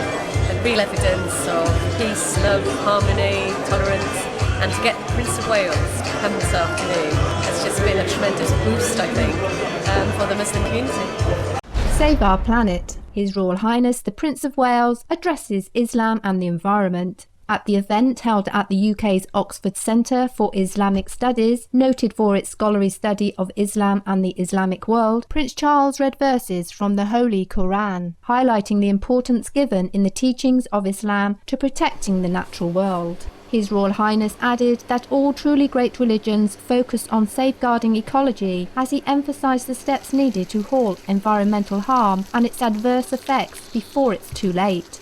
Distinguished audience members included Morocco's Islamic Affairs Minister Ahmed Tawfiq, sent at the instruction of His Majesty King Mohammed VI, as well as Saudi Ambassador to the United Kingdom, His Royal Highness Prince Mohammed bin Nawaf bin Abdulaziz. We salute Your Royal Highness Prince Charles for your exemplary initiatives in always placing the environment at the forefront. May such wise leadership and the timeless reminders of ancient scriptures guide us toward the unified goal to cherish and preserve our shared planetary abode. Britain's Prince Charles paid a visit to a famous mosque during his 9-day trip to India. The Haji Ali Dargah is one of the most renowned religious destinations in Mumbai and is the resting place of Muslim saint Haji Ali, a wealthy 15th century merchant who is said to have given up his earthly possessions to make a pilgrimage to the holy Muslim city of Mecca.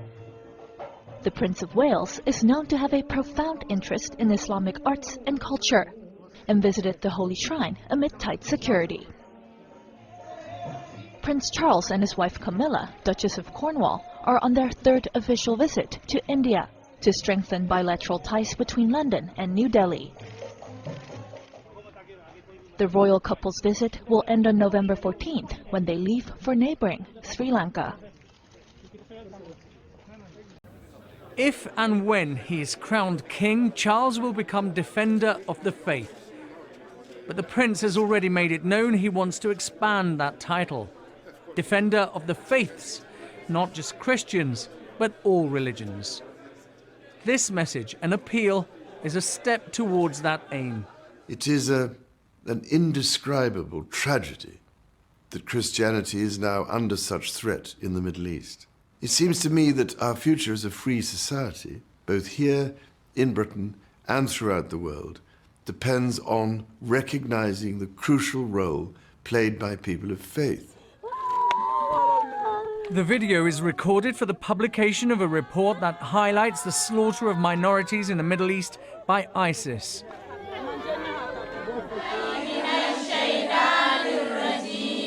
Boko Haram's targeting of the Christian community in Nigeria, and the case of Miriam Ibrahim, condemned to death for apostasy in Sudan while heavily pregnant.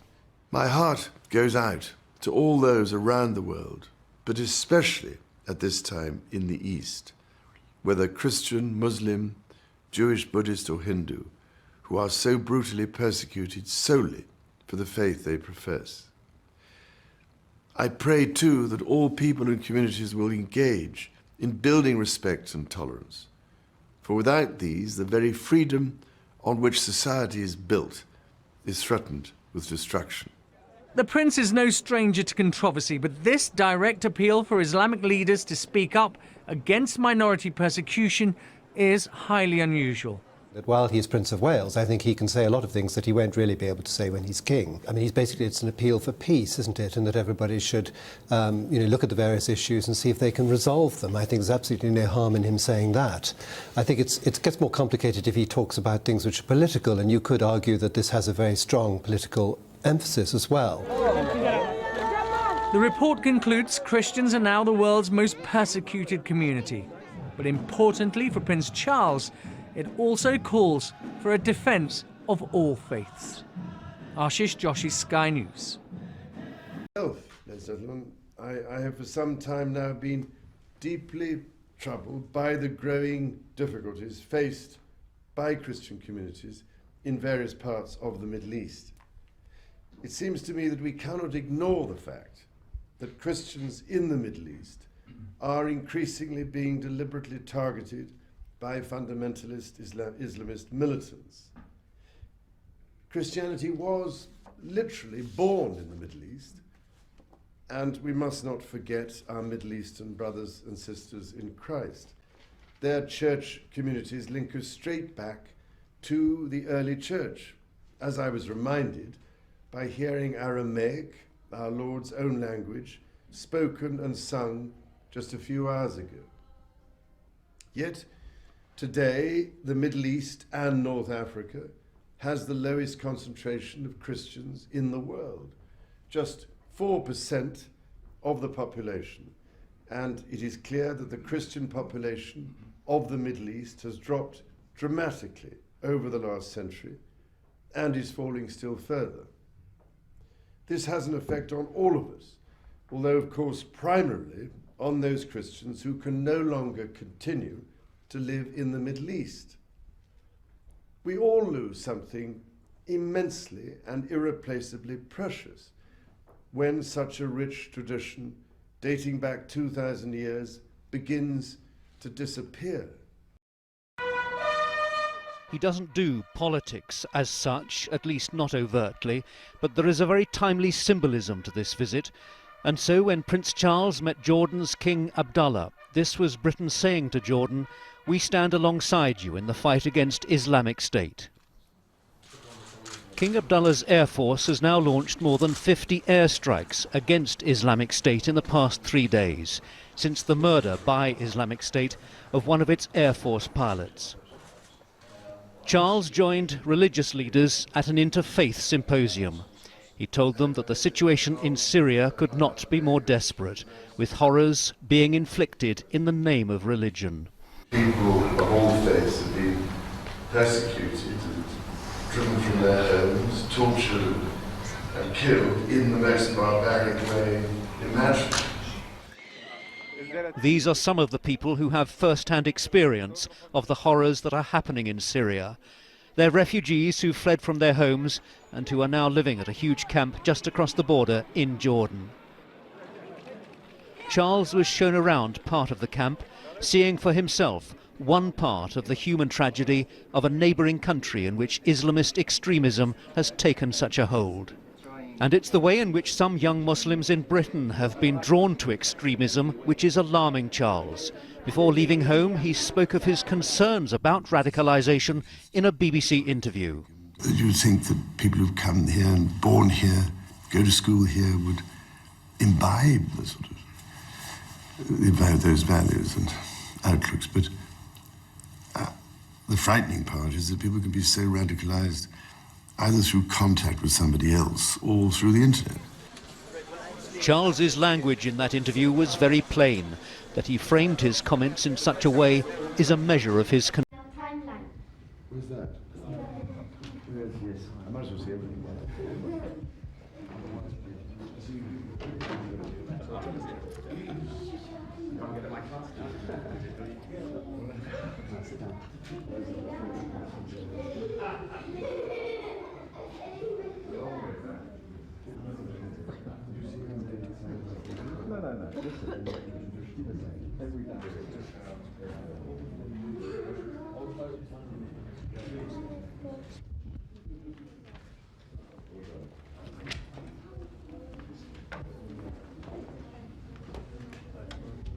Really good. You did these too.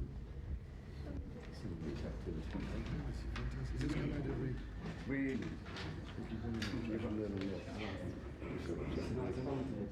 Goodbye, everybody. Thank you very much. Goodbye, Your Highness. Well done. Go up to the door.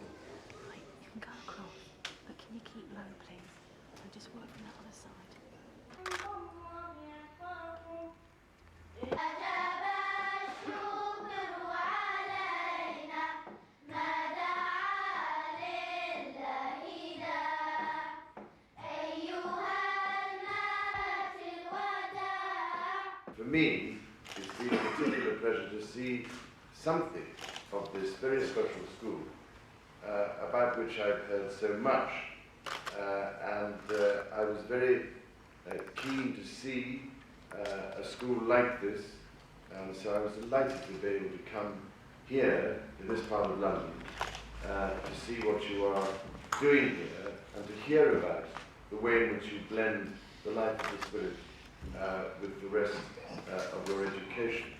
It happens to believe that there is no incompatibility between community-based activities. As part of a trip to Oxford, Prince Charles visited the Centre for Islamic Studies on Marston Road. His Royal Highness is a patron of the centre and came to tour its new building. After the tour, the Prince gave a speech to an invited audience. Saudi Arabian Prince Turki bin Faisal Al Saad said a few words before introducing the Prince. After 24 years as patron, I could not be more delighted to join you all for the inauguration of this outstanding new home for the Oxford Centre for Islamic Studies. That so many distinguished figures have travelled so far to be here, and that many more have sent such heartfelt messages of support for the occasion, is, I think, a testament to the strength of the friendships the Centre has forged during the 32 years of its existence. The Prince paid tribute to the Centre for what they've achieved in their 3 decades. Against the 1,000-year history of learning in this city, the 32-year span of the entire project seems very short indeed. And yet, there is little doubt that in those few decades, the Centre has opened up so many important new perspectives and new avenues for scholarly collaboration in the study of Islam and the Islamic world. It was therefore a source of particular pride for so many of us that this extraordinary contribution was recognized at the highest level in 2012 through the grant of a Royal Charter by Her Majesty the Queen. Prince Charles also congratulated the building's designer, Abdul Wahed Al Wakil, on being able to contribute to Oxford's already prestigious architecture. It requires, ladies and gentlemen, extraordinary skill and sensitivity to design a new building, drawing distinctively from the architectural traditions of classical Islam, that can immediately appear so completely at home alongside the celebrated and historic university buildings of Oxford. And yet, to many of you here today, this will of course be no surprise. The traditional form of the Centre, with its combination of interconnected courtyards, halls, spaces for learning, reflection and prayer, being every bit as familiar historically to the Islamic world as it has been to Oxford colleges for the last 8 centuries. The Prince ended his speech by calling for social unity. There has perhaps never been a greater need for cultural connectivity. In the world in which we now live, with fears about the other, whether that be Sunni, Shia, Jew, Christian, Yazidi, Hindu, or Buddhist, stoked and spread through social media and amplified by those who would seek to suppress understanding rather than promote it, there is an urgent need for calm reflection and a genuinely sustained, empathetic, and open dialogue across boundaries of faith, ethnicity, and culture. And with that, it was time for the unveiling.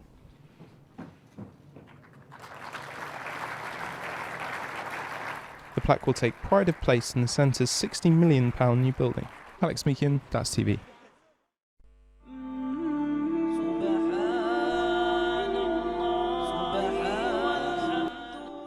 Scientific achievements. Islam has accomplished great scientific achievements over 8 centuries. Thus, it is a mistake to believe that Islam is just a carrier of civilization, or that Western civilization is entirely Western. Islam has to take a great amount of credit in supplying the West with the first rules that led to their achievements.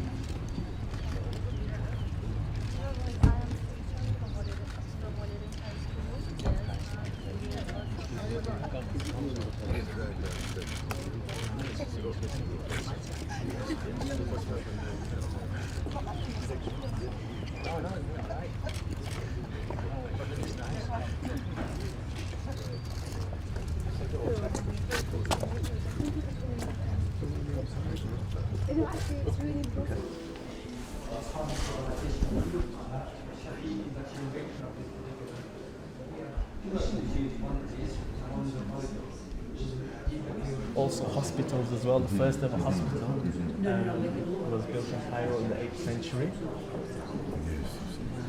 One of an amazing panel when I was creating this exhibition was this: the King of England in 785. His name was King Offa.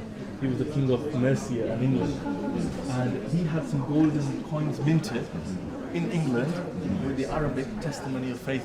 So as you can see, his name Offa, and then the Islamic inscription of the testimony of faith. Yes, and these are in the British Museum.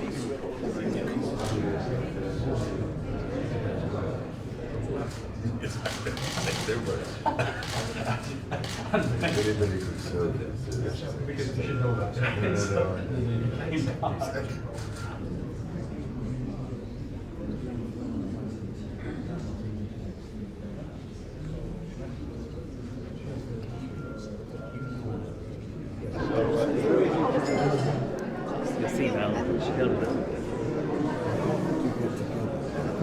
I saw him last week. We hung out quite a lot in the Woodford.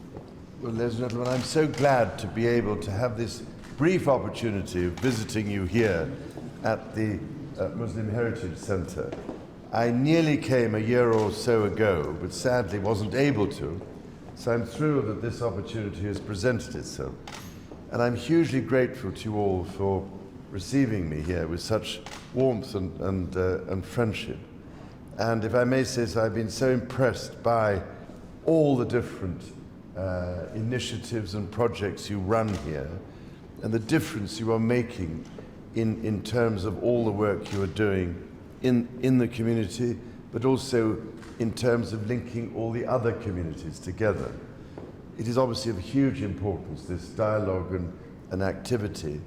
And if I may say so, I just wanted to congratulate you and to say how much I admire all the work you're doing and how important your communities are here in this country. So having said that, nothing would give me greater pleasure than to unveil this plaque.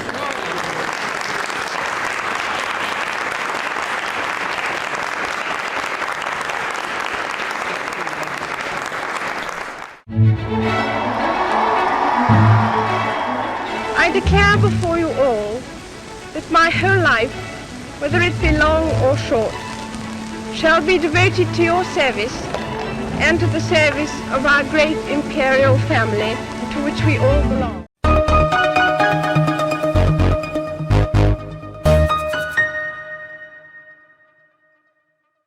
Prince Charles was greeted by schoolchildren during a visit to the British Muslim Heritage Centre in Manchester today. The Prince of Wales, 70, met members of the Muslim community and learned about the centre's program of education and community initiatives. While at the centre, which is celebrating its 10th anniversary, Charles told those gathered for the visit how important your communities are here in this country. Prince Charles has worked for many years to encourage interfaith dialogue and greater understanding between different religions, both in Britain and abroad. He made sure to wrap up against the cold for the trip, donning a long grey overcoat with his blue striped suit. The schoolchildren who greeted the heir to the throne smiled and held British flags as Prince Charles spoke to them outside the British Muslim Heritage Centre. While at the centre, the prince spoke with trustees, workers and representatives of local businesses and community groups. He said, "I've been so impressed by all the different initiatives and projects you run here and the difference you are making,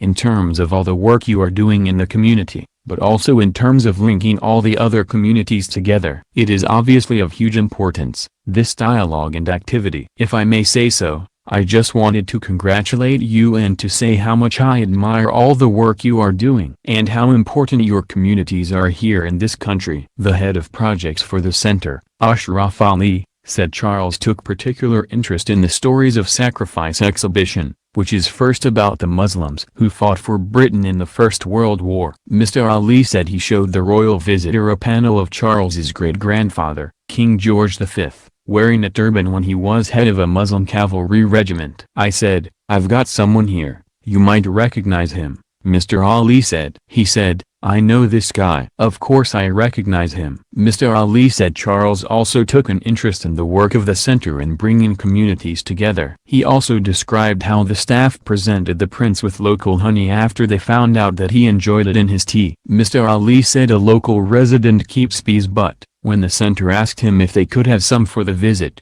he said it was the wrong time of the year. He said officials tracked down one of the man's customers who agreed to donate when she found out why they wanted it. This afternoon Prince Charles will travel to Wigan, visiting the old courts in the town centre, to learn about the building's restoration into a community arts centre. While there, he will meet participants from a variety of local arts projects before the tour moves to the Toffee Works. The visit is to celebrate 100 years of family-run William Santas & Co. Limited's factory on the site, where it makes its most famous product Uncle Joe's Mint Balls. Joint Managing Director John Winard told Rock FM he couldn't believe that the factory was going to be visited by a royal. He said, "I got a phone call about 3 to 4 weeks ago from the Lord Lieutenant's office saying Prince Charles would love to visit the factory. I couldn't believe it.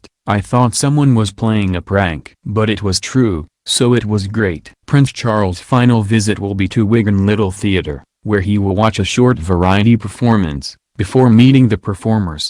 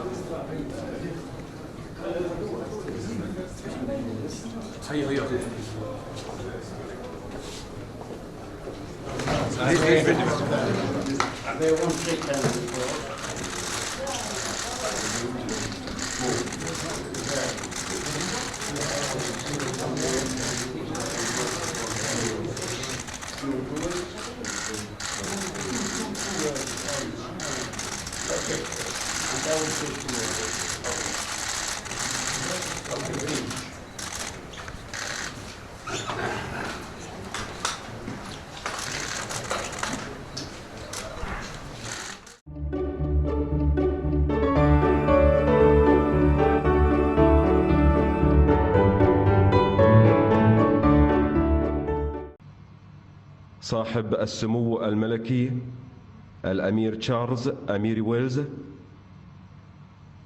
لتقديم واجب العزاء لحضرة صاحب السمو أمير البلاد المفدى الشيخ نواف الأحمد الجابر الصباح حفظه الله ورعاه.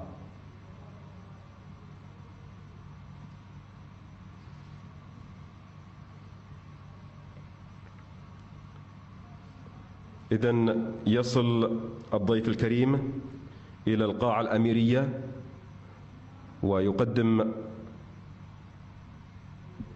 واجب العزاء لحضرة صاحب السمو أمير البلاد الشيخ نواف الأحمد الجابر الصباح حفظه الله ورعاه.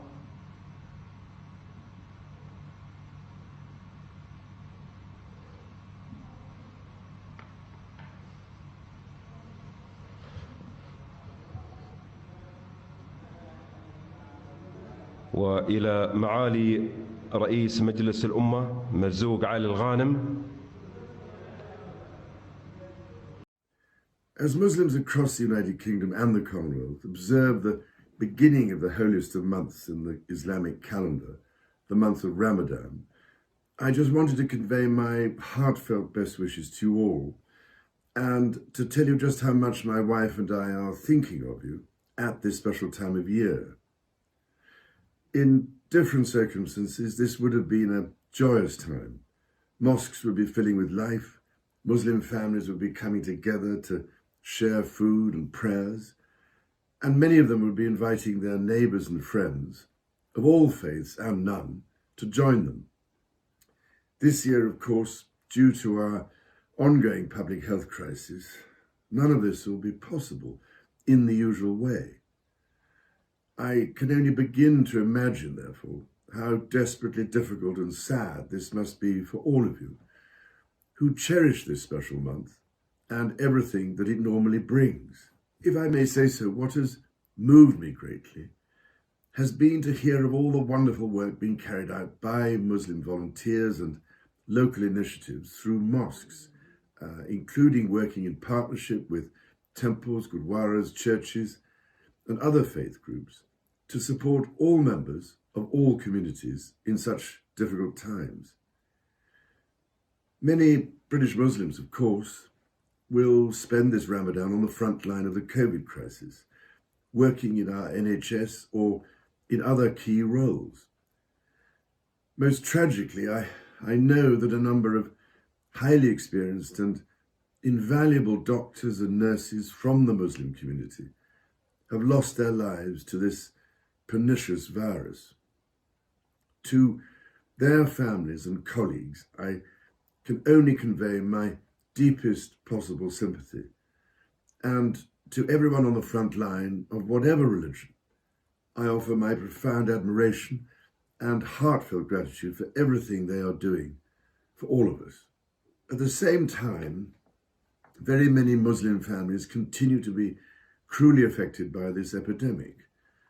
Older people who I know hold a very special place within many tight-knit Muslim families are, of course, particularly vulnerable to this virus. But younger people are being affected too.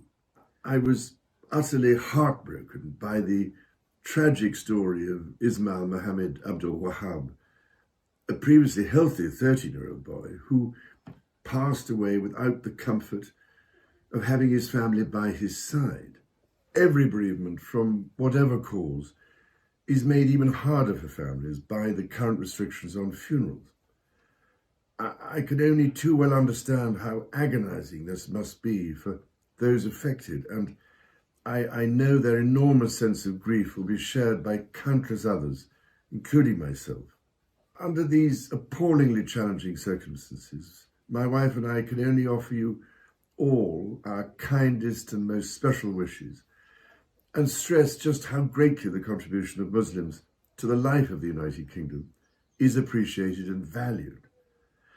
I have every confidence in your remarkable capacity to rise to the challenges posed by this crisis, whilst embodying the Ramadan spirit of charity and selflessness.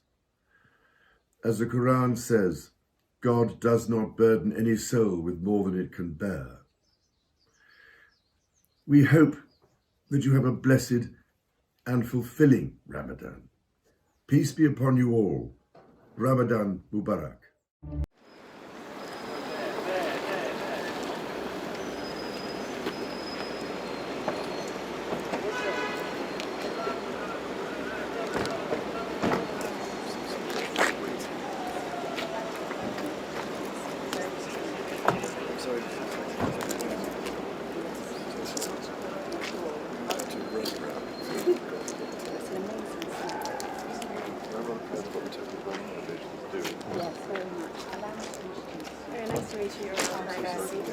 Not at all, sir.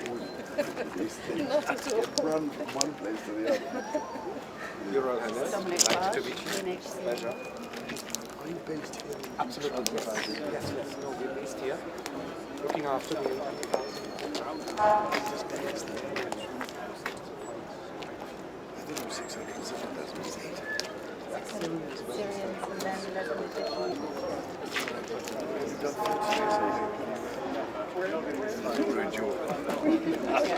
تحكي لنا شوي صلاح؟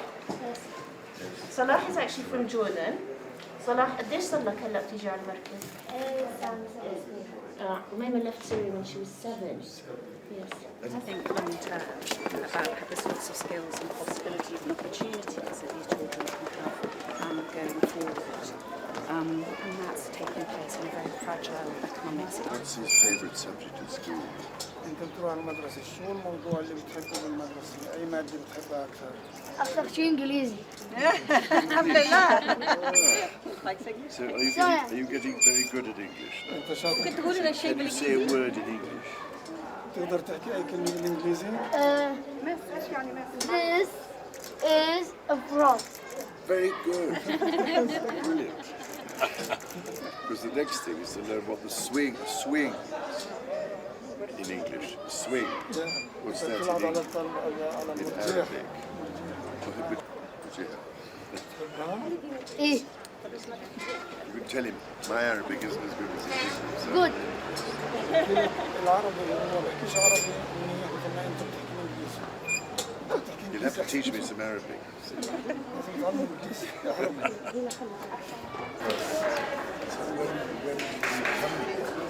When did they come here? من 2017. And not really Christians. Oh, because I hear it has been very terrible, the level of persecution.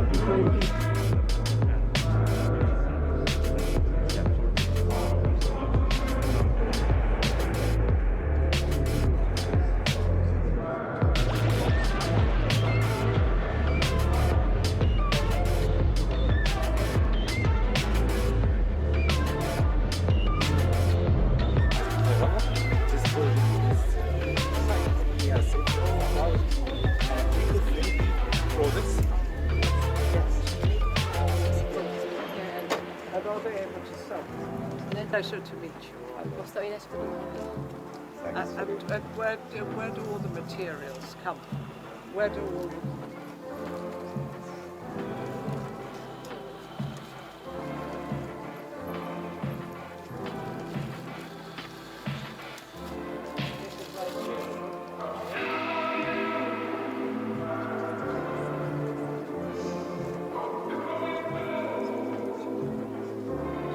Yes, but this is a particularly special year for a relationship that has weathered historic challenges and has blossomed into a remarkable friendship and partnership which is crucial to this decisive decade for our planet. As incoming and outgoing presidents of the UN Climate Summit COP, I hope it is more now apparent that we have to be the custodians of a truth our ancestors understood so well, that we are, in actual fact, part of the natural world, not separate from it. And above all, it is our duty to do all in our power to protect nature, rather than testing her to literal destruction, which is what we are doing at present.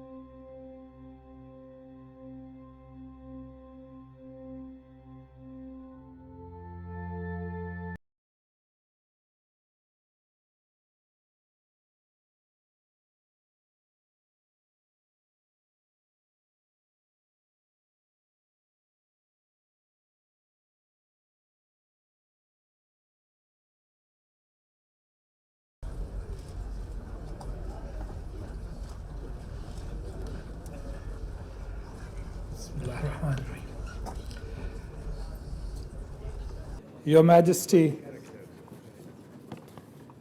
Your Royal Highnesses, Your Highnesses, Excellencies, ladies and gentlemen. It's my honor to welcome you to this very special occasion.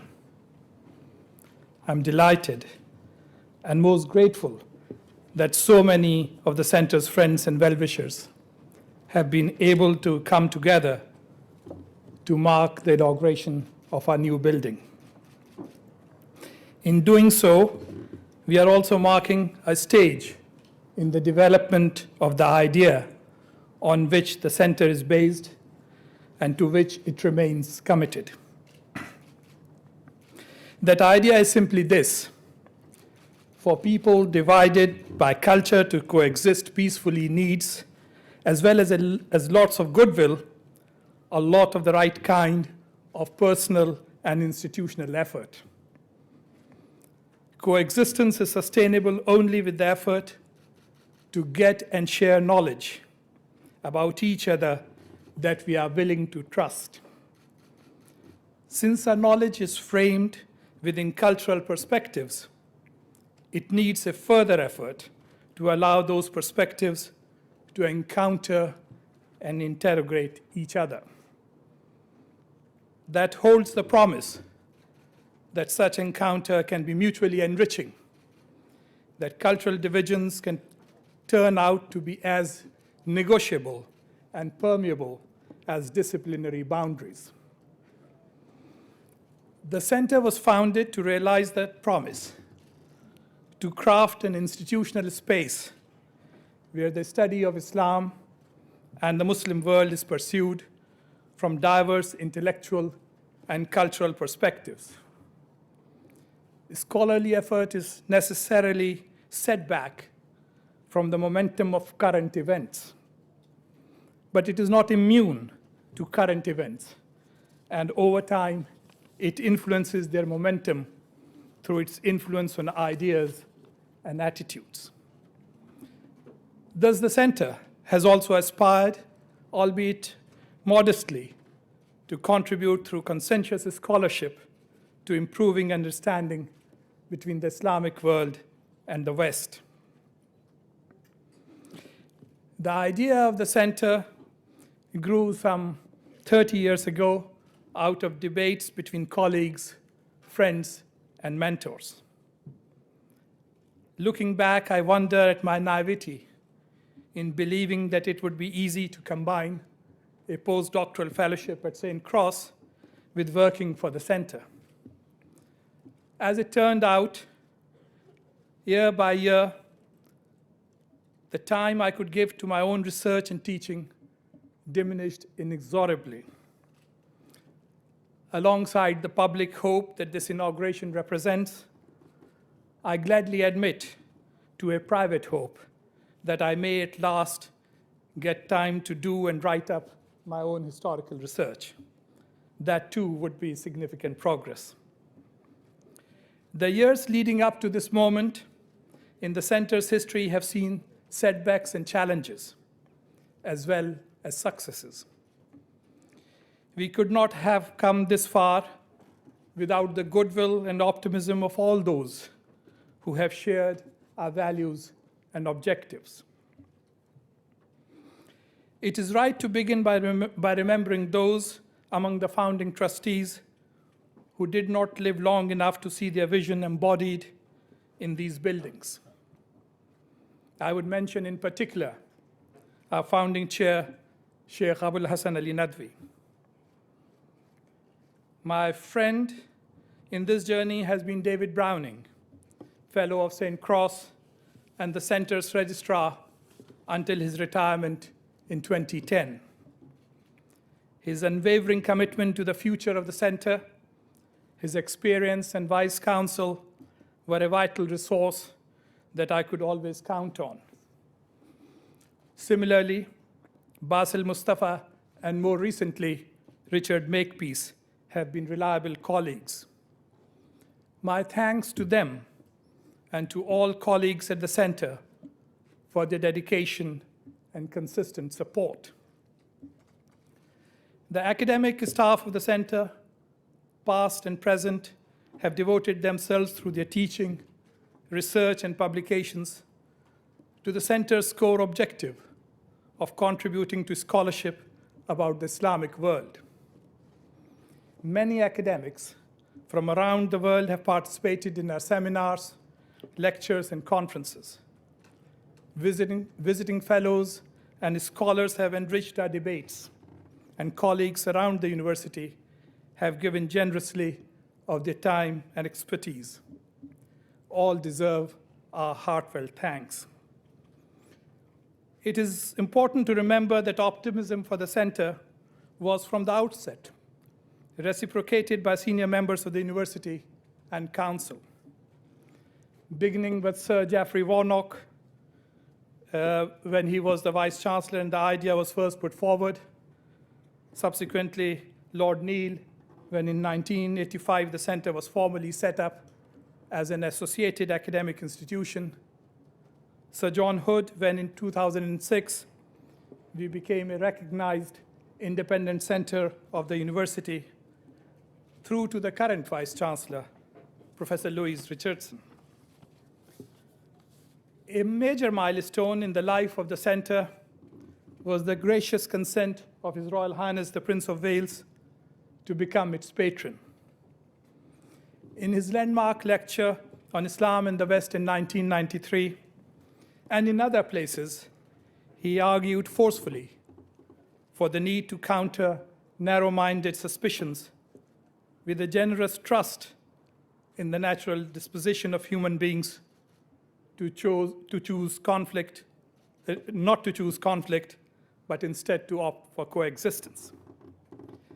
That choice draws upon the biological and historical reality of a shared single ancestry and its likely meaning. What human individuals and cultures have in common is greater than what differentiates them. His Royal Highness has been conscientious in following the center's work, taking a keen interest in the progress of the building, and especially in the realization of the designs for the Prince of Wales Gardens. The center's very first premises did not have a garden. The center graduated from my living room to the wooden hut rented from St. Cross, where College 2 had started life. We all retain very fond memories of that hut and its grounds. It had not a few royal visitors, including our patron. Your Royal Highness, the existence of the building that you will inaugurate today is owed in great part to the enthusiastic support of Anthony Smith, then President of Magdalen, who persuaded College to make this site available. The concern of the President and Fellows of Magdalen for the designs and their proper implementation were invaluable during the planning approval phase. It is a great pleasure for me to record the help of successive Lord Mayors of Oxford, in particular, the late Maureen Christian, and our local members of Parliament and city councillors. All of them recognized what the building could bring to the city and were active in arguing for it. As the building began to take physical form, public response to it became increasingly positive. That is a tribute to the architect's adept interpretation of his brief. Professor Al-Wakil's designs juxtapose and blend the styles of the classical Islamic madrasa and the typical Oxbridge College. The buildings do, as intended, accommodate the coming together in one connected space of the scholarly traditions of the Islamic and Western worlds. Islamic crafts and motifs are evident in many features of the buildings, but so too are the materials and skills traditional to this city and this country. Thank you, Professor Al-Wakil, and Clive Naylor and Amriad and all the team.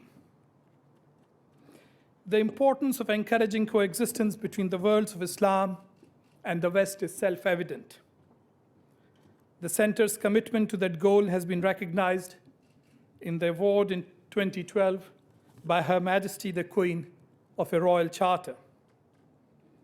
We need to broaden our knowledge and understanding of our histories, ideals, and values. Identifying common ground enables us to overcome ignorance and suspicions. It enables us to view differences positively as part of the wider inheritance of human civilization. The Center remains firmly committed to providing a space where scholars of diverse disciplinary and cultural backgrounds can study Islam and the Muslim world from their specialist perspectives and thereby challenge and enrich each other's understanding. The new building embodies that firm commitment. It provides the facilities for the activities of the Center to intensify and expand. Indeed, the improved potential presents a challenge to us all to rededicate ourselves to the Center's broader goals.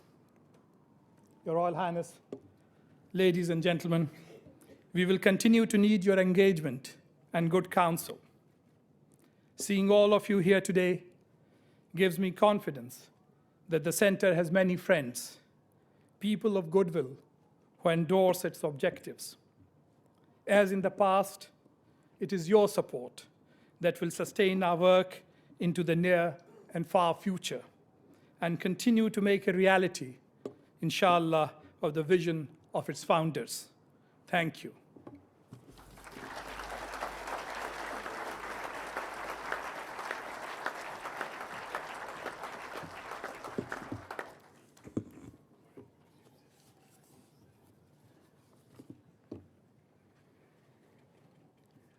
بسم الله الرحمن الرحيم. Assalamu alaikum. Patron, Your Majesty, Royal Highnesses, Your Highnesses, Excellencies, ladies and gentlemen. It is my privilege to speak to you this afternoon on behalf of my co-chair, Dr. Abdullah Nassif, who unfortunately cannot be with us today, and all the other trustees. And I thank you all most warmly for joining us on this important day for the Oxford Center for Islamic Studies. Many of our guests have traveled from afar. Your presence and the worldwide support it shows for the center's work is greatly appreciated. Welcome to the center and to Oxford. I express the warm gratitude of all the trustees to our patron for the support and encouragement which you, sir, have given unstintingly to the center for nearly a quarter of a century. You have delivered 2 lectures under our auspices here in Oxford. You have followed closely the progress of the building to be inaugurated today. You have taken a personal interest in the design of the garden which bears your name. Back in 1993, you inaugurated the center's distinguished lecture series with a memorable lecture, Islam and the West, an eloquent and prescient appeal for understanding.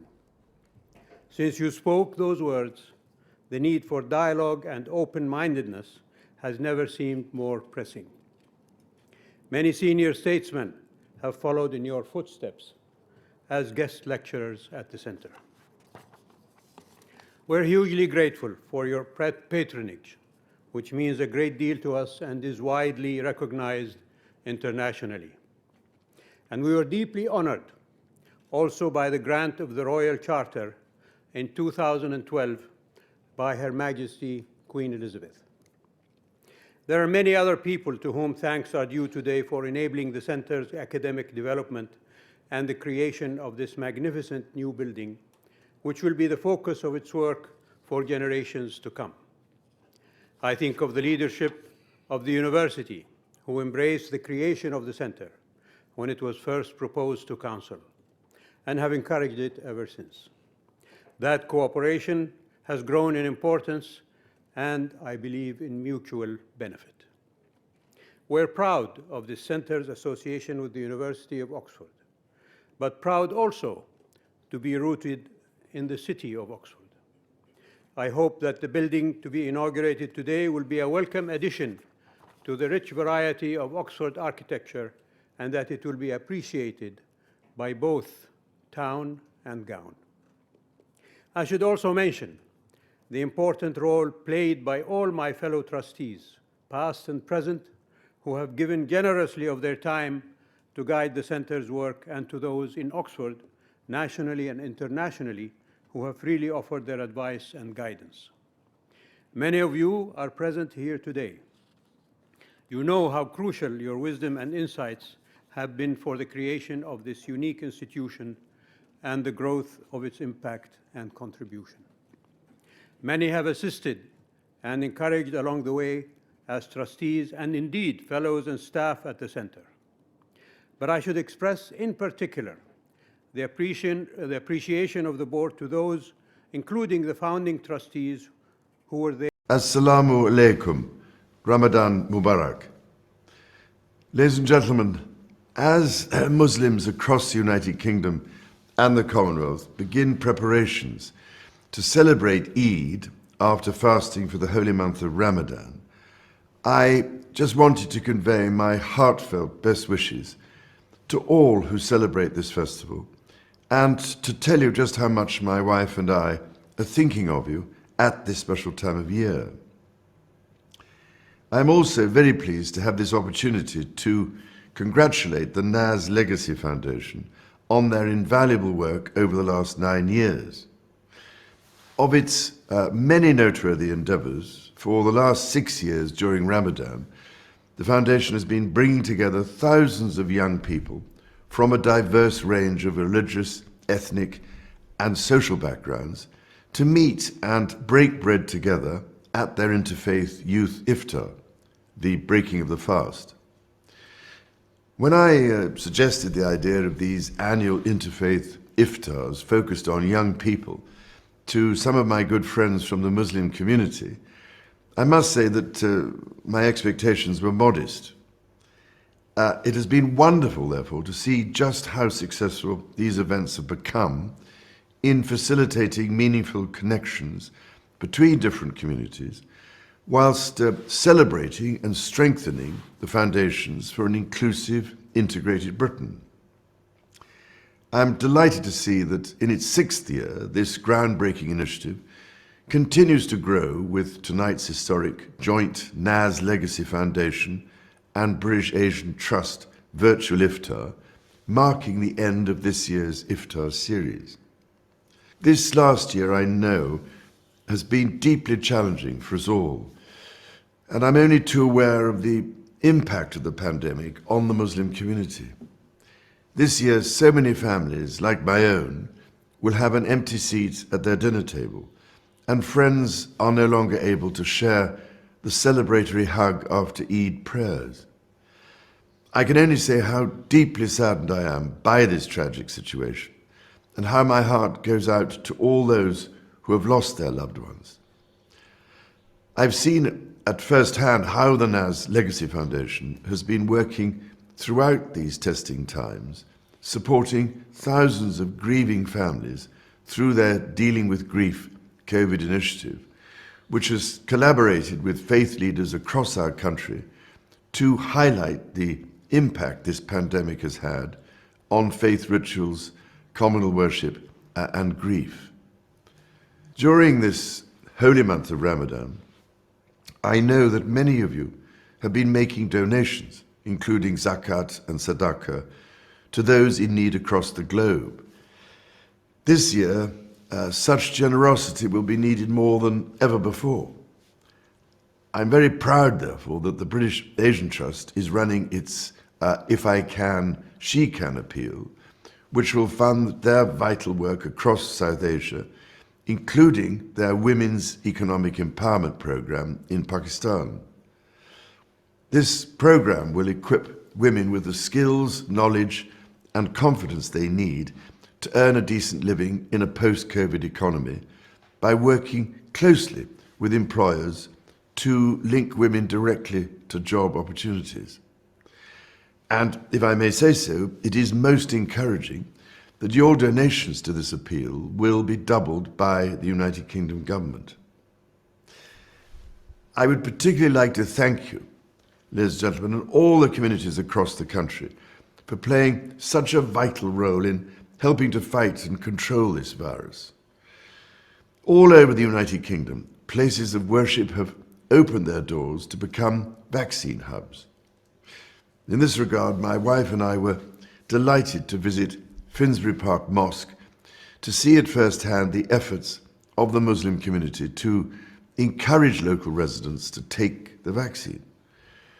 From the Al-Abbas Islamic Centre in Birmingham to the East London Mosque, it is enormously heartening to see places of worship come together to support this vaccination programme and become pillars of support for both faith and non-faith communities. With Britain's great strides in the vaccine rollout, I am hopeful that we will be able to meet again in person soon, inshallah. As the Quran mentions, so surely with hardship comes ease.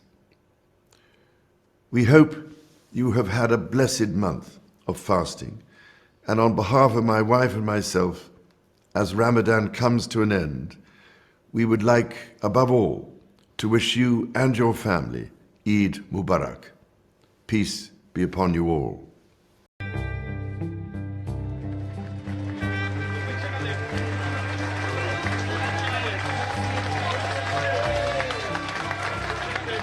The Sheikh's efforts at unity through harmony and dialogue have been just as prevalent and well received in the United Kingdom, where he recently gathered numerous Muslim groups alongside His Royal Highness the Prince of Wales in a celebration of traditional and contemporary Islamic arts and culture. This gathering is like a magnificent garden of flowers, above which shines the gleaming rainbow of His Royal Highness Prince Charles, Prince of Wales. May God bless you with happiness. May God bless you with His love. Assalamu alaikum, brothers and sisters. I hope you're well. Elizabeth II was Queen of the United Kingdom from 6th of February 1952 until her death on 8 September 2022. Her reign of 70 years and 214 days was the longest of any British monarch and the second longest recorded of any monarch of a sovereign country. She died on Thursday afternoon at her Scottish estate where she had spent much of the summer. The world is mourning. Human beings die. Queens, kings, warriors, strong, weak, old, are bound to reach their death. Allah subhanahu wa ta'ala is ever living, the owner of majesty and honor. Well, we are making this video to clarify or rectify a rumor that might be interesting for you. I was actually surprised when I came across this. Her death reignited this rumor back that the monarch had familial ties to the Prophet Muhammad sallallahu alaihi wasallam. Check this Twitter lineage expert. He's a journalist. It was previously published by The Times, a British newspaper, in 2018. It takes time to go back generation after generation. It's not easy to read back ancestry for 5-6 generations. But for 50-60 generations, how accurate can it be? We all know the kind of transitions the world went through. Religion, kingdoms, dynasties, science, wars, literature, Gen Z, and whatnot.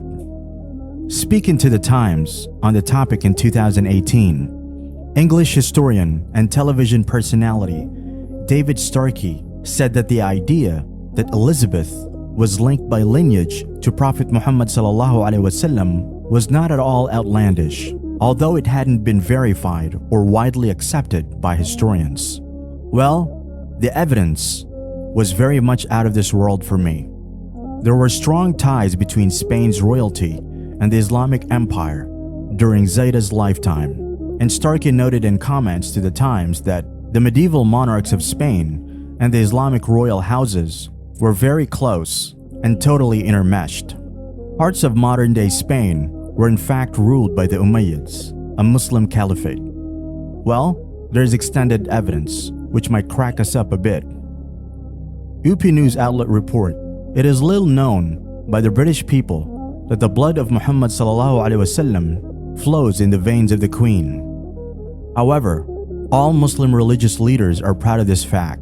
Brooks Baker said, the British royal family is descended from Prophet Muhammad sallallahu alaihi wasallam through the Arab kings of Seville, who once ruled Spain. By marriage, their blood passed to the European kings of Portugal and Castile, and through them to England's 15th century King Edward IV. We grew out of that. I don't think you need an explanation on this one. But coming to our lineage, we all take a bit of pride in our lineage. We attach nobility and respect with it. It's okay to acknowledge the good our forefathers did, but there's a limit for that too. By the way, there's no such thing you're coming from a certain lineage, you have concessions on sins. On you, being an extraordinary human being, you should work on yourself to become a good human being. Even if you're the queen of the world, you go back to the same earth you came from. Only Allah knows our lineage. But let's not make this a fact. Even if it's plausible, it's suspicious and murky at the same time. Let's not believe this. I want to actually reply to this UP report. Muslim religious leaders are proud of the fact that the British royal family is descendants of Muhammad, peace be upon him. Hold on. Which religious leaders? Seriously? You can't be fooling us. If it should be, it'll be the other way around, that they can take pride in being a descendant of Muhammad sallallahu alaihi wasallam. She might not be a descendant. There's not enough evidence here. What kind of pride? Come on. We all come from Adam and Eve, peace be upon them. Allah subhanahu wa ta'ala said, ولقد كرمنا بني آدم وحملناهم في البر والبحر ورزقناهم من الطيبات وفضلناهم على كثير ممن خلقنا تفضيلا. Allah knows best. Please make sure you verify something before you spread or break the news to someone. It can have consequences, which you and I can't even imagine. All of our grandchildren, if we're lucky enough to have them, will inherit the earth that we bequeath them, won't they? I mean, how worried are you about the state of that inheritance? Deeply worried. But I've always felt that we're, over-exploiting and damaging nature by not understanding how much we depend on everything that nature provides, and also not understanding or having been somehow trained to believe that nature is a separate thing from us and we can just exploit and control and suppress everything about her without suffering the consequences. But if you look into the way nature operates, the universal principles, which of course the world of Islam understood so well, having inherited it from the Greeks and the Egyptians, is that underlying everything are the fundamental patterns in the universe. What we're doing with our own economy is to disrupt nature's economy by not following that circular pattern. We've created a linear one, which imagines you can go on forever, creating ever more growth and ever more, changing everything, without understanding that actually you have to fit together with nature and the way she does it. But because we haven't done that, we've caused mammoth disruption, and now we've disorganized and disrupted the whole planet's system of climate regulation. Climate regulation. That's what I really minded about. And I minded about balance and harmony, because I felt that if you push things too far, you will always create an equal and opposite reaction, which is exactly what's happened. Recently, Liz Truss took over as Prime Minister of what many consider to be the most Islamophobic government in British history, a government that refuses to engage with the largest representative body of British Muslims and has designed a vicious security regime that is against them, in which one minister was dismissed because her status as a Muslim minister caused discomfort among colleagues. The government was accused this week of treating Muslims as second-class citizens. 2 days after Truss became Prime Minister, King Charles ascended the British throne. A careful man, he studied Islam thoroughly, even learning Arabic extensively in order to read the Quran. The new king is the most Islamophile monarch in British history. The contrast with his government is stark. Let's find out what will this mean for the United Kingdom. But before we move on, let's hit the like and subscribe button and never miss new exciting stories on Planet Explore. In a series of statements going back several decades, King Charles III refuted the clash of civilizations thesis that claims Islam is at war with the West. On the contrary, he argues that Islam, Judaism, and Christianity are three great monotheistic religions that have far more in common than is generally recognized. Since 1993, the new king has been patron of the Oxford Center for Islamic Studies. That year, he gave an inaugural speech under the title, Islam and the West. It was not the kind of speech about religion that most people expect from politicians and royalty. They tend to utter little more than empty platitudes. Then, the Prince of Wales, he embarked on sophisticated thinking about Islamic civilization and its relationship with Europe. The prince said that Islam is part of our past and our present in all fields of human activity. He helped create modern Europe. It is part of our own heritage, not something special. He urged people in the West to see past contemporary distortions of Islam. The guiding principle and spirit of Islamic law, taken directly from the Quran, should be justice and compassion. He pointed out that women were given the right to property and inheritance in Islam 1400 years ago. He paid tribute to the extraordinary tolerance of medieval Islam and complained about the West's ignorance of the debt of our culture and civilization to the Islamic world. The then prince described Britain's Muslim communities as Britain's resources, which add to the cultural wealth of our nation. In contrast to those who demand that Muslims discard their identities in order to assimilate, Charles called for a process of two-way integration. Muslims must balance their vital freedom to be who they are with an appreciation of the importance of integration into our society, while non-Muslims should adopt respect for the daily practice of the Islamic faith and take care to avoid actions that could cause deep offense. It was a rousing speech. Here the Crown Prince was telling Britain's Muslims, most of them migrants from former colonies, that their presence in the country was not only welcome, but valued. In recent years, Charles' views on Islam in the Muslim world have often caused controversy. A 2018 book by royal correspondent Robert Jobson, written in collaboration with Charles' office, reveals that he opposed the invasion of Iraq in 2003, privately voicing his objections to Prime Minister Tony Blair. According to Jobson, Charles believed that marching with a flag for Western-style democracy is both reckless and futile. Charles also told ministers he no longer wanted his ties to Gulf leaders to be used by British arms companies. Then there's his sympathy for the Palestinians, which may be why it was his son Prince William, not Charles himself, who made his first visit to Israel in May 2018. Charles didn't make his first visit to Israel until 2020. He made sure to visit the occupied Palestinian territories, where he declared his greatest desire is that the future brings freedom, justice, and equality to all Palestinians. No recent British minister has expressed similar empathy.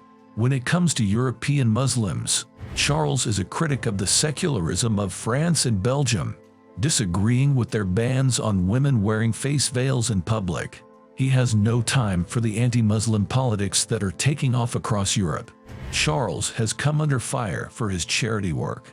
Last May, the then prince made headlines after the Sunday Times revealed he had accepted a trunk containing €1 million in cash from Sheikh Al Thani, the former Prime Minister of Qatar. Charles' charity has denied wrongdoing, and there is no indication that he personally benefited.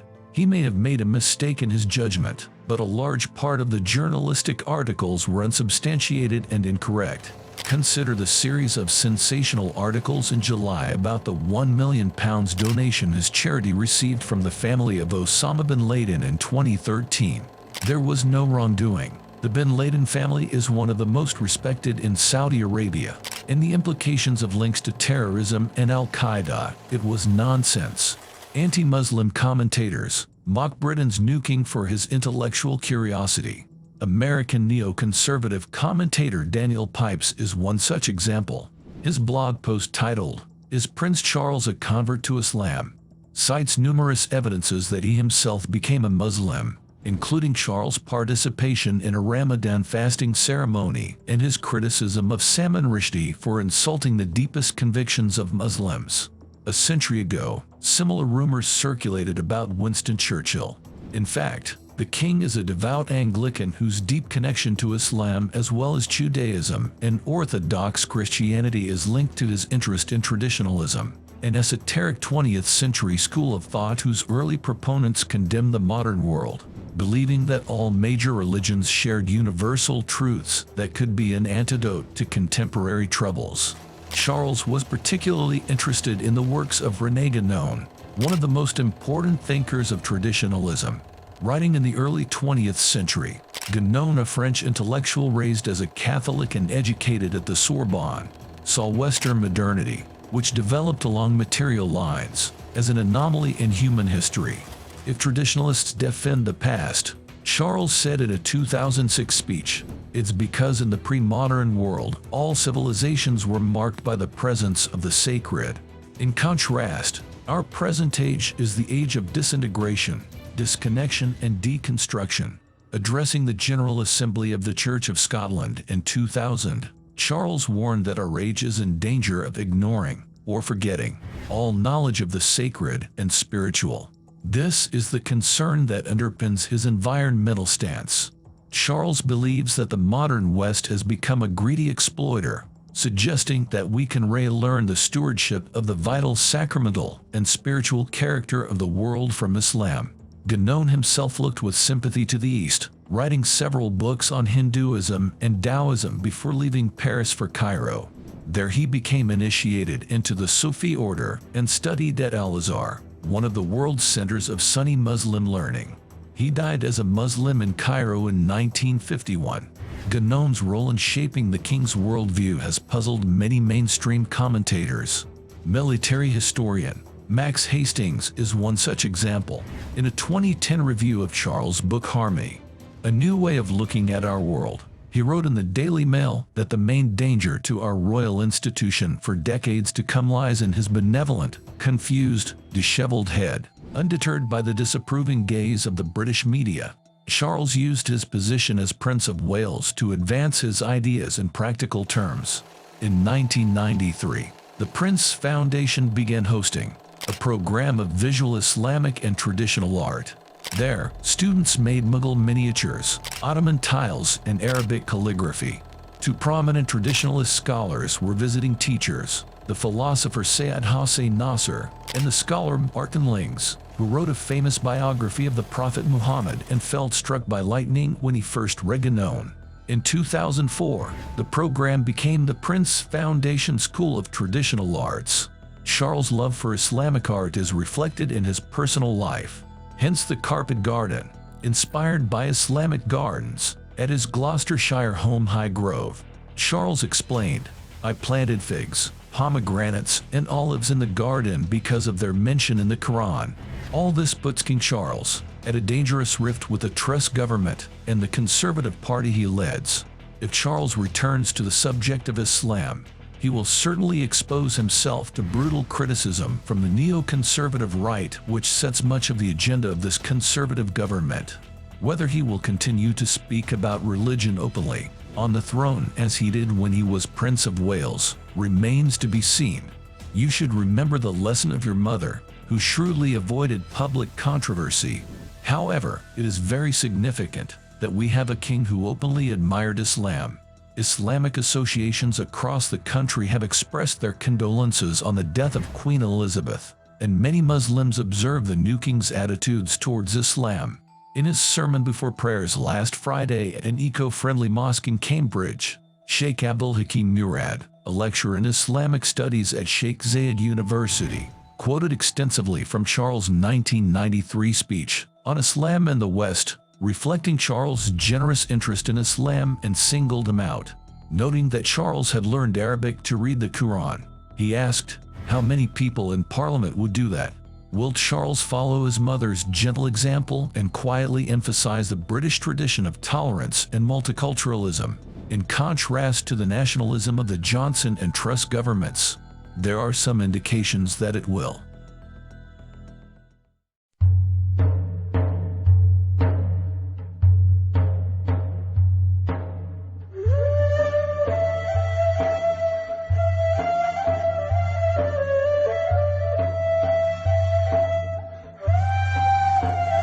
Oh, our beloved and respected attenders, they are coming to speak some words for this assembly that the manager for this management thinking a good thing about such a weak servant, and that is an honor granted from you to such a weak servant. But you are giving respect to me, and I am asking from my Lord to grant to you heavenly respect. And there is a hadith, a holy saying from Holy Prophet, the seal of prophets, سيدنا رسول الله صلى الله عليه وسلم من لم يشكر الناس لم يشكر الله. That is a Arabic word whom they are not thanking to people. That means he is not thanking to their Lord. And it is an order if a person well done something to say for him thank you, shukran. And here this assembly through efforts of His Highness Prince Charles, thanks to him also that Allah grants him much more honor here and hereafter. If I was able to go there with my physical being, I was running, but now I am reaching 90. Therefore, apologizing from His Highness that I am not able to come to be with such a respected assembly.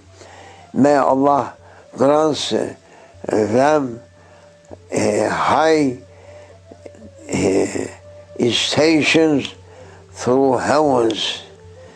I am nothing, but if the Lord of heavens asking to grant someone something, He may do that.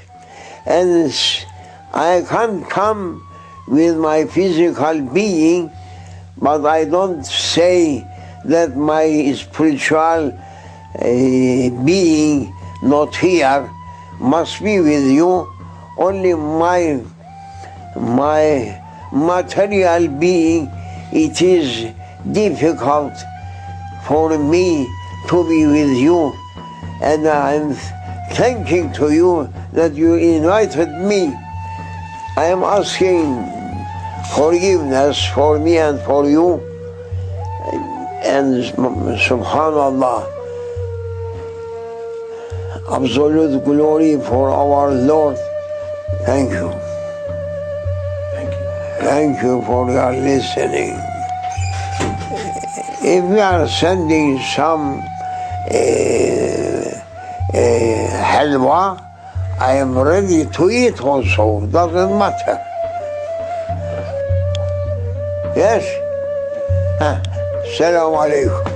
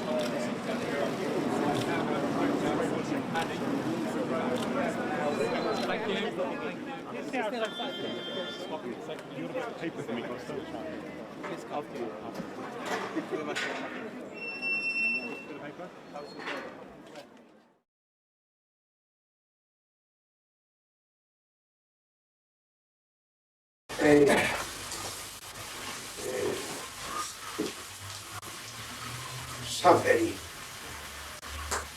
among people.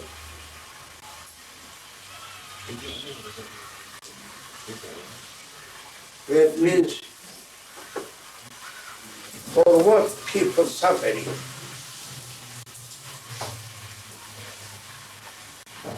either they are not reaching to their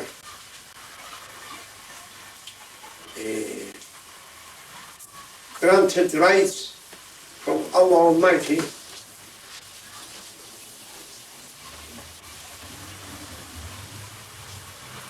or it is stolen or taken away from them by force. That is two reasons.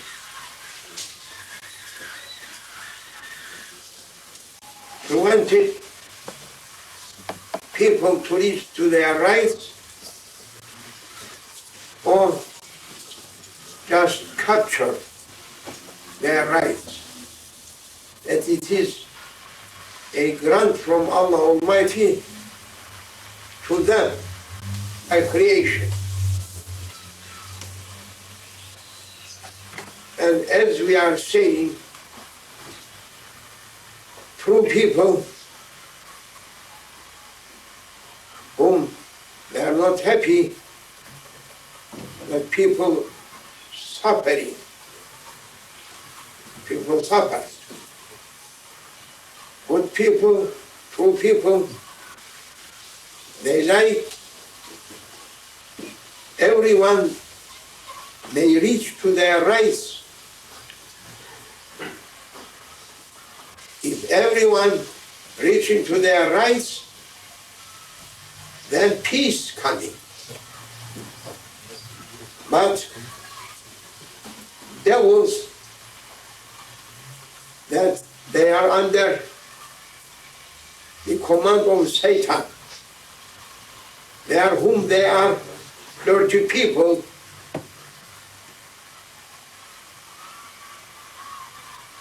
they are establishers, the kingdom of Satan. They never like to be given rights to common.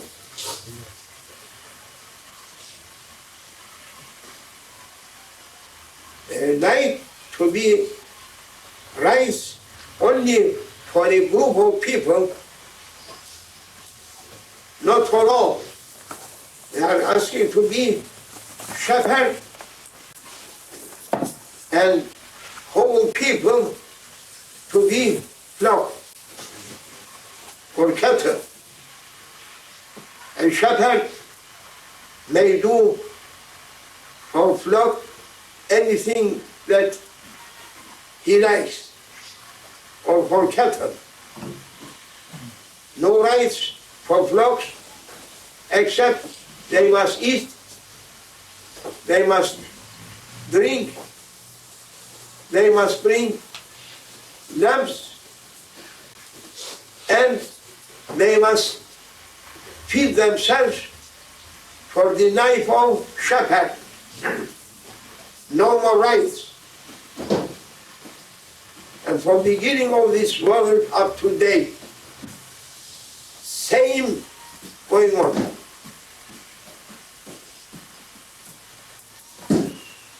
No rights for common people. And before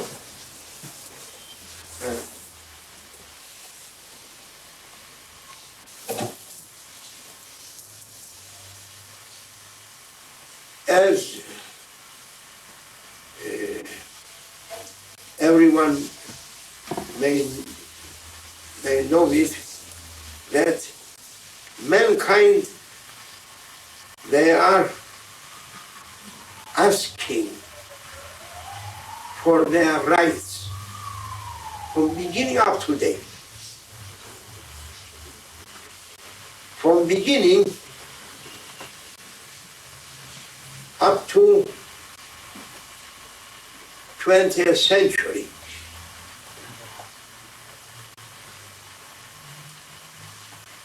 People, some of them suffering too much,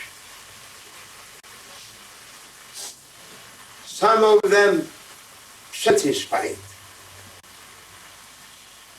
And up to beginning of 20th century, or we may say 1789.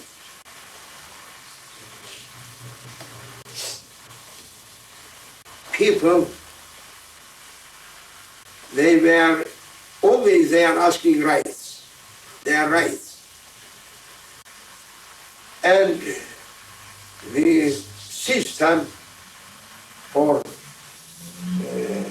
governing system was monarchy. Monarchy. And if a good person, coming king or emperor or sultan, they were happy.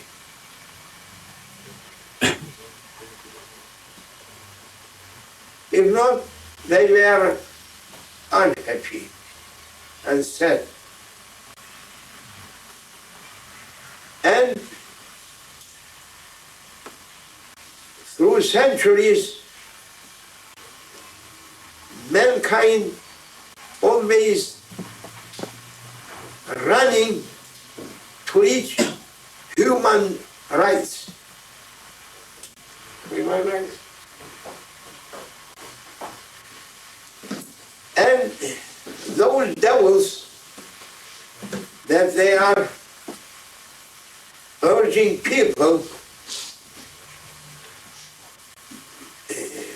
to do something, and they are coming and saying that, as Shaitan said to Adam through paradise, saying,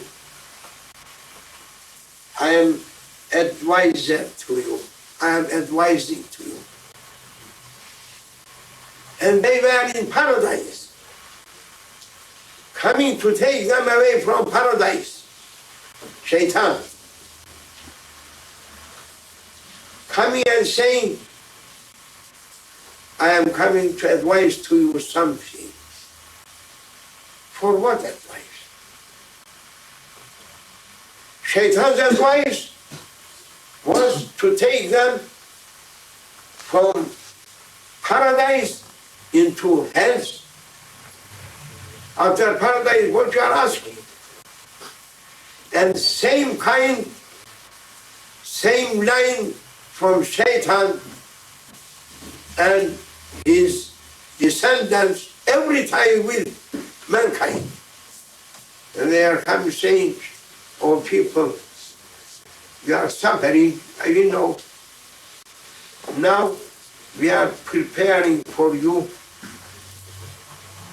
some new methods that you should, all of you, you should be shepherds. You should be governors. A new system that all of you going to govern.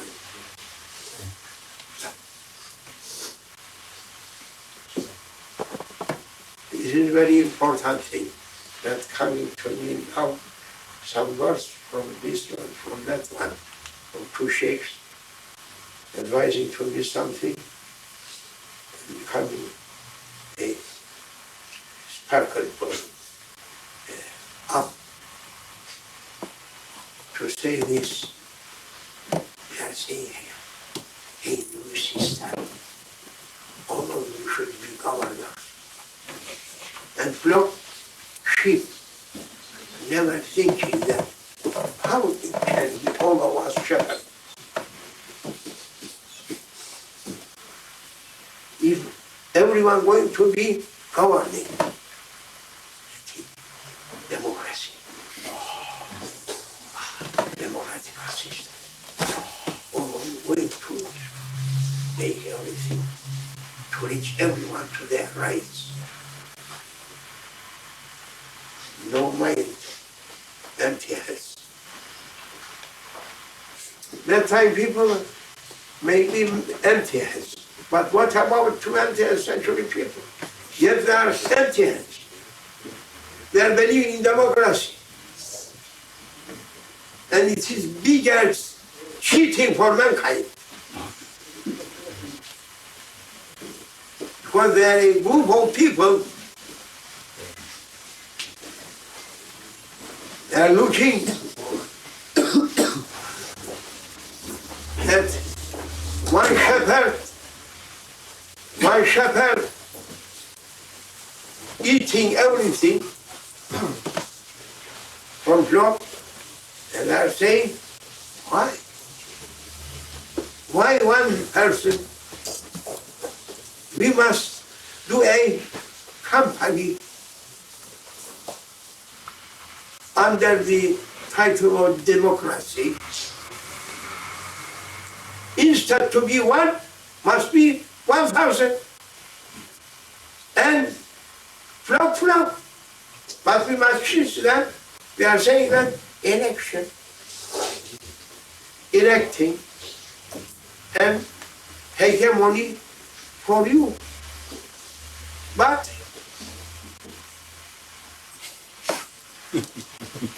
hocam bir şey var. Hepsi de böyle bekleyip oradan Davut'la Chain and Muro. Democratic people. Yes, sir. Yes, sir. Yes, sir.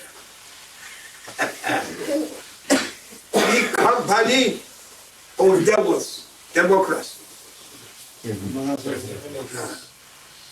Yet people never understand it. Running elections, they are electing people. What you are electing, putting 500 people there, saying this power side, this side, opposition, this side, ruling party, that side, opposition sitting like this. I'm looking, each one like this, opposition, ruling party, putting like this and say,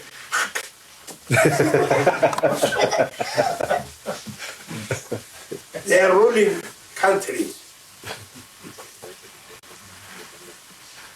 And people, they were hoping that that new system may give to them their rights. That is it, that they are a grant from Allah Almighty to them. But they look that before the time of monarchy time, they were much more rights, much more generosity from the sultans, from kings, much more mercy, much more blessings. Those people coming, monarchy was one person, now thousands of people.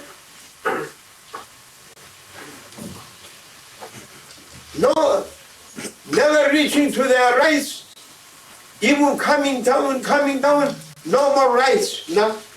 And yet I am hearing, and we are hearing that, human rights. That means people, they never found what they were hoping from new system, that they are taking monarchy down 1789. These people, very clever ones, these French ones, opening prisons and ipten gazıktan kaçan pezevenkleri, everyone that inside, they were so dirty people that must be hanged or to put on this iron kazık. State. Huh? State. opening and coming out to make people to give their rights. Caniler. Sadists. Huh? Sadists. Sadists? Sadists.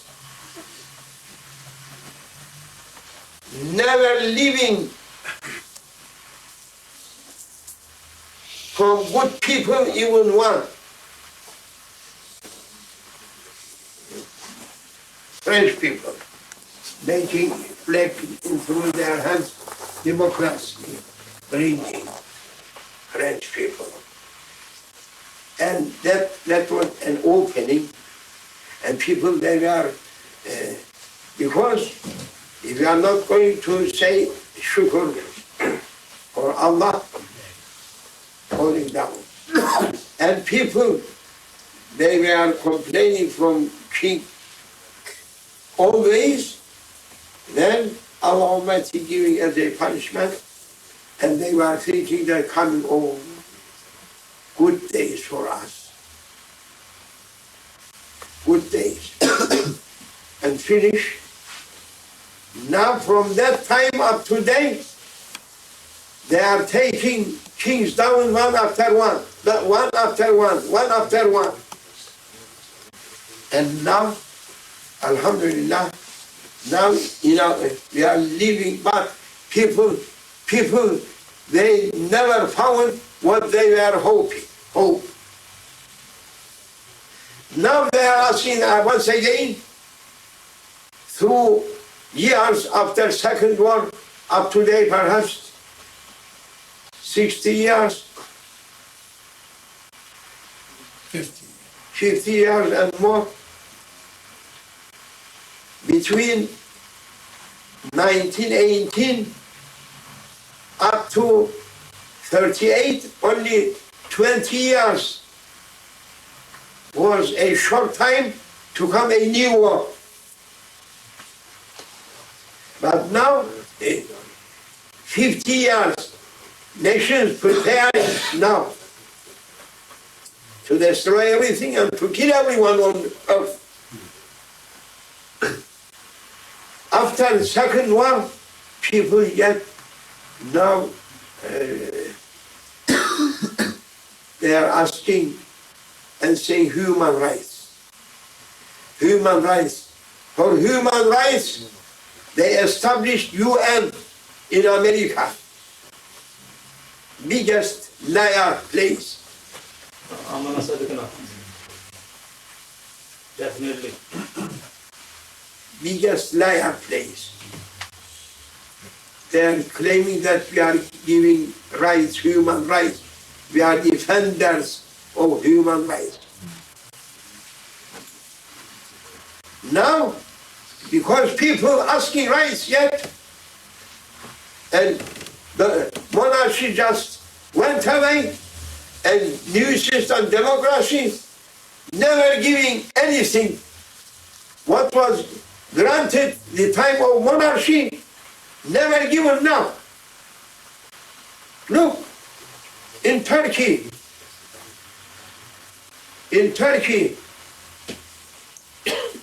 including me, the Prime Minister calling me also for a dinner, for iftar, for breakfast. And those shaitan people, media, that we are saying, press, media, TVs, getting up and falling down, saying for what Prime Minister asking to come tariqat sheikhs or spiritual people for a dinner, and it is a holy month. That is right, that granted to our research. That's an example. Now people understanding the value of to have a sultan or to have a king on themselves, not democracy. Finish. And everyone now asking. When they are asking, must come. Definitely. must come. And I am looking and seeing, and it is not only my opinion, I am not seeing my opinion, no. I'm following what Allah Almighty is sending and His Prophet, peace be upon him, and our grand sheikhs, spiritual people, what they said. And I'm looking that people fed up from to be cheated and from cruelty and pressure and every bad action against human nature, and every nation now, they are saying we must go back to our sultans and ask from them pardon, forgiveness, that we are not giving their respect to them, and Allah Almighty making us to be under those shaitan people. And beginning in Germany, they did a referendum, yes.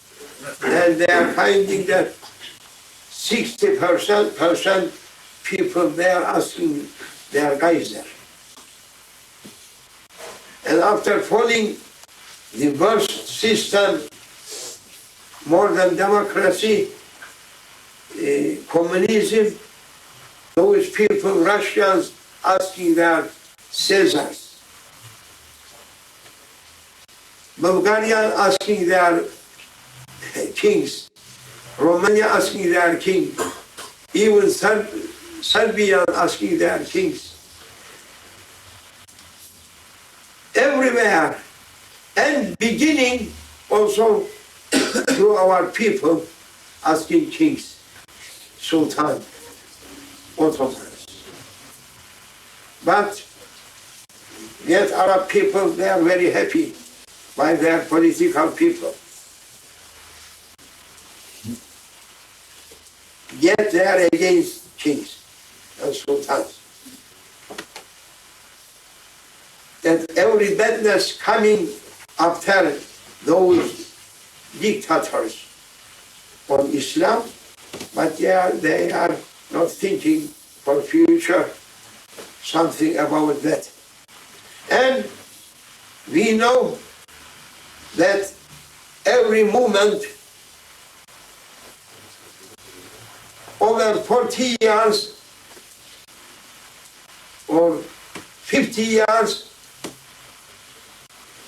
people, their blood coming down, no more energy, making to be sleeping, like Amanullah in front of me, beginning to sleep. And I am speaking about France, I forget.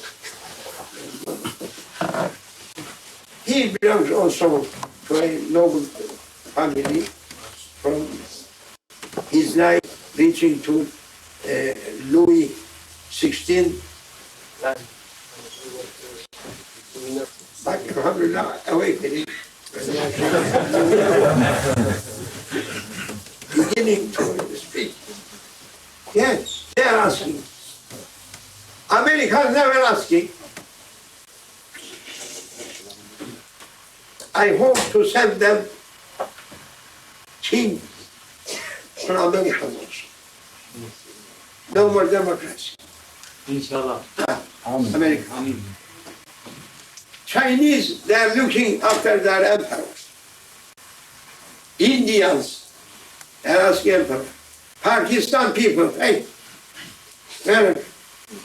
never is speaking on it. Never is speaking. And making women imam for them. And someone asking me if it is true to be prime minister women. I'm saying, Yahoo, what is complete empty head? How we are asking this? Show me any masjid, any mosque, women imam. If it is not to be for 10 people imam, how we are 100 million people to put a women imam for you, governing you? No one in your country to make a person. And when we are saying this, after coming to Turks also, and I wish coming to me, you have also. But I never voted. Alhamdulillah. Once they asked me to vote in Cyprus, and I write something, then they are saying that it is ibtah, cancel. We are to vote. Going to write something not to be written. Yeah. Once, and it was cancelled.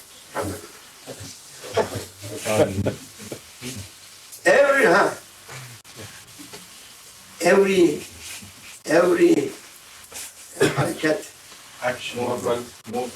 every movement went through youngsters. Men, because youngsters, they are on foundation. You can't put like me, like Sheikh Hisham, like Dr. Salim people to be foundation. No. But every movement just began with young people. First a handful of people. And they have been suffered till they are reaching to their points. Either good targets or bad targets. They will just use youth for reaching to their bad targets. And they did. And from 19th century, 22 centuries, they used youth for every bad thing. But now, Allah Almighty making youth, youngsters, to awake. And what carried down big Ottoman Empire was handful new Turks, that they are saying Young Turks, in France, in Germany. They grow up, one handful people, and making a huge empire to come down. Now Allah Almighty asking to revenge from those foolish people to take power, making an awakening here in London also, in England also. As they were Young Turks, they are new Ottomans. They tried to take away Ottomans. Now a new movement here and in Germany and in France under the name of New Ottomans. New Ottomans, they are young people, new ones. You can't find among themselves old ones, because old ones, they are happy with situation. Old ones asking and saying, if such a movement going to be successful, must be supported by political people. And political people, they are very happy with their situation. Why they are going to support youngsters? For what they are going to support? Suffering people, they are youngsters. Because youngsters now in the hands, through the hands of devils. No work to work, everything just captured by huge companies and firms. Mark Spencer, Safe Bay, Queens Bay, Tesco. Huh? Tesco. Sainsbury's. All of them, those big taking everything from common people, making huge firms. Conglomerates. Huh? Conglomerates. Conglomerates. Cartels. Yes. No more people can do their own business to live. Another kind of communism. Communism that was under command of government. Now, worse capitalism that coming to Europe, big companies, they are taking everything from common people, never living to live the small ones, making enslaved people, and youngsters, no more life for them. They are carrying diplomas from universities, but only a few people whom they have big supporters from up, they may find a work, and others, particularly foreigners, no more life for them. In Europe, in England, in Germany, in other places, in France. It is true.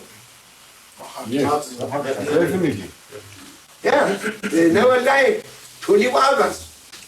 And they have a bad habit for that, only to save much more millions, billions, multi-billionaires, trillions, pentillions, and so on. Nothing else. Only to see that they are saving billions through banks. No more. That's his worst habit for egos. And now, youngsters asking to bring an end for the Sultanate, for the heritage of devils on earth. Therefore, politicians, they never supported such a movement. But when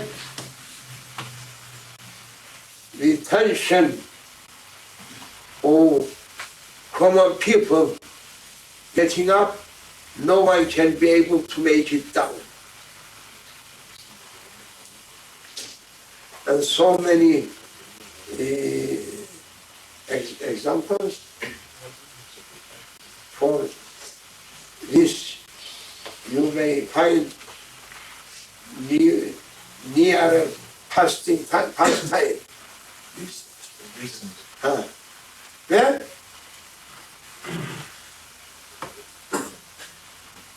Here, that there is a paper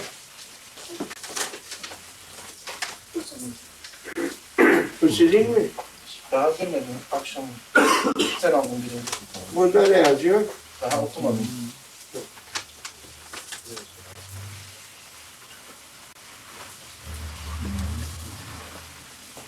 That is what youth asking to do.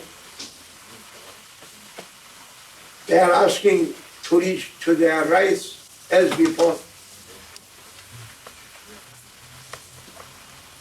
Even it is not easy because rights just taken away, and such a things can't be cheap, because what you are asking to take it is expensive.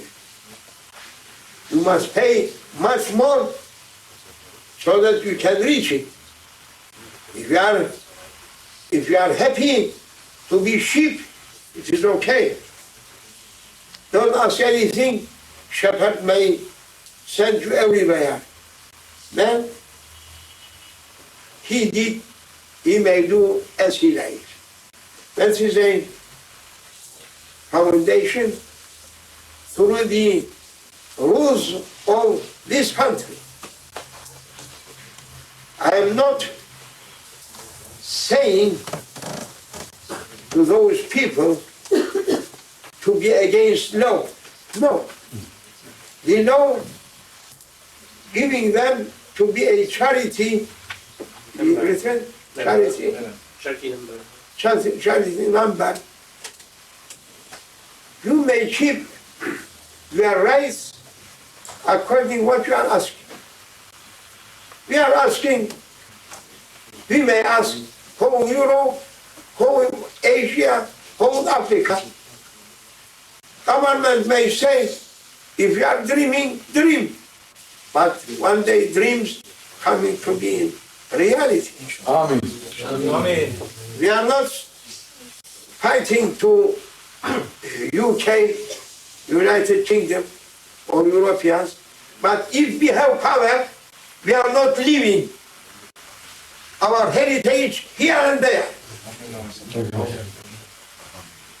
Happy or unhappy. But now we are going loyal community here in Germany, in France. We are not against their law. As they are giving a chance for us, permission, we are going to do our best for saving the rights of human, because they are not giving rights of humanity. That is Hisham Effendi and Burhanuddin making me that I am not knowing anything. They are thinking that my beard just becoming white because I was miller, coming from meat.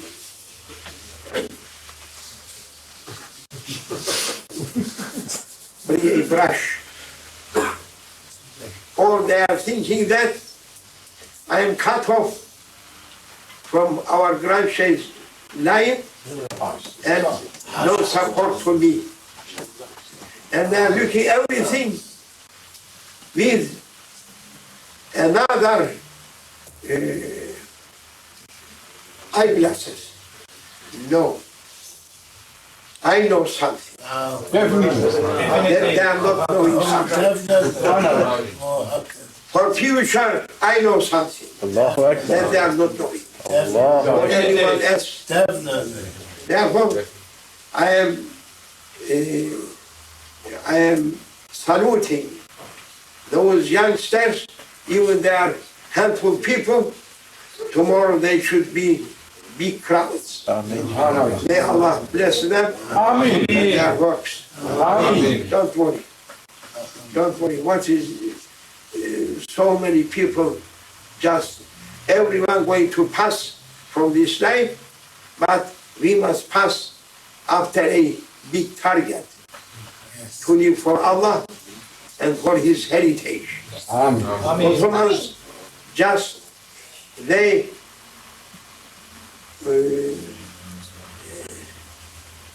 تمثيل ديو representing heritage of the Lord of Heavens.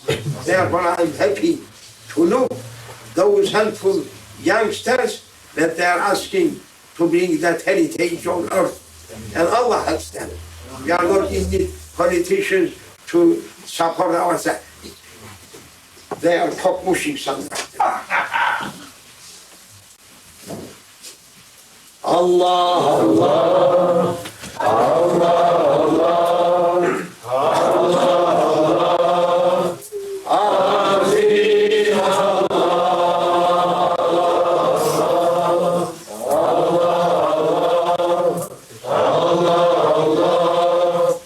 Kareem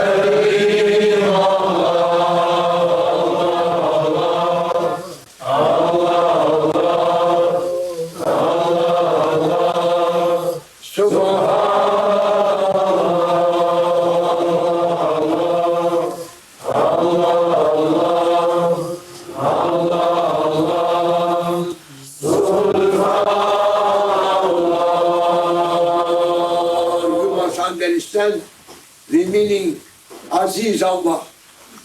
Aziz Allah. No any power in front of his power. And we have been sheltered with his endless power.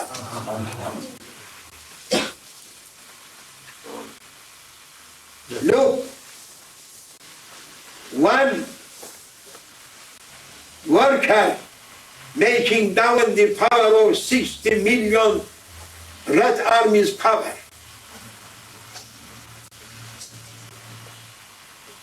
Soviet Union and its tails, one worker making them down. Finish. No one bullet. Use that person. Allah gives him hidayah and to be Islam. Allah gives him support to be a Muslim, a mu'min, and to make down also other kufr. And we are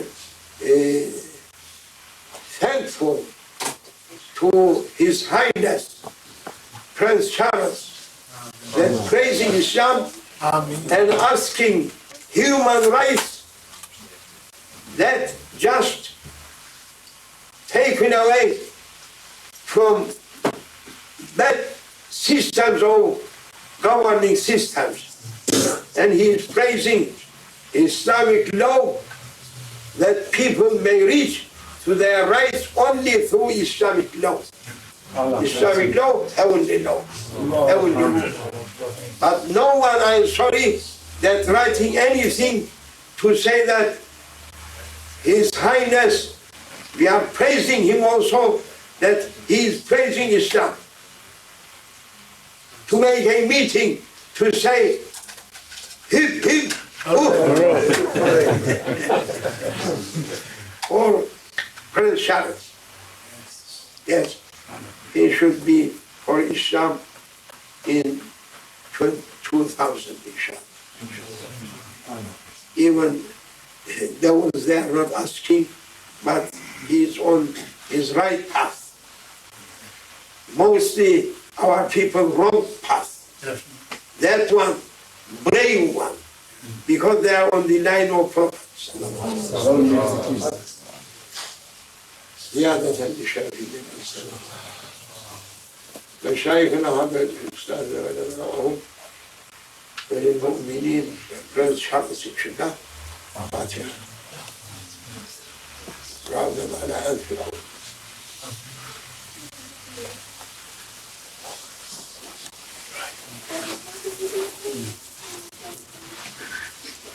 Grand Sheikh. After that, Sheikh saying this. I wasn't thinking of it, but Grand Sheikh. This bombarding from Grand Sheikh, from east to west, of whole devils. Let's have fun. Tomorrow. Let's come down up to end of this century.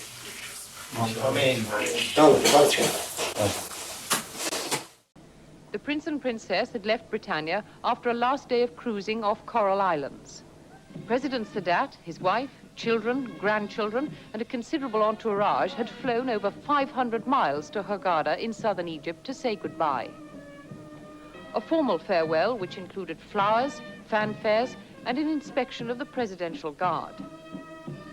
A smart and steadfast group, all of equal height, all at attention under a roasting sun for well over an hour. Last goodbyes with kisses from the Princess, and the 2-week honeymoon was over. Since they boarded Britannia at Gibraltar, the Prince and Princess have had only a couple of brief secluded visits ashore in the Mediterranean, and the Egyptian president has been their only guest. After a final wave, they boarded their flight to Scotland. Kate Adie, BBC, Hurghada. The Princess and the Prince looked tanned, relaxed, and a little surprised by the bright weather in northern Scotland. It had been raining off and on all day and cleared shortly before their arrival. Nearly everyone at RAF Lossiemouth was there to greet them, and seeing the crowd, the Prince turned to the Princess and asked her, "Shall we meet everyone?" The Princess enthusiastically smiled yes and plunged in among the service families, going straight to the children in the front rows. It was all very friendly and casual, and far removed from the formality of the Egyptian send-off. The royal couple are due to spend some weeks at Balmoral, where the Prince is expected to resume his coaching of the Princess in the gentle art of fly fishing in the salmon-rich waters of the River Dee.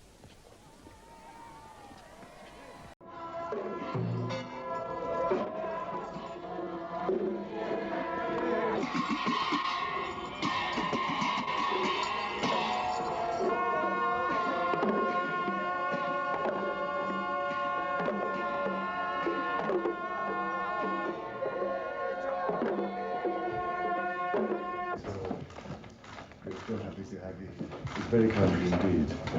I've been looking forward to it enormously.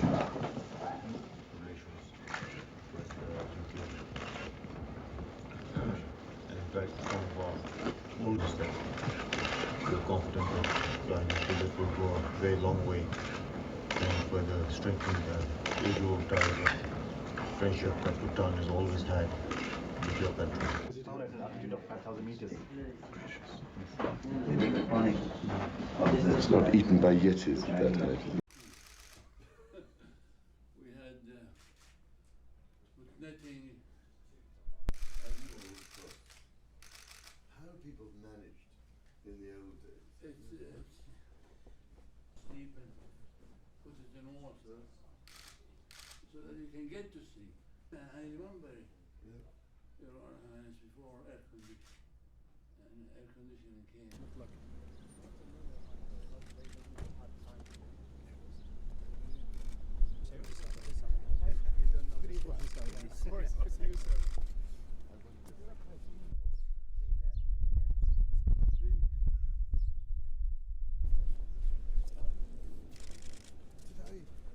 Would I have come to this before?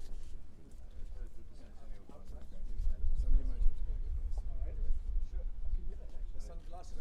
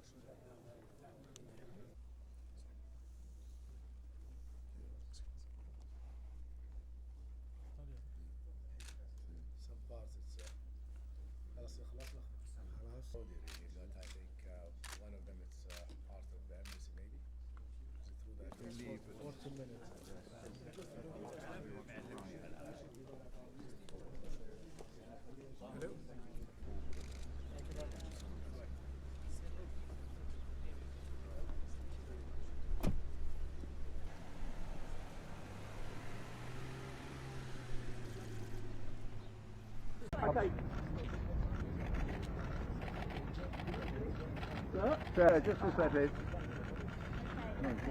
Okay, that's great. Sun coming up. The average of the whole process, sun blocks about 5 pounds. Sun blocks about 6 pounds. Yes.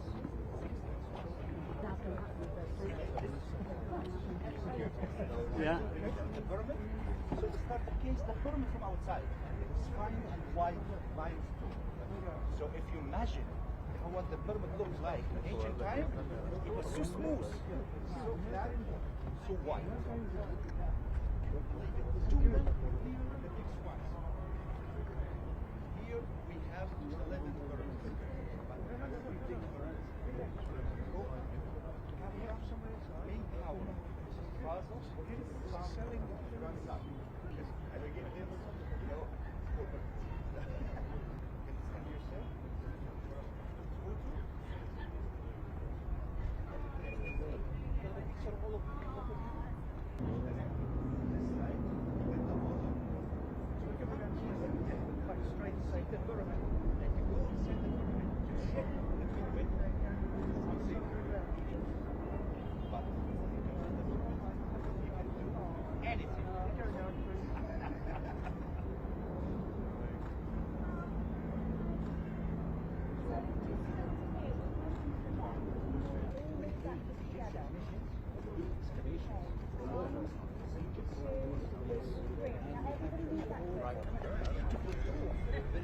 yes, a beautiful tomb from all the kingdom, 4,500 years.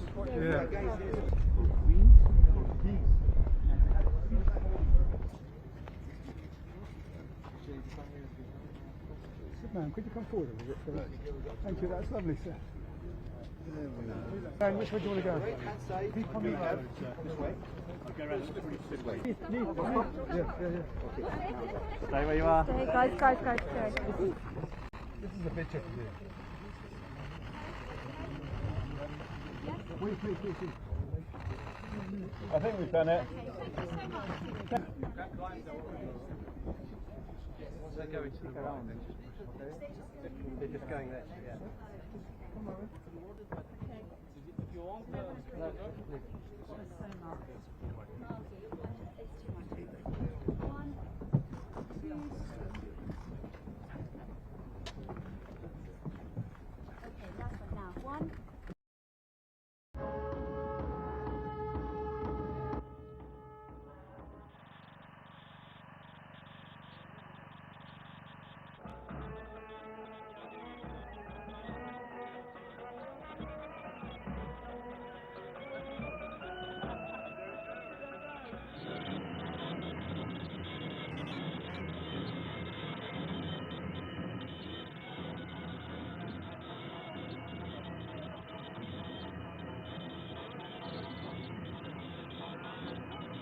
In the tourists, and also it focuses the attention of other foundations and funding agencies to look at it more seriously and say, right, here's something, if Prince Charles can go there, then it must be something worthwhile.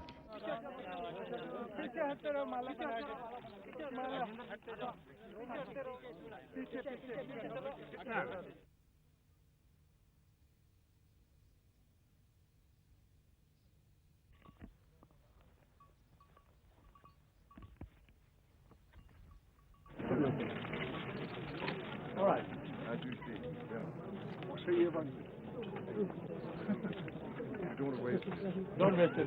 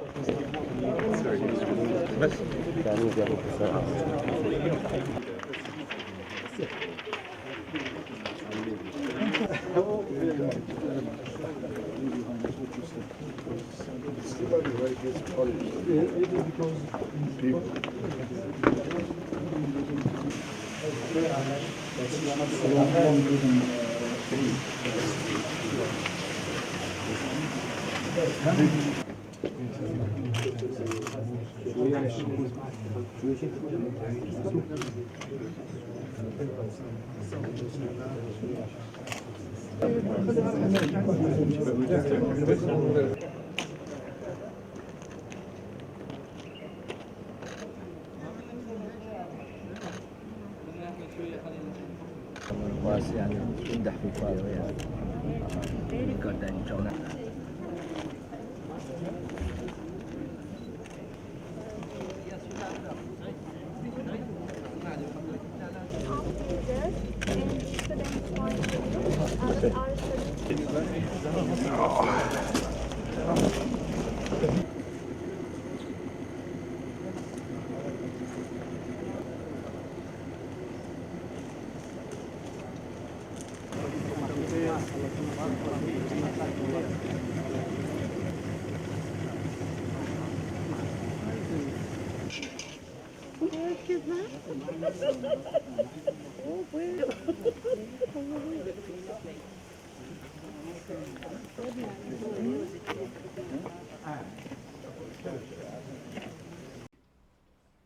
Mercury there, but the mercury purified mercury. Yes. So it's some people.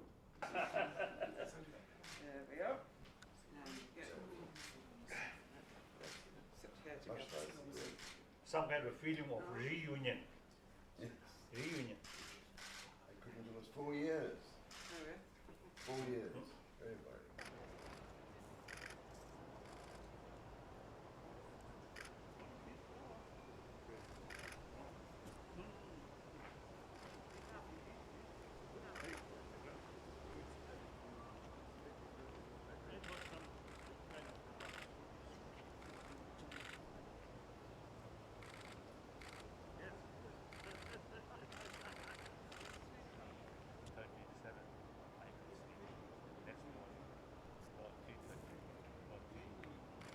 Healthy, growing.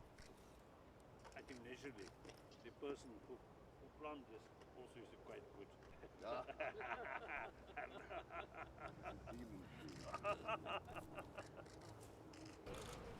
Thank you, thank you, thank you. Hello, hello, hello, hello. Hello.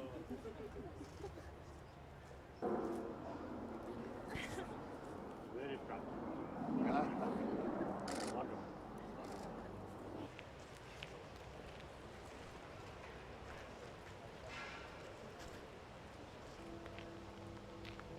Yes, I think the same.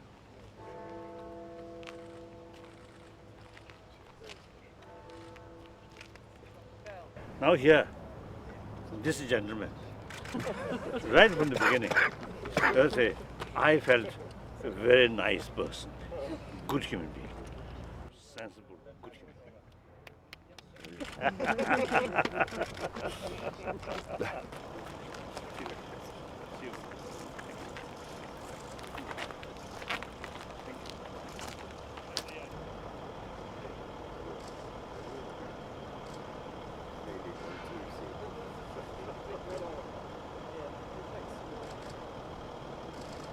Hey, bye bye. Thank you.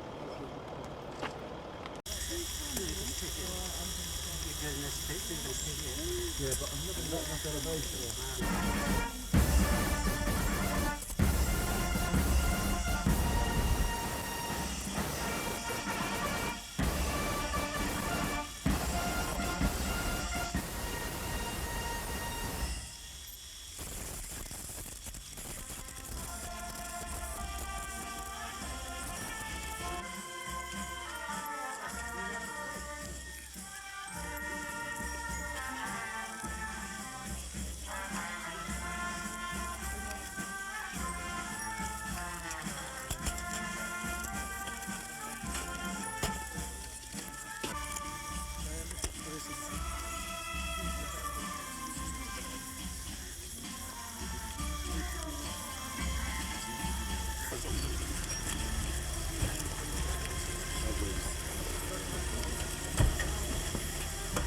Shot ले लें अंदर जाने का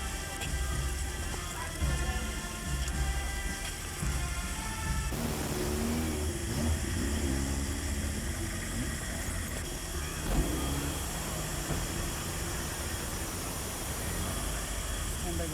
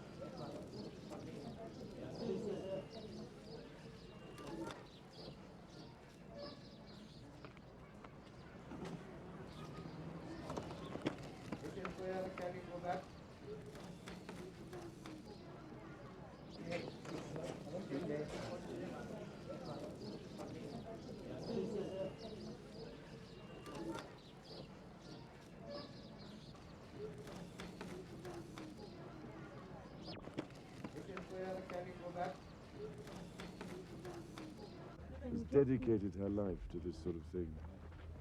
And without people like her, the situation would be obviously infinitely worse.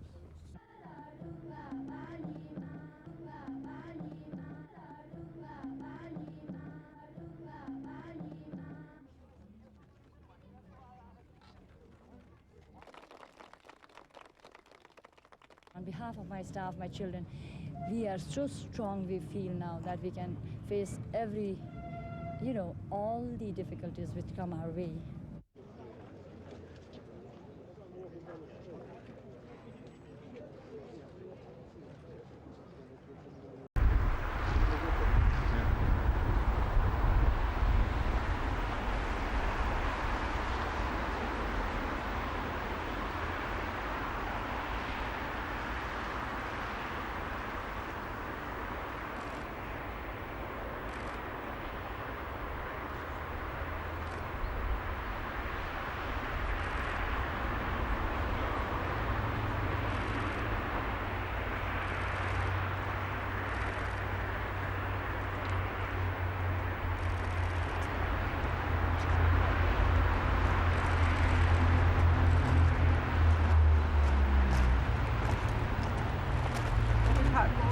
Morning.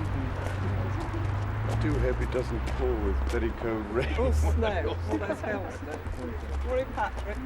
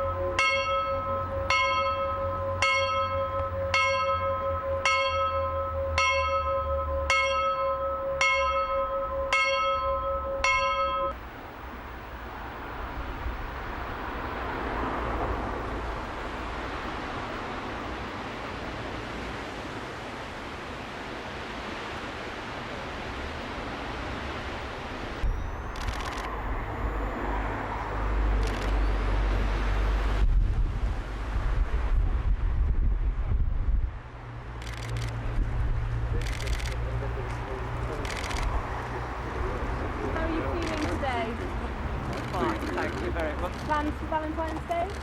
None as yet. Oh, Valentine's Day. That's another Forget thing. it.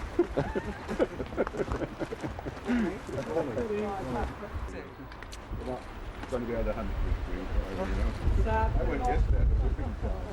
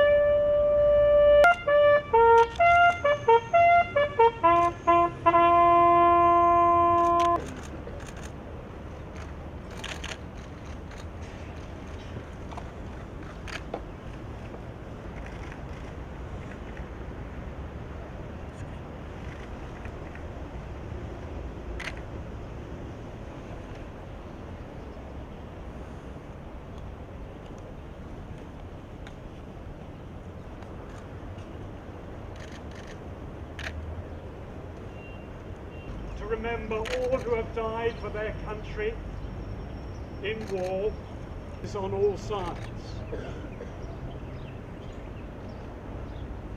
We all the years condemned. At the going down of the... Just in a moment or two of quiet, shall we gather our thoughts? In all creation will be able to separate us through Jesus Christ our Lord. Amen.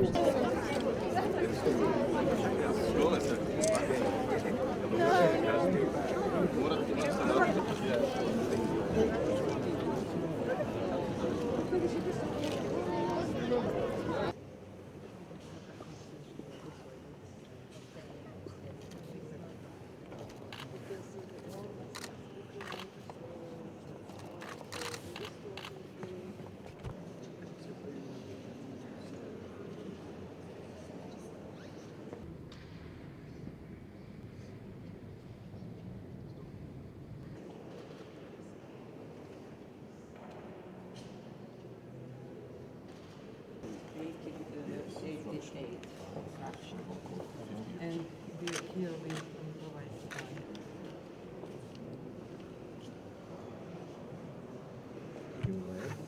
And after this restoration, the thing of doing steps like this is ready to return to of course, all these skills we learned from Mr. Drew Anderson from the Metropolitan Museum in New York. And so, based on English stained glass technique.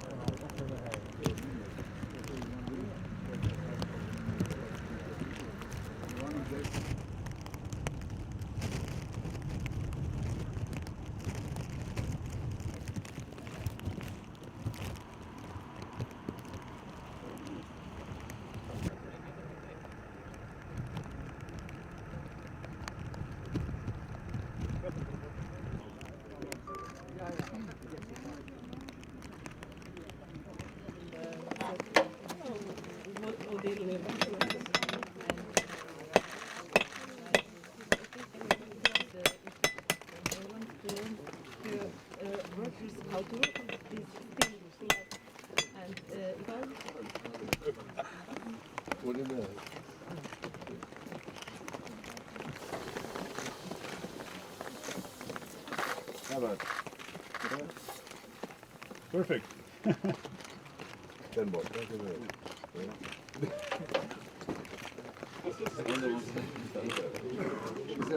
Ali, maybe a good one.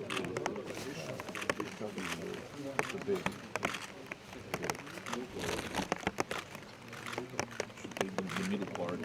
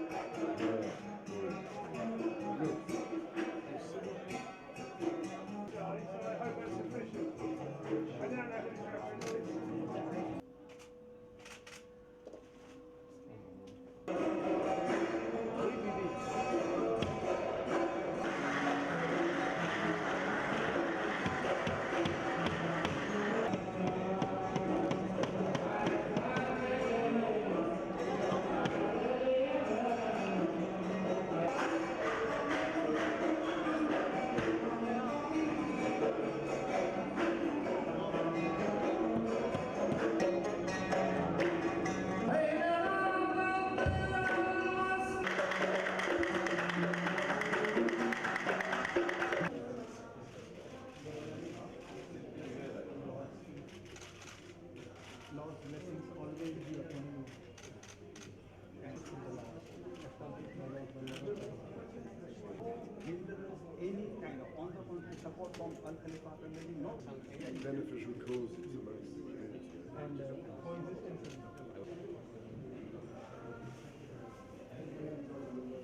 Let's get downstairs. Let's do this.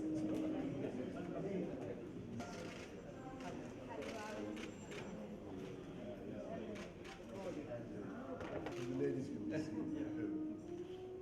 That's lovely.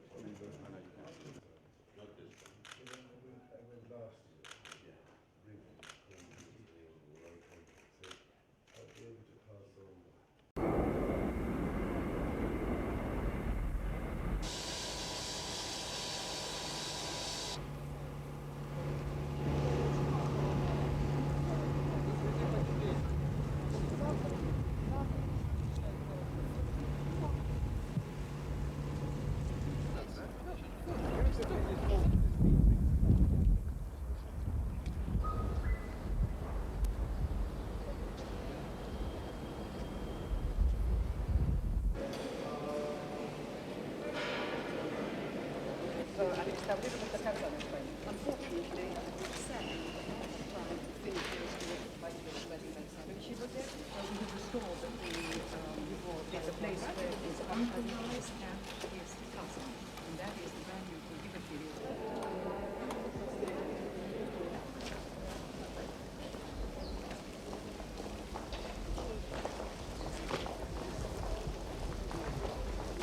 It's my office. It's your office. It's your office.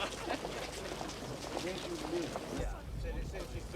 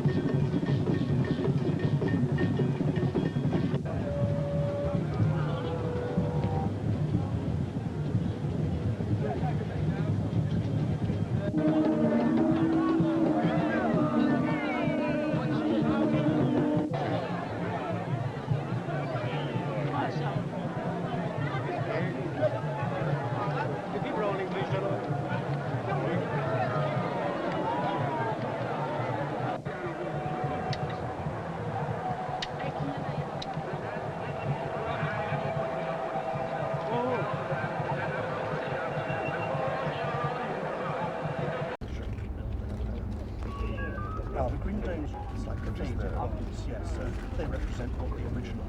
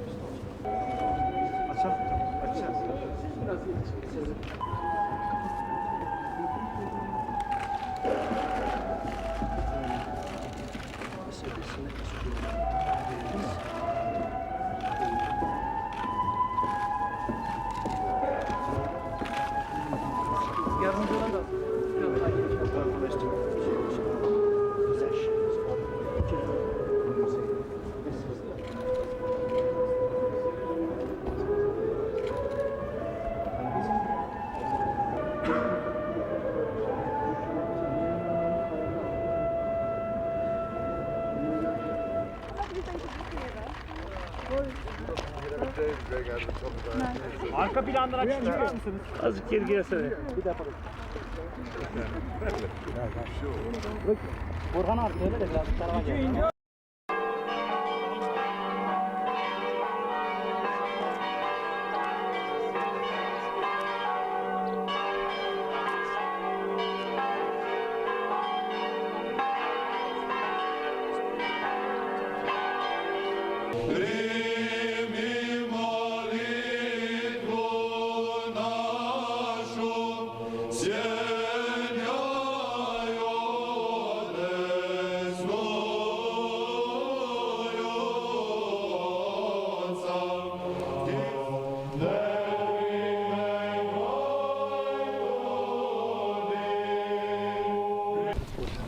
That's a garden building with a well.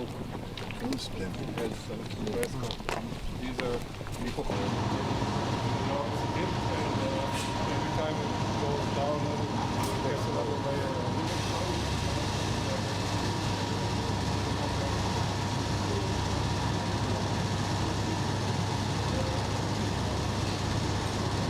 It's a very rare technology. The others are with extruder.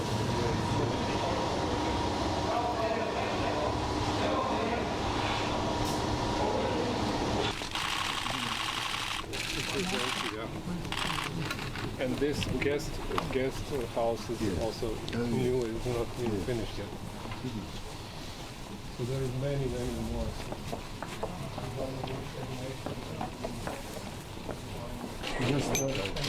God bless you. Welcome.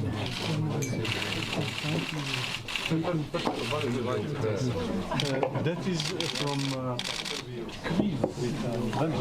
But this is the plum. Yeah, plum.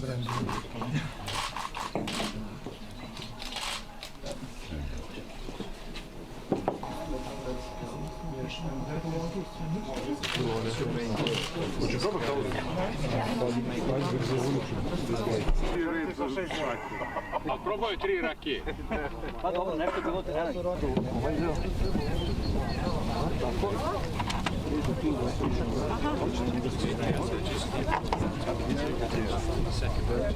Canım razumiješ?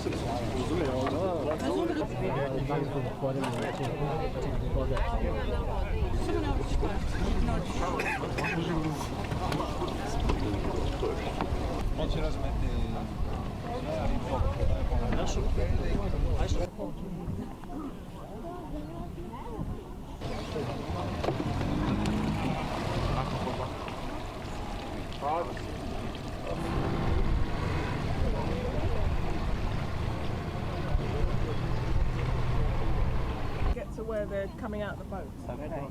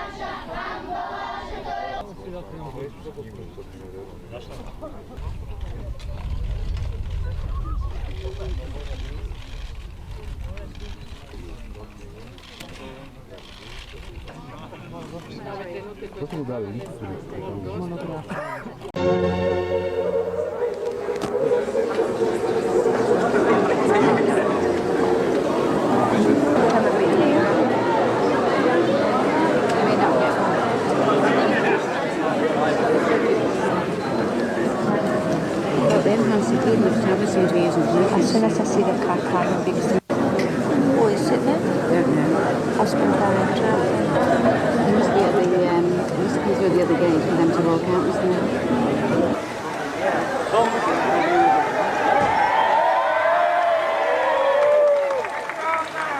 Wrong people, it's not them surely.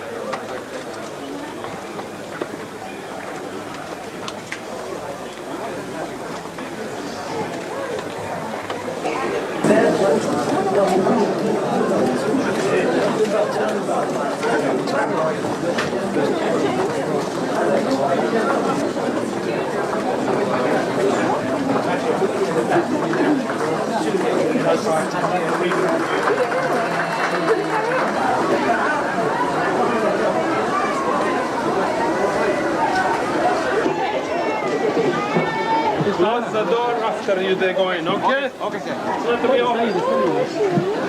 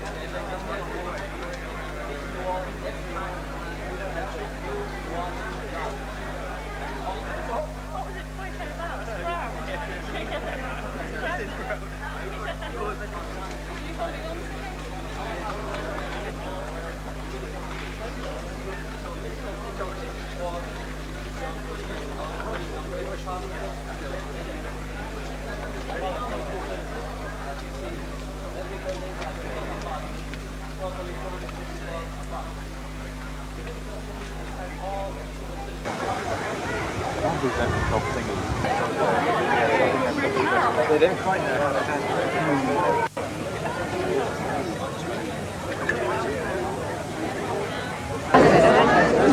To be with cameraman.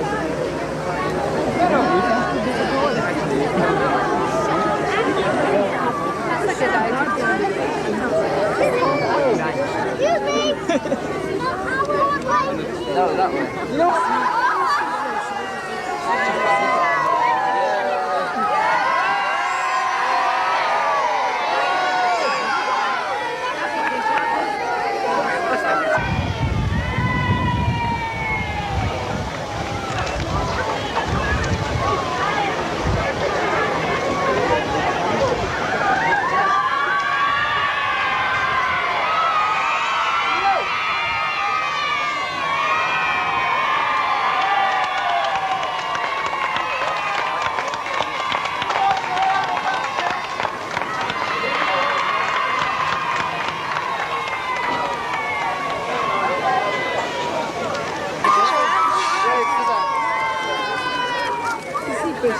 Get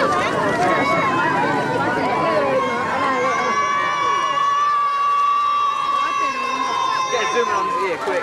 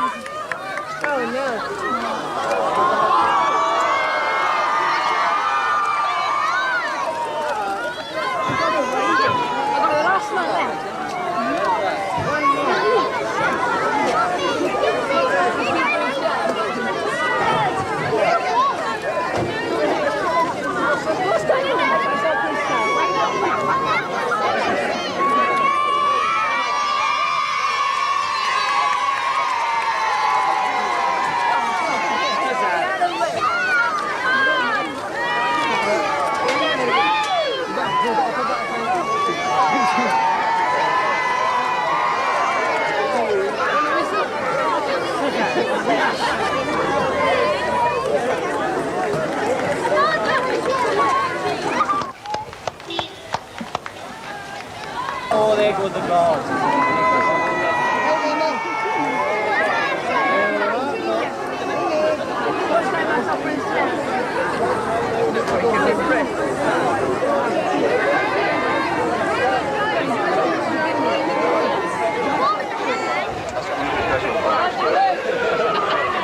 Chris, this man's got a good story.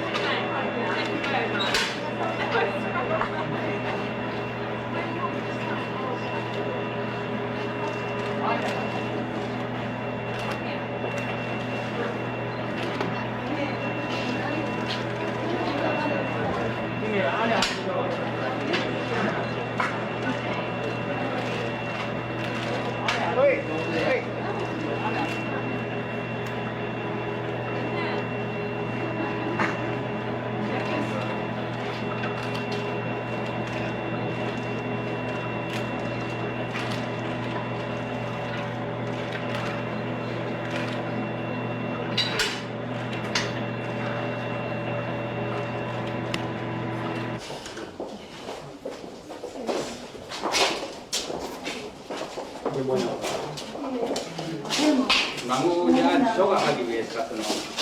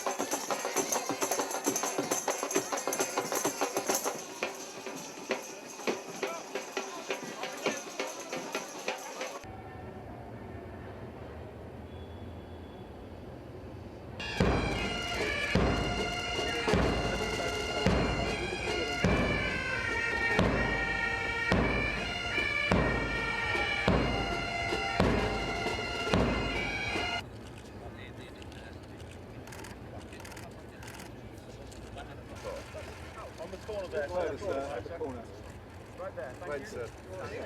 Absolutely. There's no one in the background. Thank you. Okay.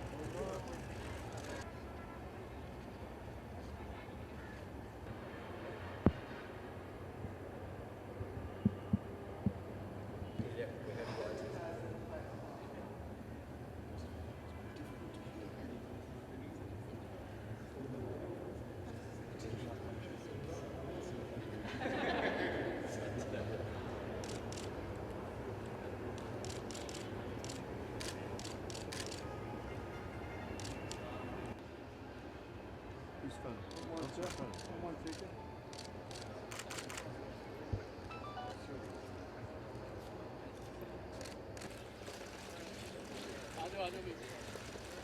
Okay, John, move, please.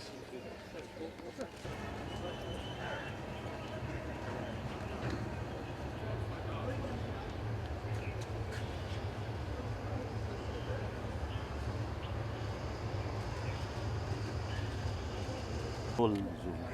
You know, 17 to.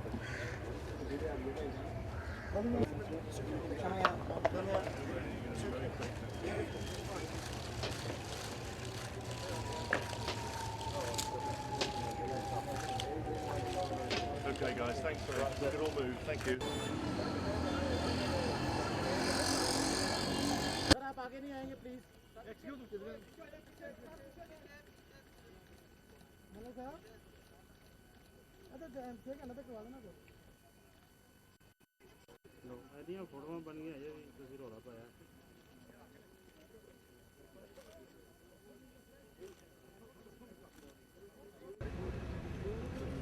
Excuse me.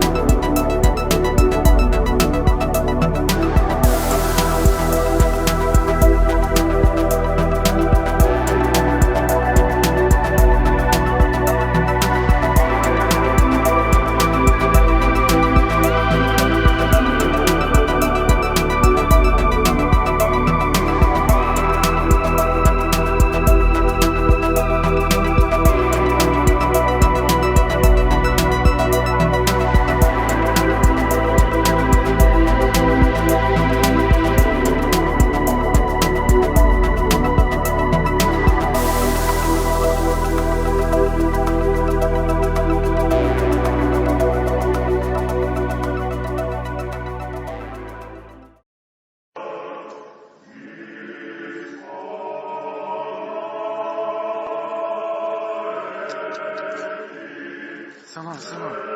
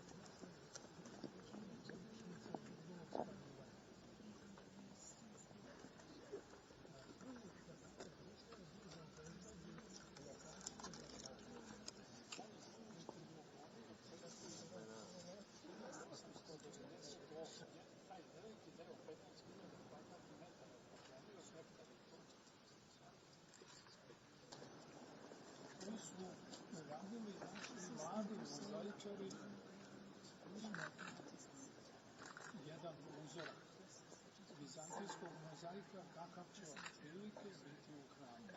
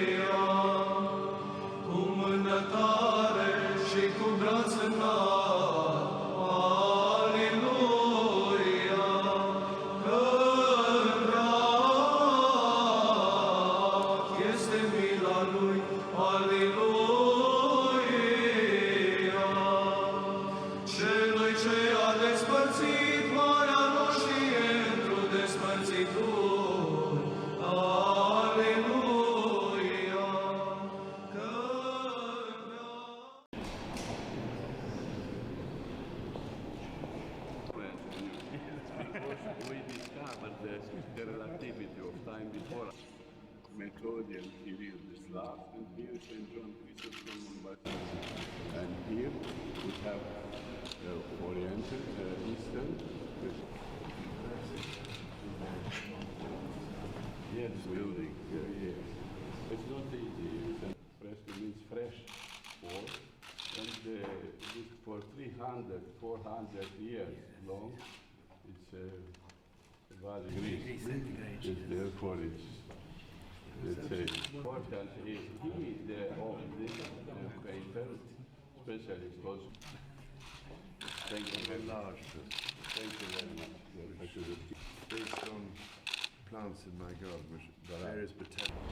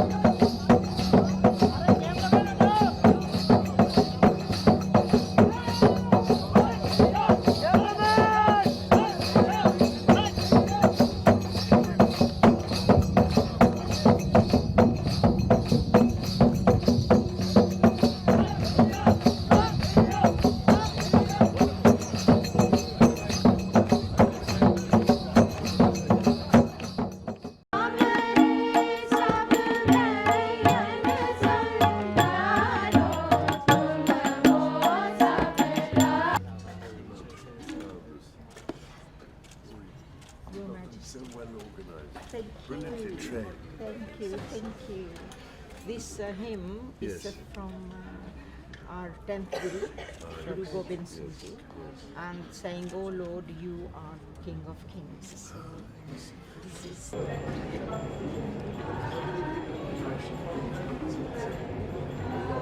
You don't know how many to expect.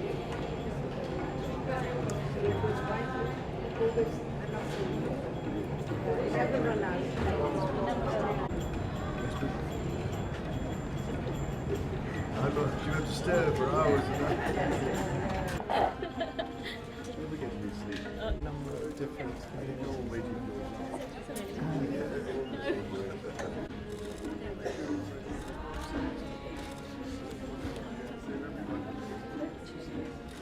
Oh, thank you. Sorry. It's a very good lentil stir.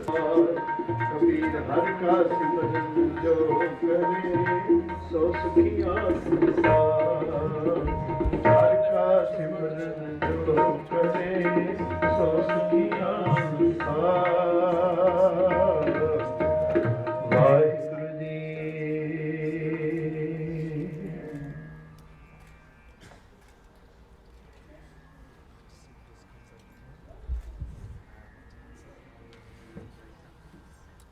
बोले सोनिहा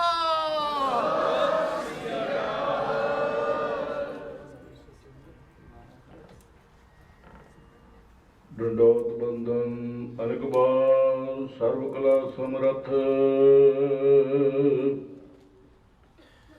Dolan ते राखो प्रभु नानक दे कर हथ कुर्बान जाए उस वेला सुहावी जिद तुम रह द्वारे आया नानक को प्रभु हे कृपाला सतगुर पूरा पाया सतनाम श्री वाहिगुरु साहिब जी टोडी महला पंजवा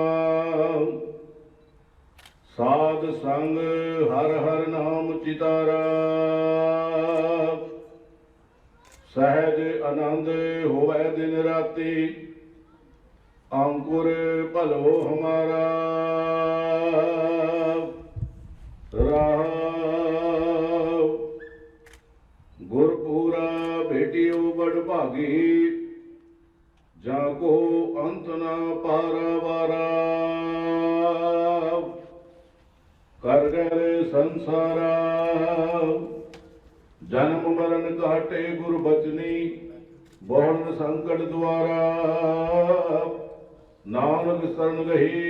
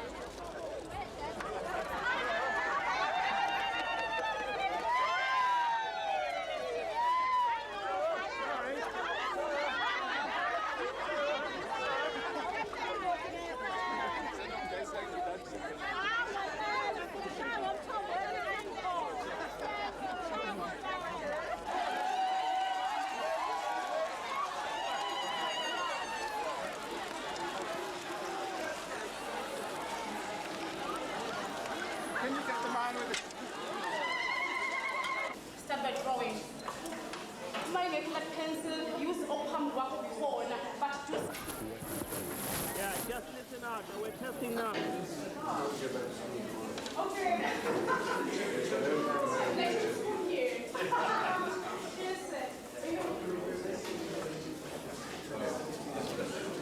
Gentlemen, I was very glad to find that a book I wrote for my younger brothers, gracious me, 25 years ago now, I think, called The Old Man of Loch Nagar, it's a Scottish story, is also part of this collection of books. Whoever decided that had a great deal of tact and diplomacy. We, as our memory that you once put your feet here, we would like...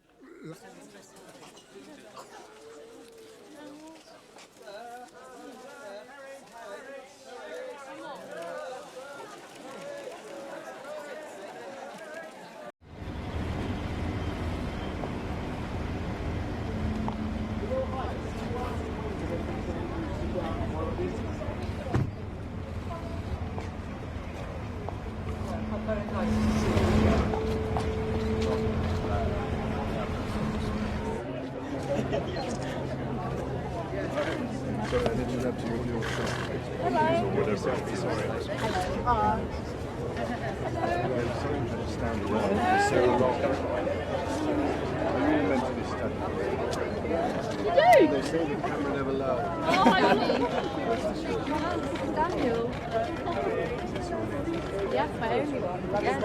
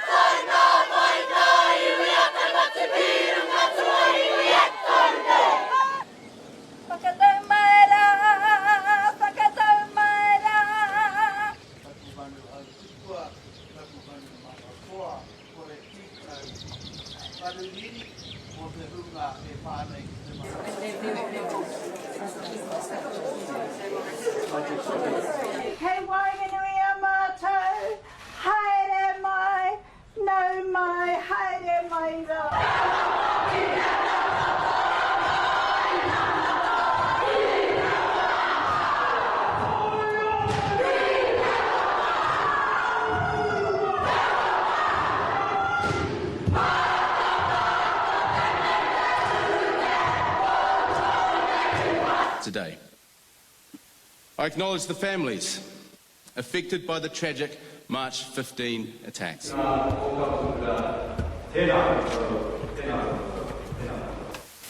In all of this, the strength of the New Zealand character, which I have long admired, has shone through, with tolerance, courage, and compassion on such conspicuous display. In the midst of the most dreadful loss, there is, therefore, cause for great hope. And there are reasons for all New Zealanders to take pride in who they are and what this country stands for. I can only say for our part how greatly my wife and I admire the remarkable way in which New Zealand and her people have responded to this terrible tragedy, and how very, very proud we are of you all.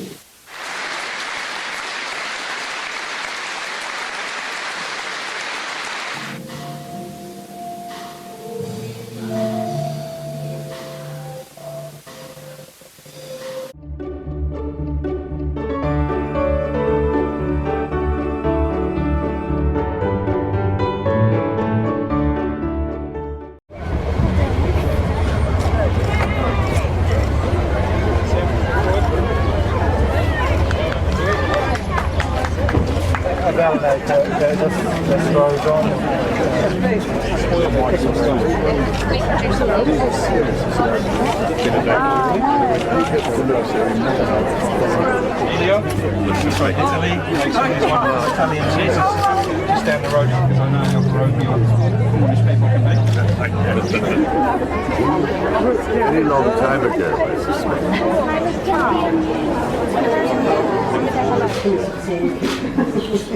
Right. So I followed bracelets and really devices. So it really varies. It can be anywhere from sort of 70 to from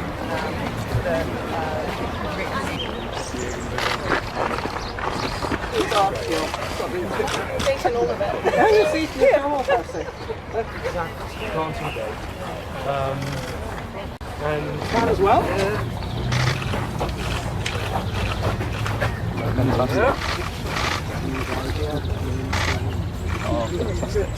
Good luck.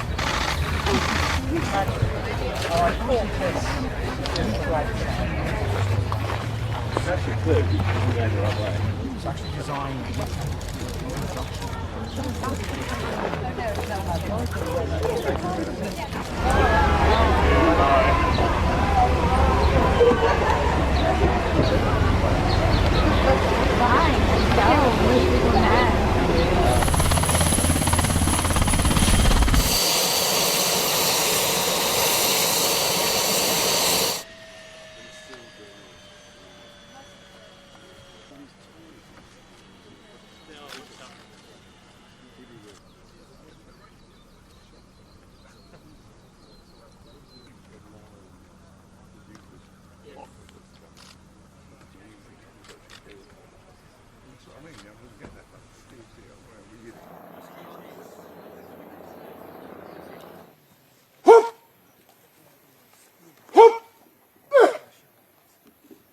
Karangamaira, Karangamaira.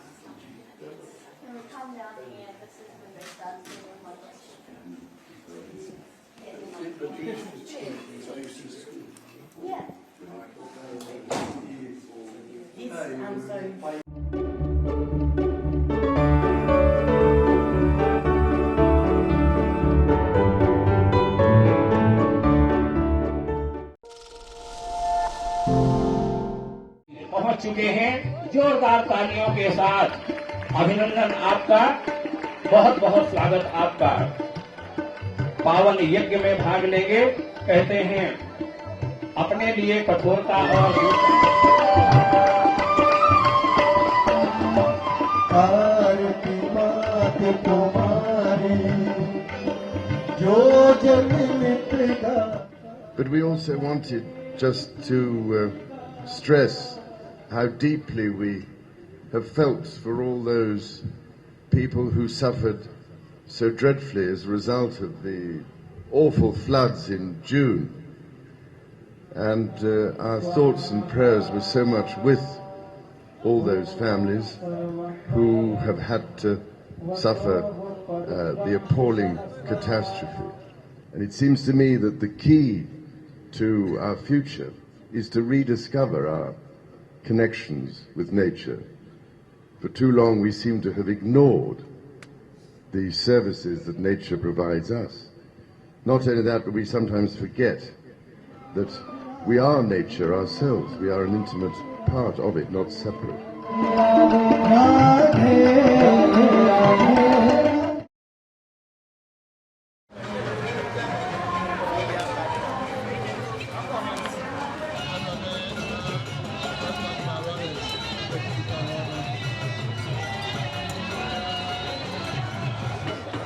Now His Royal Highness, the Prince of Wales, Prince Charles, exchanging pleasantries and greetings with none other.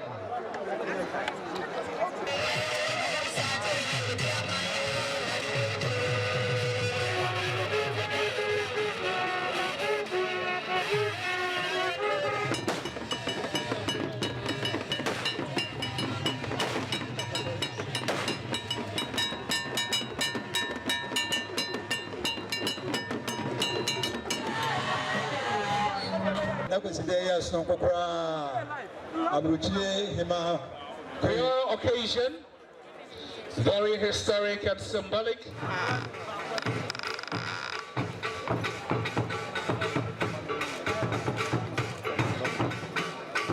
On this visit to Ghana, as we celebrate the partnership between our two countries, as well as the many special ties which bind us within our unique Commonwealth family, it was so important to my wife and to myself that we should come to Kumasi to pay our respects to Your Majesty and to honor the traditions and values of your kingdom, which continue to play such an essential role in Ghana's vibrant democracy. Between the United Kingdom and the Commissioner to Ghana, His Excellency Ian Walker. We are most grateful for your presence here.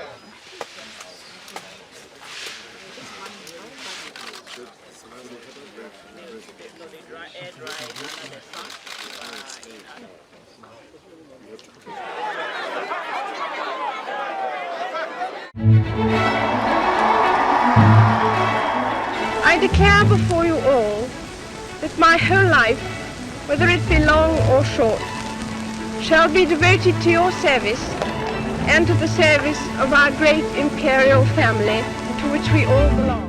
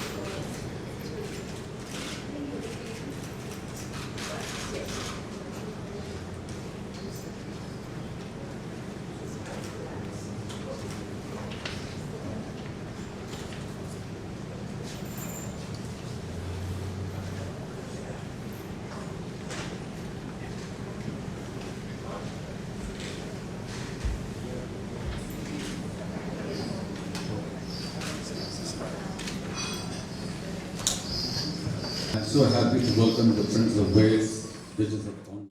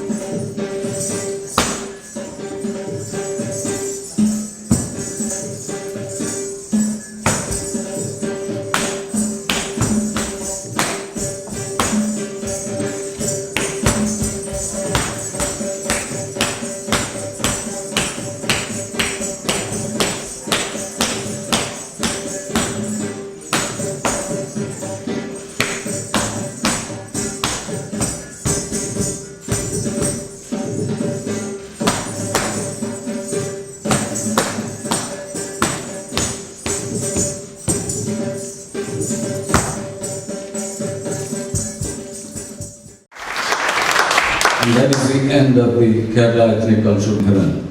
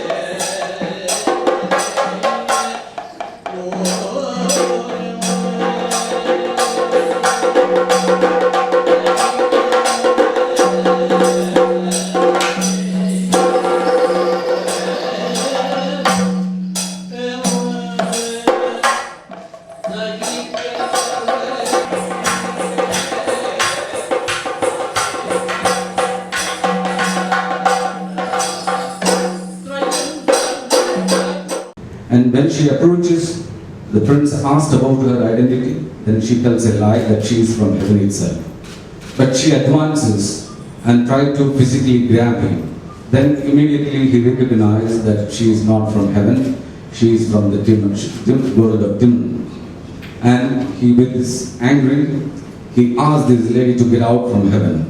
Now here she lost her entire hope and she was becoming more violent, and slowly she comes back to her original, the demonly figure, to attain more force, to take away the prince from heaven. Then he reaches out his sword.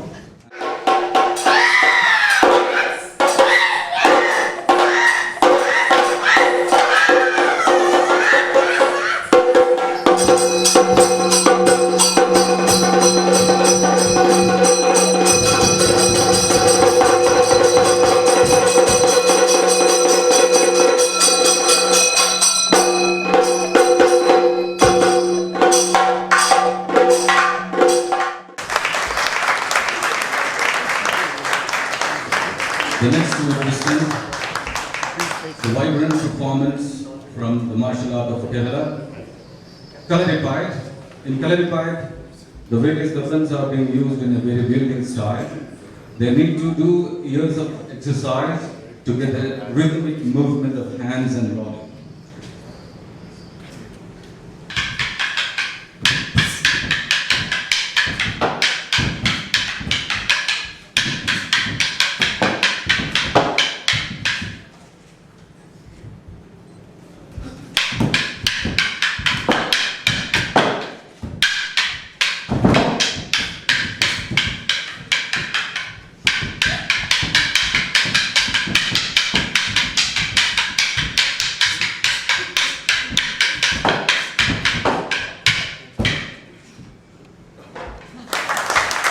The next performance is more vibrant, bare hand fight, the locks and throws from Kalaripayattu.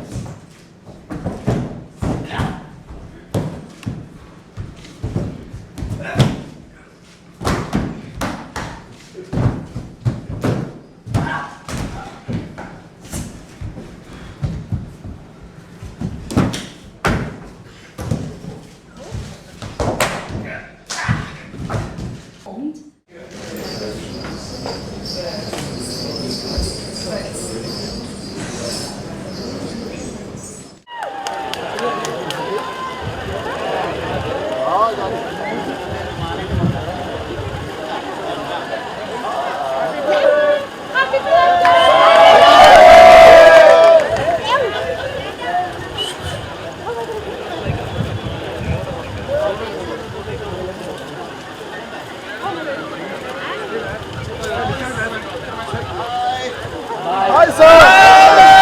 It's okay, it's okay.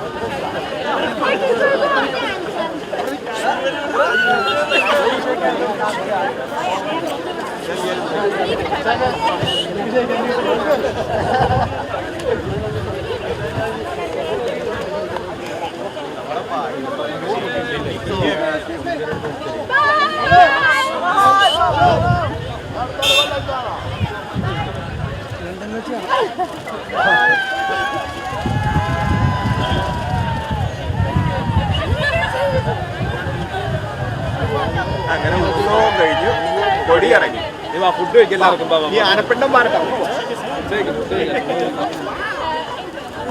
എവിടെ ഹോട്ടലുണ്ടോ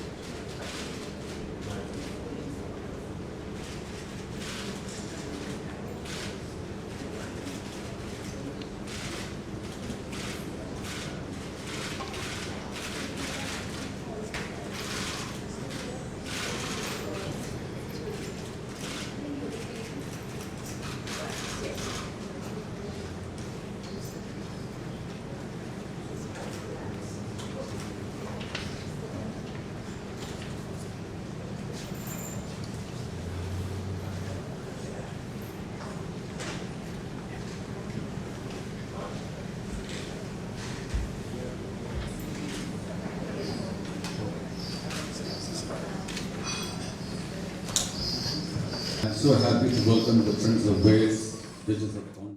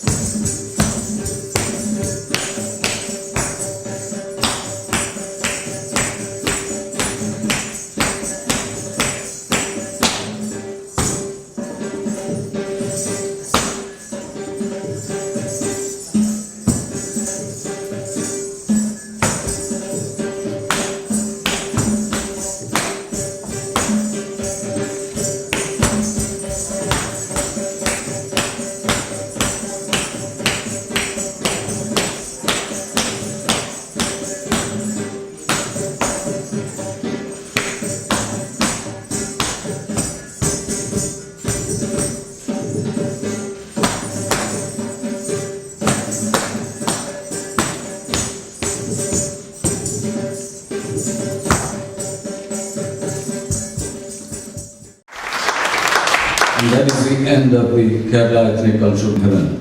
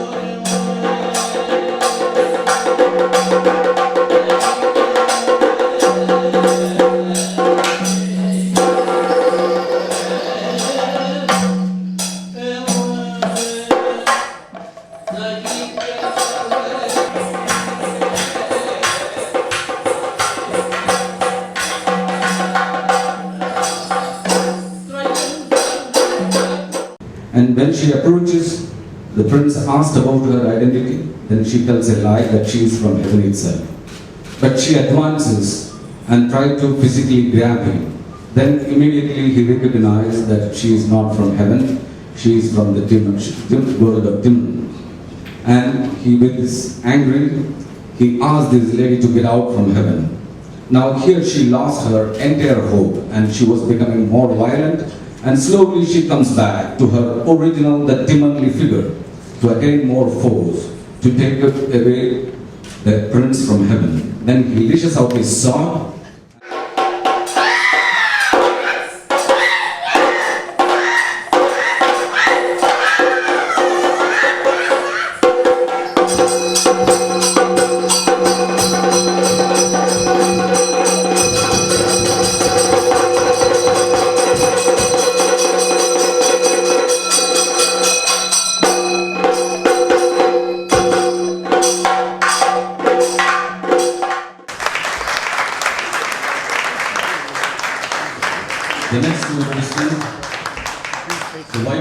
performance from the martial art of Kerala. Kalaripayat. In Kalaripayat, the various weapons are being used in a very building style. They need to do years of exercise to get a rhythmic movement of hands and body.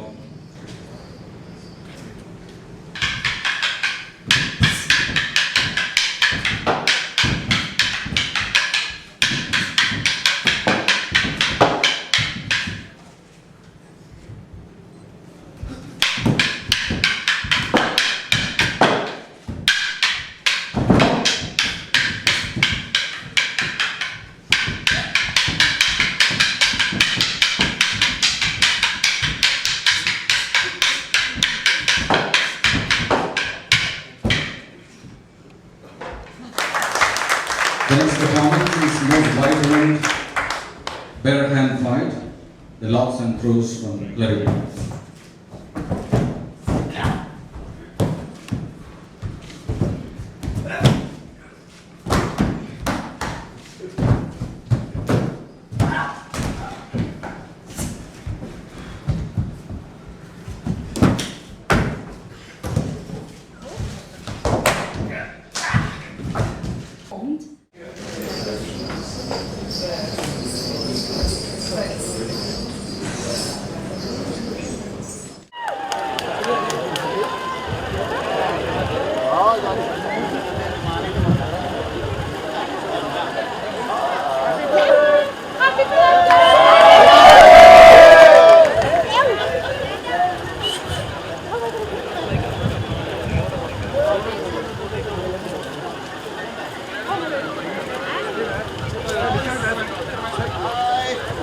Hi, sir!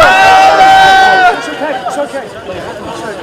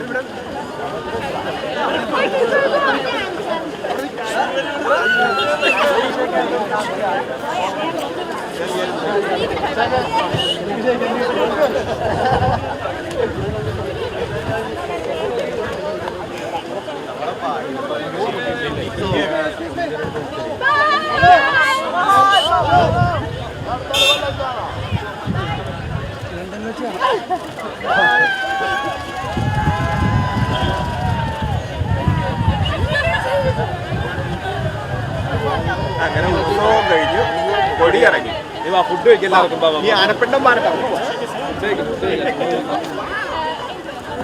എവിടെ ഹോട്ടലുണ്ടോ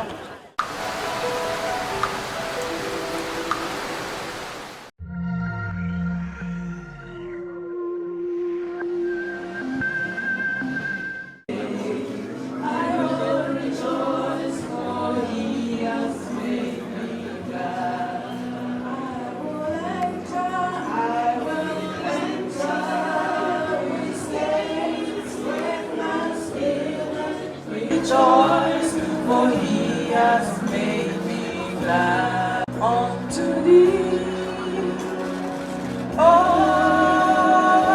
Lord, who is like unto thee? Oh, give thanks to the Lord.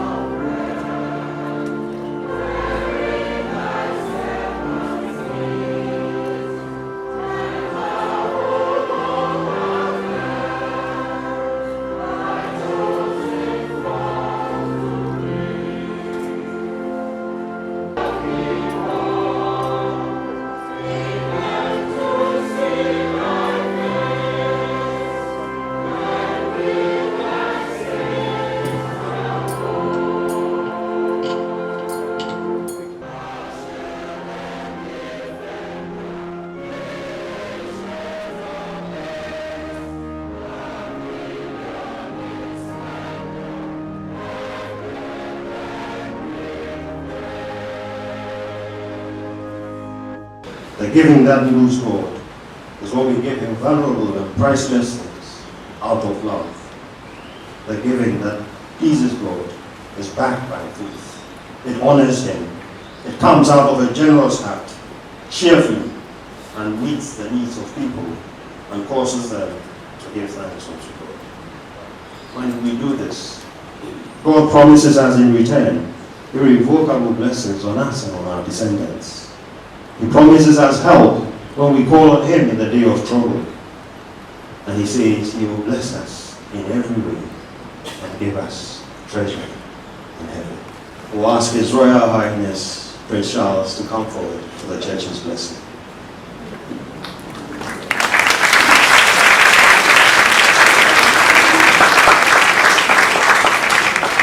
Lord, our Heavenly Father, high and mighty, King of kings, Lord of lords, the only ruler of princes, who from your throne in heaven see all of us who live upon your earth.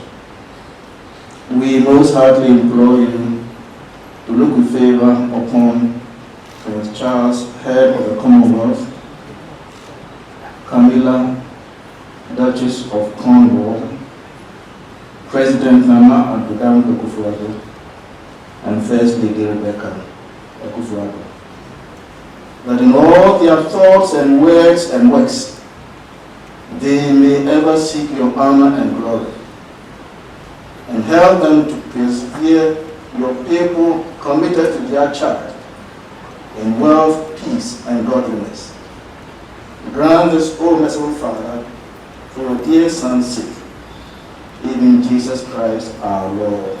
Amen. Amen.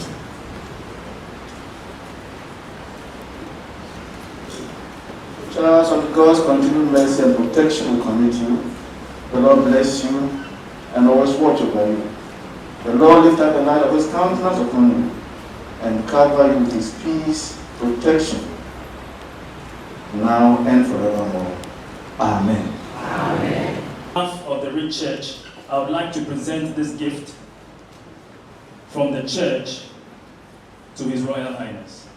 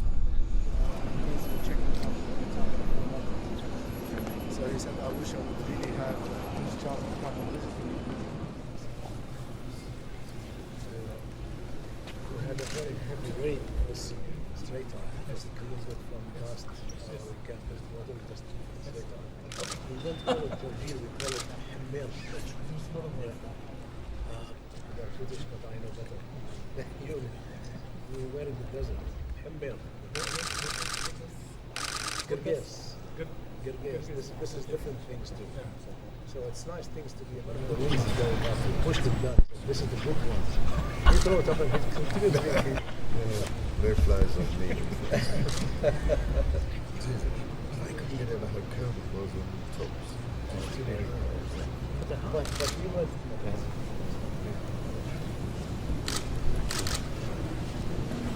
Yeah, because remember we went to the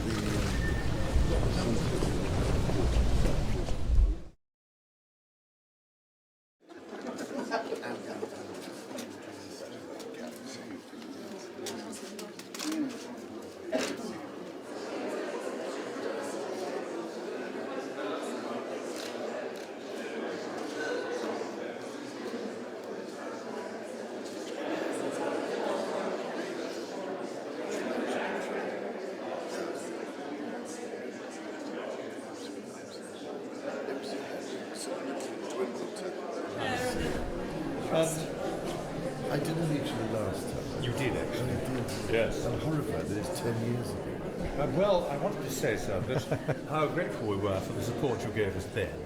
It just wasn't gave us very much. it just gave us lift off. Look what it's achieved. I just wanted to say how grateful the monument fund. Well, I really did. You're going to meet. And I present. This is. Good morning. Nice to meet you. Matt and Jen Teal, and Matt runs the Shopton Food Festival, which is a huge money generator for our funds here.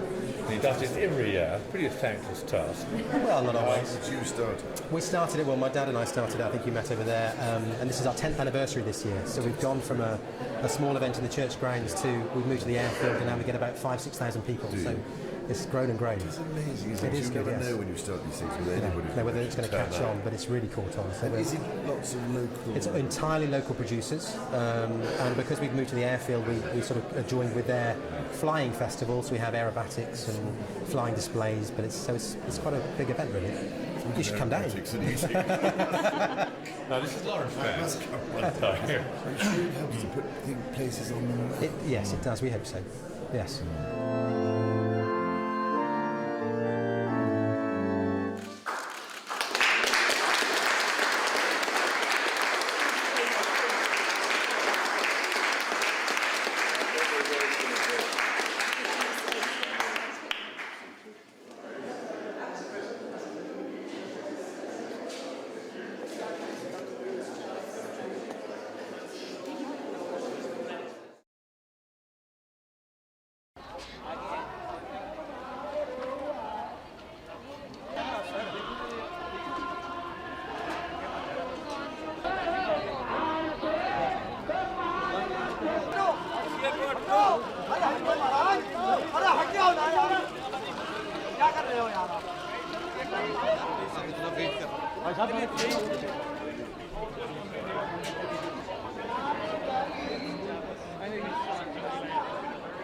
पाजी तड़े हो इधर पाजी मारा इधर हट जाइए ना आप लोग Once you've taken the shots, I will give the signal. We can move to another fixed point here.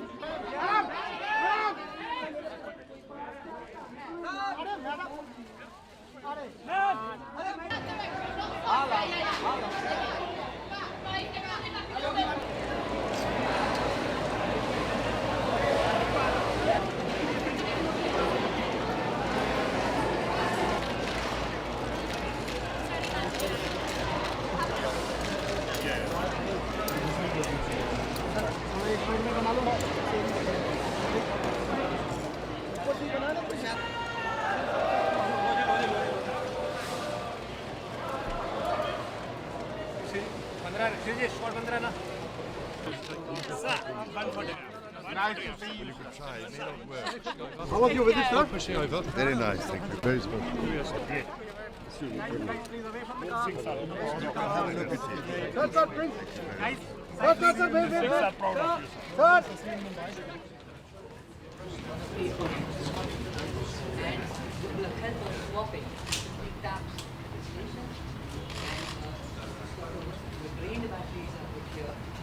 They buy the vehicles without batteries, so that reduces the cost. There are 14 batteries. Yes, one slot will always be empty.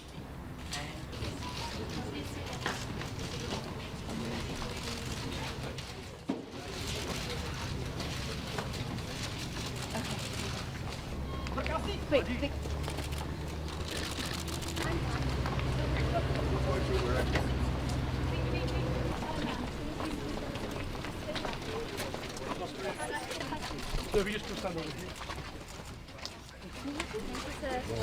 Just tell you what. Really want to Thank you. Thanks, that's brilliant. Great success. Thank you. What we doing?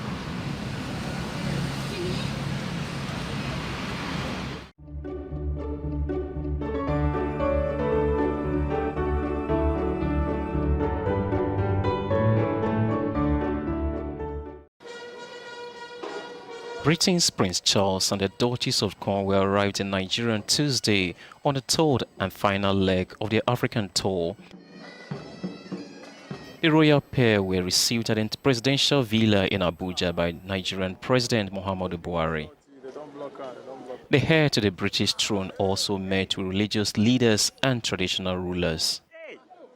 Much as we have good intentions around issues like domestic violence and child rights and demography, there are also conversations that perhaps we're not ready for at this point in time, and that should not be mixed into these conversations. So overall, I think it was a very interesting conversation, and some traditional rulers like the owner of Ife talked about. Prince Charles and the Duchess of Cornwall will be visiting the commercial city of Lagos on November 7 on the second day of their 3-day visit to the country.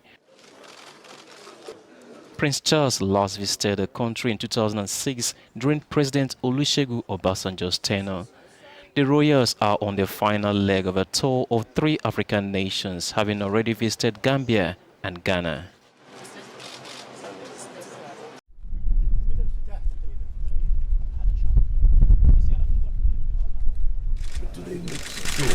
Yes.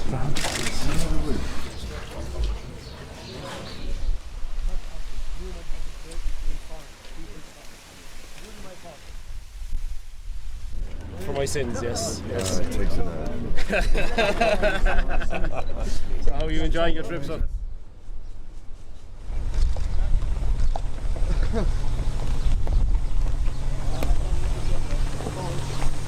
Turkish bath here, yes.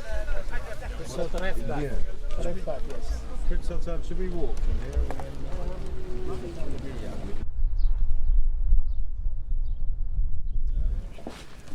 Have we got people interested in?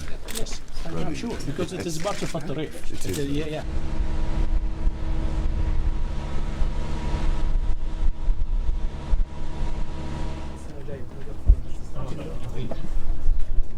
It's a collage with calligraphy, and she's just absolutely.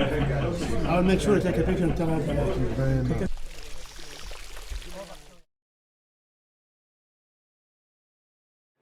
In the Middle East, the current climate is around 1 to 1.5 degrees centigrade warmer than pre-industrial times. And there is a high risk of further warming in the future, particularly at the hottest times of year. These higher temperatures are likely to have, or are already having, a profound impact on the people and the ecology of the region. There is also a risk that increasing temperatures will drive the need for greater supplies of water and energy.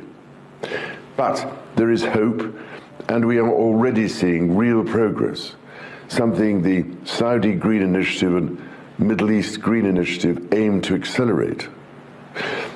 As I've been trying to stress for many years, the region has huge potential for renewable energy, including solar power, wind, green hydrogen, and carbon capture use and storage. These industries can drive economic growth and increase green job opportunities. Ladies and gentlemen, the Kingdom's global leadership in energy transition is critically important. I can only say that it is enormously encouraging to see the commitment to diversifying its energy mix, recognizing the cascading economic, social, and environmental benefits that renewable energy provides.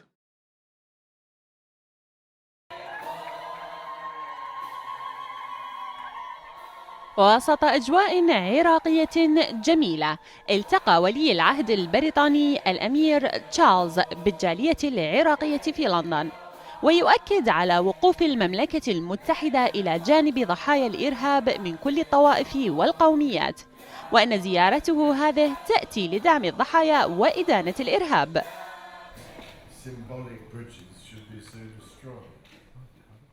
جاءت الأديان من السماء لتحمي الإنسانية وليتعايش الناس بين بعضهم البعض بحب وسلام. لا يمكن أن يكون القتل والترهيب باسم الدين. الجماعات الإرهابية تستهدف الجميع، لم يسلم منها أحد. فكما أصبحت الأقليات في العراق ضحية الإرهاب، كذلك المسلمون يعانون من خطره. لهذا علينا أن نقف جميعا بوجهه ونتصدى له. كما أكد رجال دين مسلمون ومسيحيون شاركوا في الحفل على وحدة العراق ورفض الإرهاب والعيش المشترك والأخوة بين أبناء الوطن الواحد. وأن ما تقوم به داعش لا يمت للإسلام أو أي دين بصلة، وستبقى السمة العراقية هي القاسم المشترك الذي يوحد الجميع. جاء لكي يقف معنا ويهنئنا بعيد الميلاد، وإن كنا قد ألغينا مراسيم الأعياد بسبب الظروف الصعبة التي يمر بها عراقنا الحبيب وأهلنا في الوطن، ولكن كانت الزيارة موفقة، متمنين لبلدنا العراق السلامة والأمان، وأن تعود إليه عافيته ليرجع أهله أن يعيشوا بسلام ومحبة ووئام واتفاق مثل ما كنا سابقا. اللي ما حصل للمسيحيين وبقية الأقليات في العراق هي حقيقة جريمة تاريخية على أعلى المستويات، وحضور الأمير تشارلز هنا اليوم كان مهما جدا لدعم هذه الأقليات التي تضطهد من قبل ما يسمى بالدولة الإسلامية، فهي ليست دولة وهي ليست إسلامية، وهي تعبر عن الكفر والاضطهاد بأعلى مراحله في العالم. فيما أشار البعض إلى أن هذه الزيارة ذات أهمية خاصة، خصوصا وأنها تأتي في ظل ظروف التهجير القسري وانتهاك الحرمات والنزوح الجماعي لآلاف العوائل والنساء في الموصل وبقية المناطق العراقية، لتكون بمثابة رسالة واضحة للمجتمع الدولي بأن بريطانيا تقف إلى جانب الشعب العراقي وتدعم مواقفه في مواجهة التطرف. في لندن وبكنيسة السريان معبرة للغاية، حيث تطرق سمو الأمير في كلمته التي دعمت أبناء الشعب العراقي، وبين في كلمته أن الهجمة من قبل الدواعش كانت تستهدف المسلمين كذلك المسيحيين، أن هذه الهجمة التي يجب علينا جميعا كعراقيين أن نقف ضد الإرهاب بكل فصائله وبكل توجهاته. جاءت زيارة الأمير تشارلز للجالية العراقية هذا العام في ظروف استثنائية نظرا لما يمر به البلد من تحديات، فقد عبرت زيارته عن الدعم والمشاركة في أفراح العراقيين وأحزانهم، فيما ساهم أبناء العراق بكل أطيافه في هذا الحفل تعبيرا عن وحدة مكوناتهم ومصيرهم المشترك. من أمام الكنيسة العراقية، بيداء شاكر، لندن.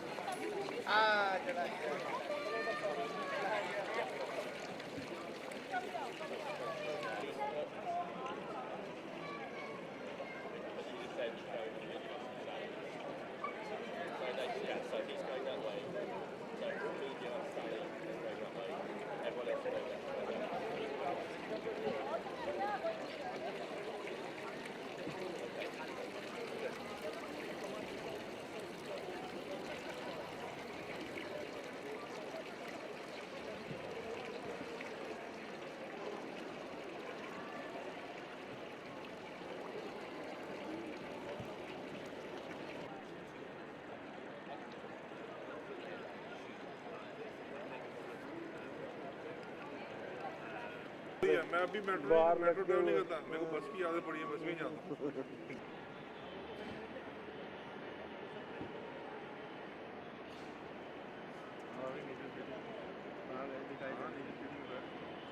ये तो बड़ा बेकार काम कर देगा, इसको थोड़ा सा बोलना पड़ेगा, इशारा देना पड़ेगा।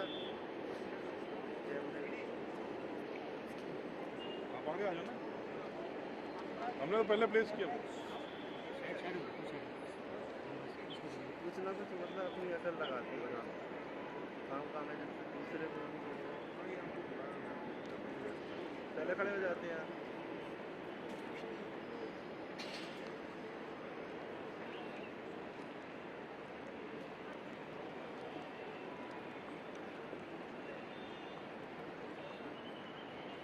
बस बाद में थोड़ा पीछे हो जाना है। मैं तो एकदम आप पैन करोगे, आप पैन करेंगे तो पीछे चले जाएंगे। जैसे हम तो बस एंट्री लेंगे, इधर तो बनेगा क्या। बात कर रहे हैं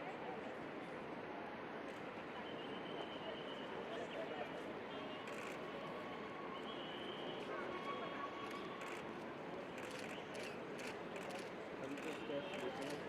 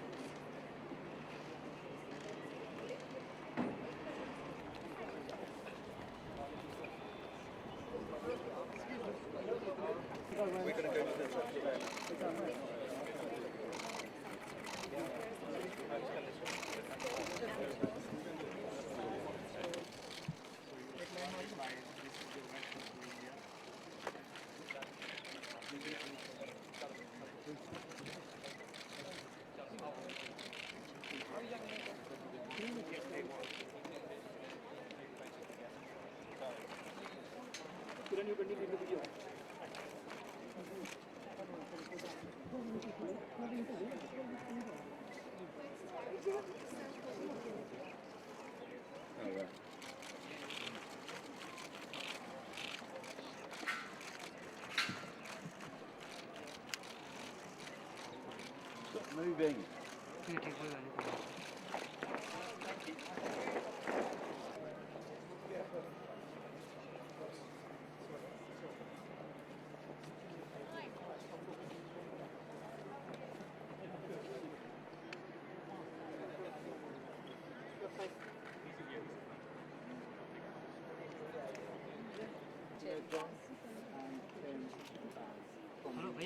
भैया side excuse me photo hello side के साइड हेलो हेलो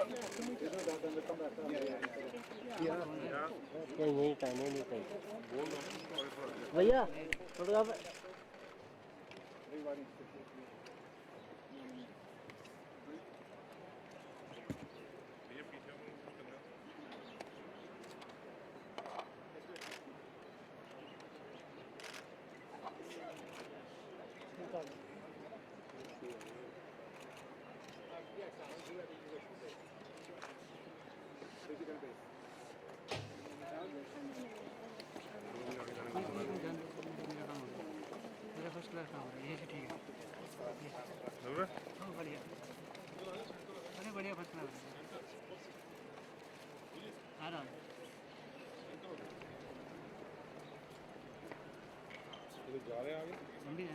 अंदर नहीं जाएंगे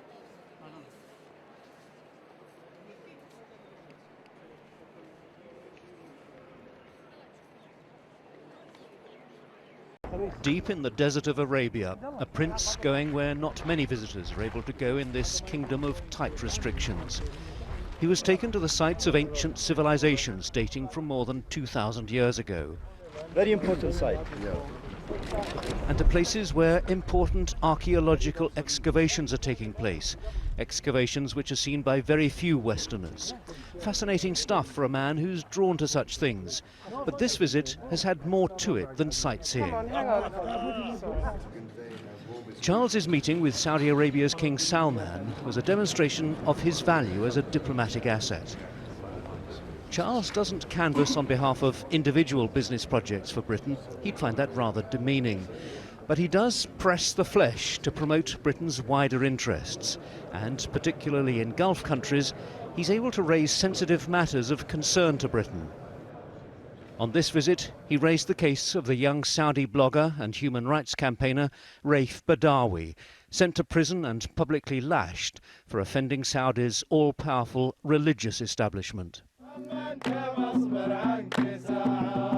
For Prince Charles, the supposedly meddling future monarch, this was one intervention which appears to have gained him credit. His rather singular set of qualifications came into their own. It's been a visit which, in a sense, has played to the Prince's strengths, his knowledge of Islam, his long-standing relationship with the Saudi royals, and something that diplomats cherish, the ability to convey a difficult message without giving offence. So Charles can leave Saudi Arabia in the knowledge that there are still places and situations in which a quiet word from a prince counts for something. Nicholas Witchell, BBC News, Al Ula, Saudi Arabia.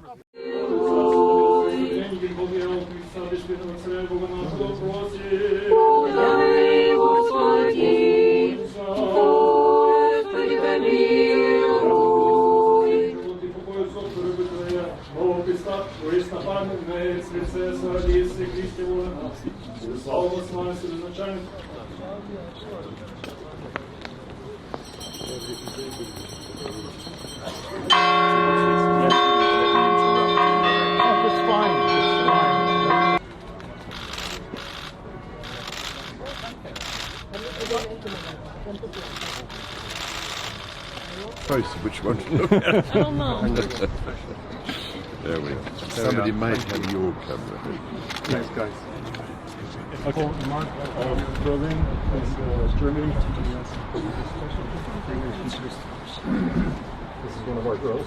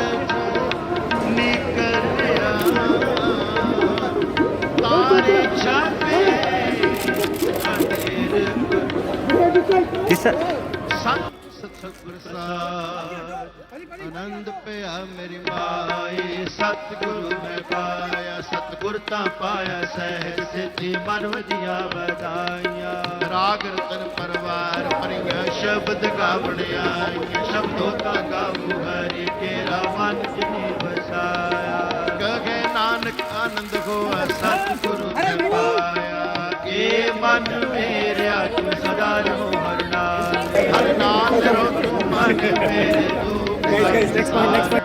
अंगीकारो करे तेरा कार्य सब सवारना सबना गला समरथ स्वामी सोक मन विसार कहे नानक मन मेरे सागे बार जान नहीं करते हर का तेरे सब सदा सिंसना तेरे नाम मन विसावे नाम तुझे मन विसावा वाजे शब्द कहे सच्चे साहिब क्या नहीं करते सच्चा नाम मेरा आधार सच नाम आधार मेरा जिन पुका सब हुआए कर शांत मन आग से आज पेशा सब हो जाए सदा गुमान पिता गुरु मिटो जिसकी आए बटियाया कहे नानक सुनो सतगुरु शब्द रूपे यारो सच्चा नाम मेरा आधार वाजे पंच शब्द तार सुपागे तार सुपागे शब्द वाजे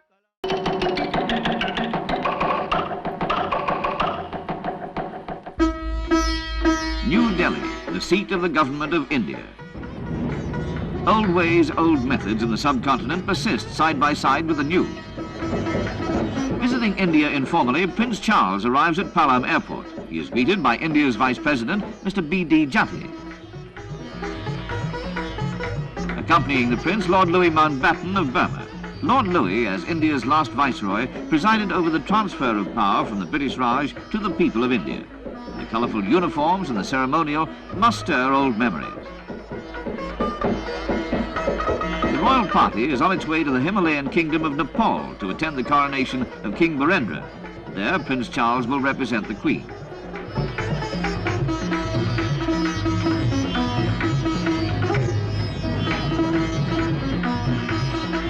At the President's house, they are welcomed by President Ahmed.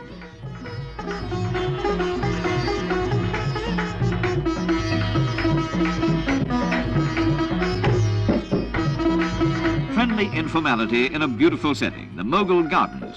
The Republic's Prime Minister, Mrs. Indira Gandhi.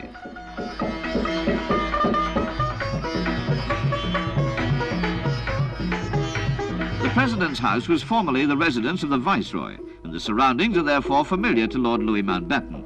He confessed later to pressmen it was quite an emotional experience. But Prince Charles could have found no better guide.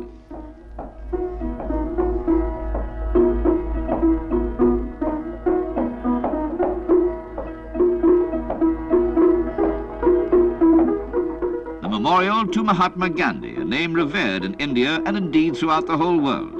Gandhi, a man of gentle power. A different kind of power, that of all-conquering Mughal kings, erected the graceful Pearl Mosque, now undergoing repair.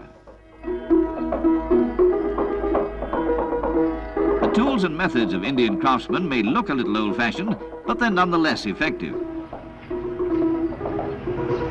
Delhi's Red Fort is as old as Delhi itself.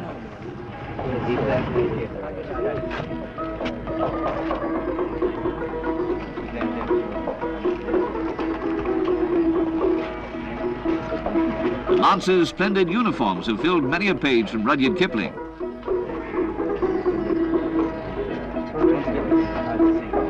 Like his father, Prince Charles is at home on the polo fields.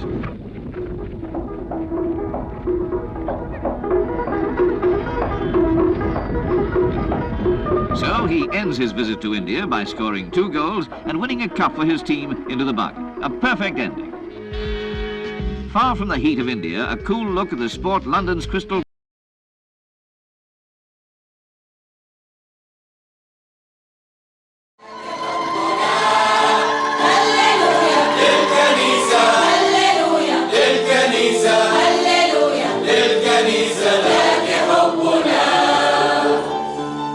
Today we are suffering in the Middle East, not only Christians but Muslims also, because of fanaticism, because of hatred, and because of narrow-mindedness. We need the good efforts of everyone to establish peace back in our countries. In this regard, I would like to commend your efforts, Your Royal Highness, for promoting that spirit of tolerance. It gives me great happiness to be present at the consecration of the Cathedral of St. Thomas. It is surely deeply encouraging at a time when the members of the Syriac Orthodox Church in their homelands of Syria and Iraq are undergoing such desperate trials and such appalling suffering, that in Britain the Syriac Church is able to expand and gain in strength.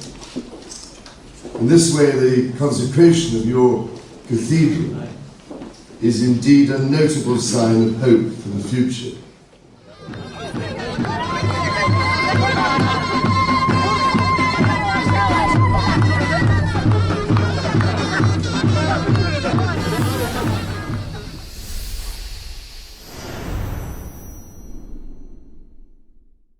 After being delayed twice by the COVID-19 pandemic, the Commonwealth Summit made its return after a 2-year hiatus. Around 29 heads of state and government attended the opening ceremony on Friday in Rwanda's capital, Kigali. Britain's Prince Charles was also there, representing Queen Elizabeth II. For while we strive together for peace, prosperity and democracy, I want to acknowledge that the roots of our contemporary association run deep into the most painful period of our history.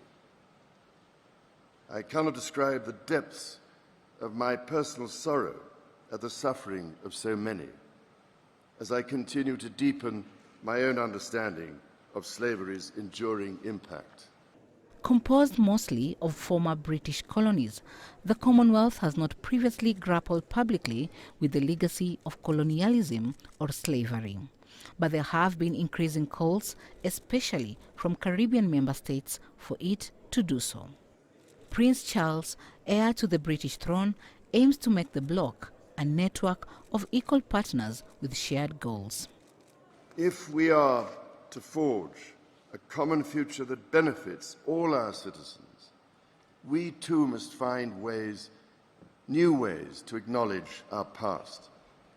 Quite simply, this is a conversation whose time has come. To achieve this potential good, however, and to unlock the power of our common future, we must also acknowledge the wrongs which have shaped our past. Many of those wrongs belong to an earlier age with different and, in some ways, lesser values. By working together, we are building a new and enduring friendship. Rwandan President Paul Kagame reaffirmed his country's commitment to the bloc as it hosts the event. The country joined the Commonwealth in 2009. We join together to pay tribute to Her Majesty the Queen, the head of the Commonwealth, and its most devoted champion. Over her 70 years of service, the Commonwealth has grown both in number and in the scope of its ambition. Saturday marks the last day of talks behind closed doors. Prince Charles is due to succeed Queen Elizabeth II as head of the Commonwealth. But the automatic succession to the leadership of the 54-member bloc is being questioned by some Caribbean members. Chamwono, CGTN.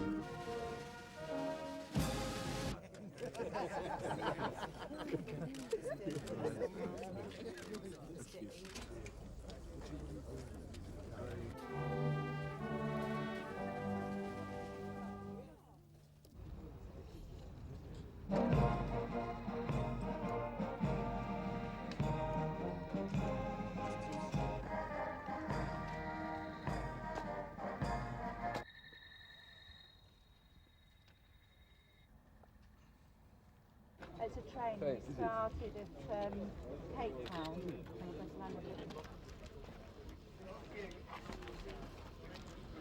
Well, it was absolutely wonderful because we're from England and we've never met him in England, and we've come here to Swaziland and we've met him. So it's lovely. And how was he? He's very, very nice. Yeah, very nice man. Yes, we do, yes. Princess Diana will always be remembered by the whole world for being a committed and loving mother. She will also be missed for her fight against the use of lead mines. It undeniably and practically. I'm enormously grateful for your very kind words with which you've greeted me here today, and in particular for your kind condolences both to my sons and myself. We've all been deeply touched by the flood of messages and condolences and kindness that we have received from all over the world.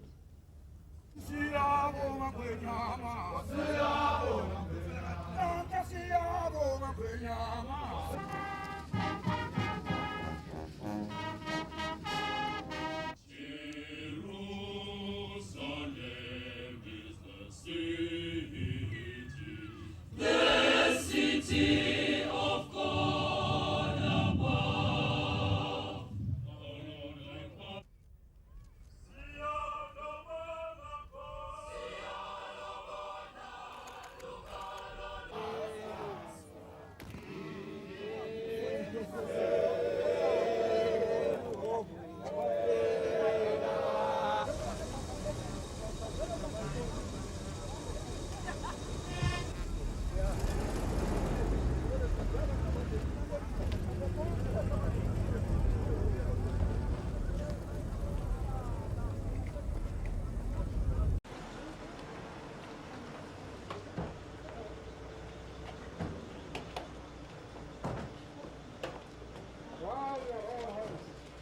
How are you? You never turn up in such a large number. You always Yes, well, I left shortly before. And I found the record number of journalists at the airport.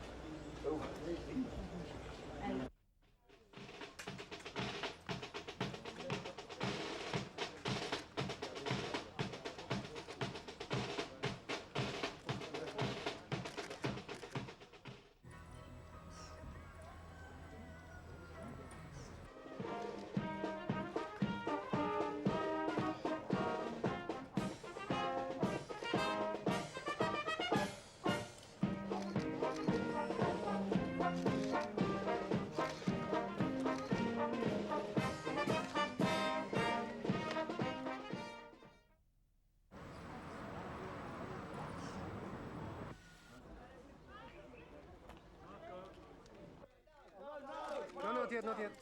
Good. Careful, Mark. Put it down. Can you put it down? Put it down, put it down.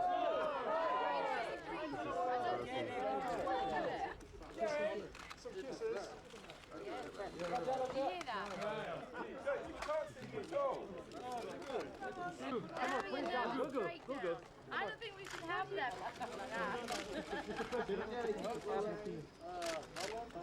His visit here, I have no doubt, is not only going to be in the interest of Britain only, but in the interest of South Africa as well. We are very excited about it. What do you think of the Spice Girls? Well, Watch it, she stood next to me. Please, you know, these are my heroines. And he's our hero as well. He is. I don't want to be emotional, but it's one of the greatest moments in my life. Hey. It's the second greatest moment. And the The Spice... first time I met them. Oh, yeah. And the Spice Girls can't believe we're meeting two very important people. I think there's a classic speech that Nelson Mandela did. And I can't remember exactly, but he mentioned about never suppress yourself, never make yourself feel small for others' insecurities. And that's what girl power is all about. So I think we're on the same level in that view. Well, you must realize, of course, that they are talking about an old man. No. Hey, it's how you feel inside. It's about your Everybody spirit. who's young is always generous to an old man. No. No. You're not old. You're not old. Very good. Where's, I see. Good. Thank you very much.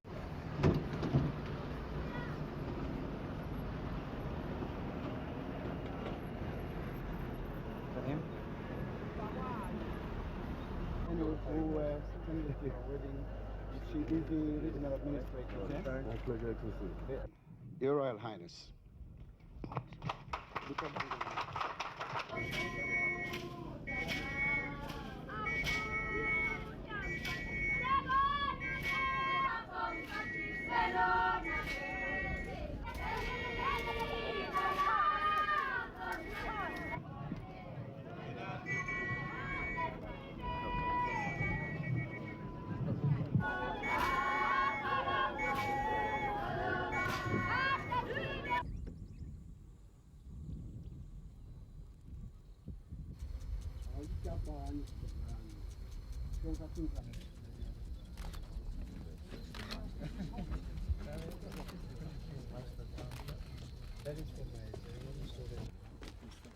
Very good map making going on.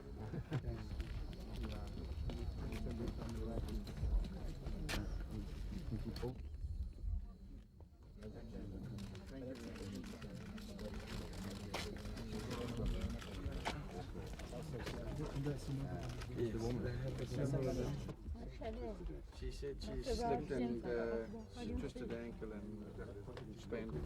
But the amazing is how cool it is. Very smart inside, beautifully swept. And wonderful map making going on. I'm very impressed. Fantastic. Thank you very much. What's the problem?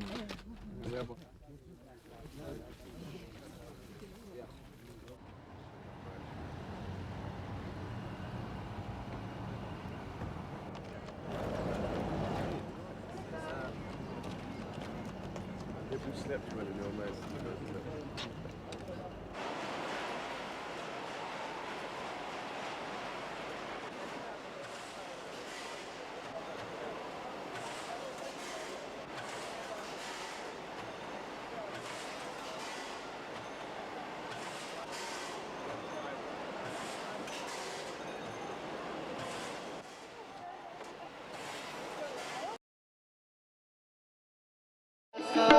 सदा रहो रघुपति के दासा रघुवरपुर जाई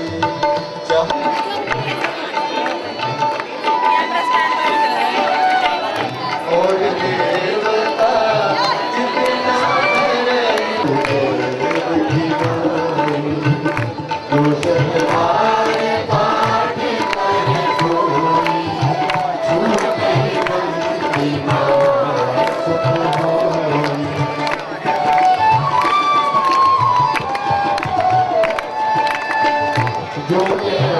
because it is, above all else, my first visit to the Ganges. And so, from that point of view, it is a very special occasion for both myself and my wife.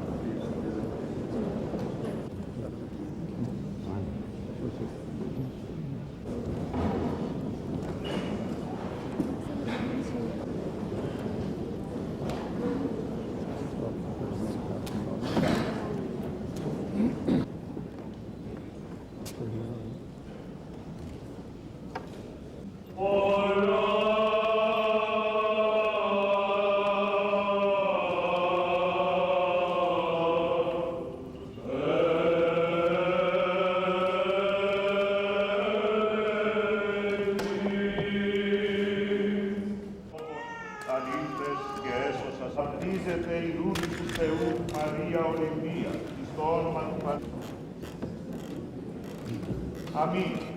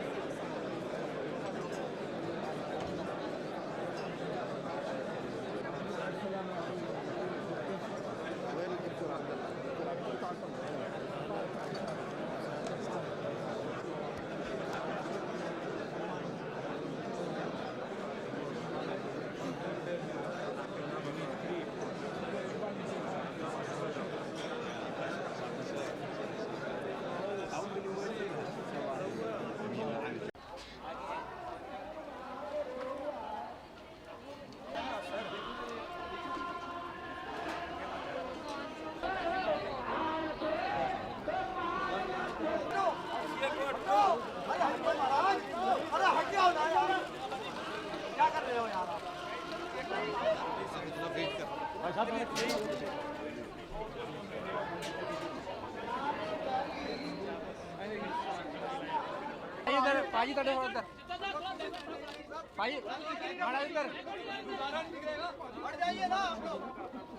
you've taken the shots, I will give the signal when you move to another fixed point here.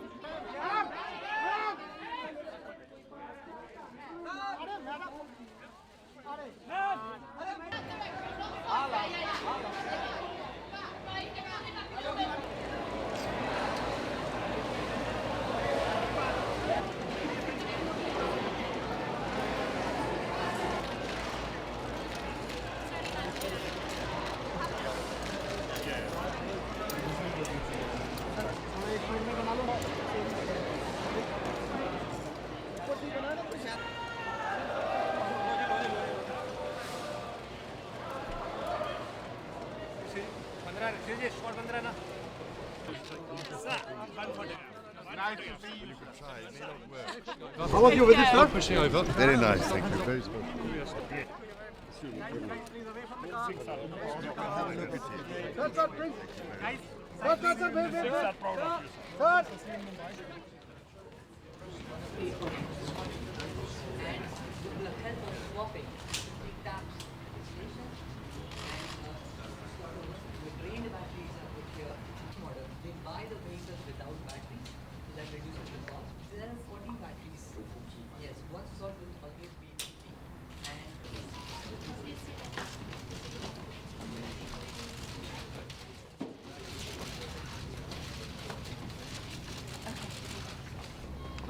Quick, quick.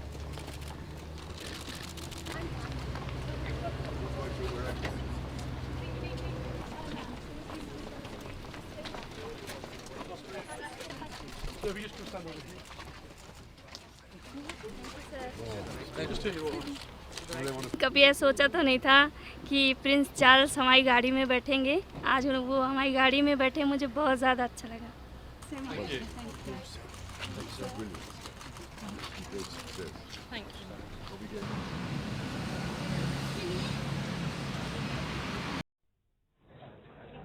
Prince Charles travelled to central Java to the 1,000-year-old Temple of Borobudur, the largest Buddhist monument in the world.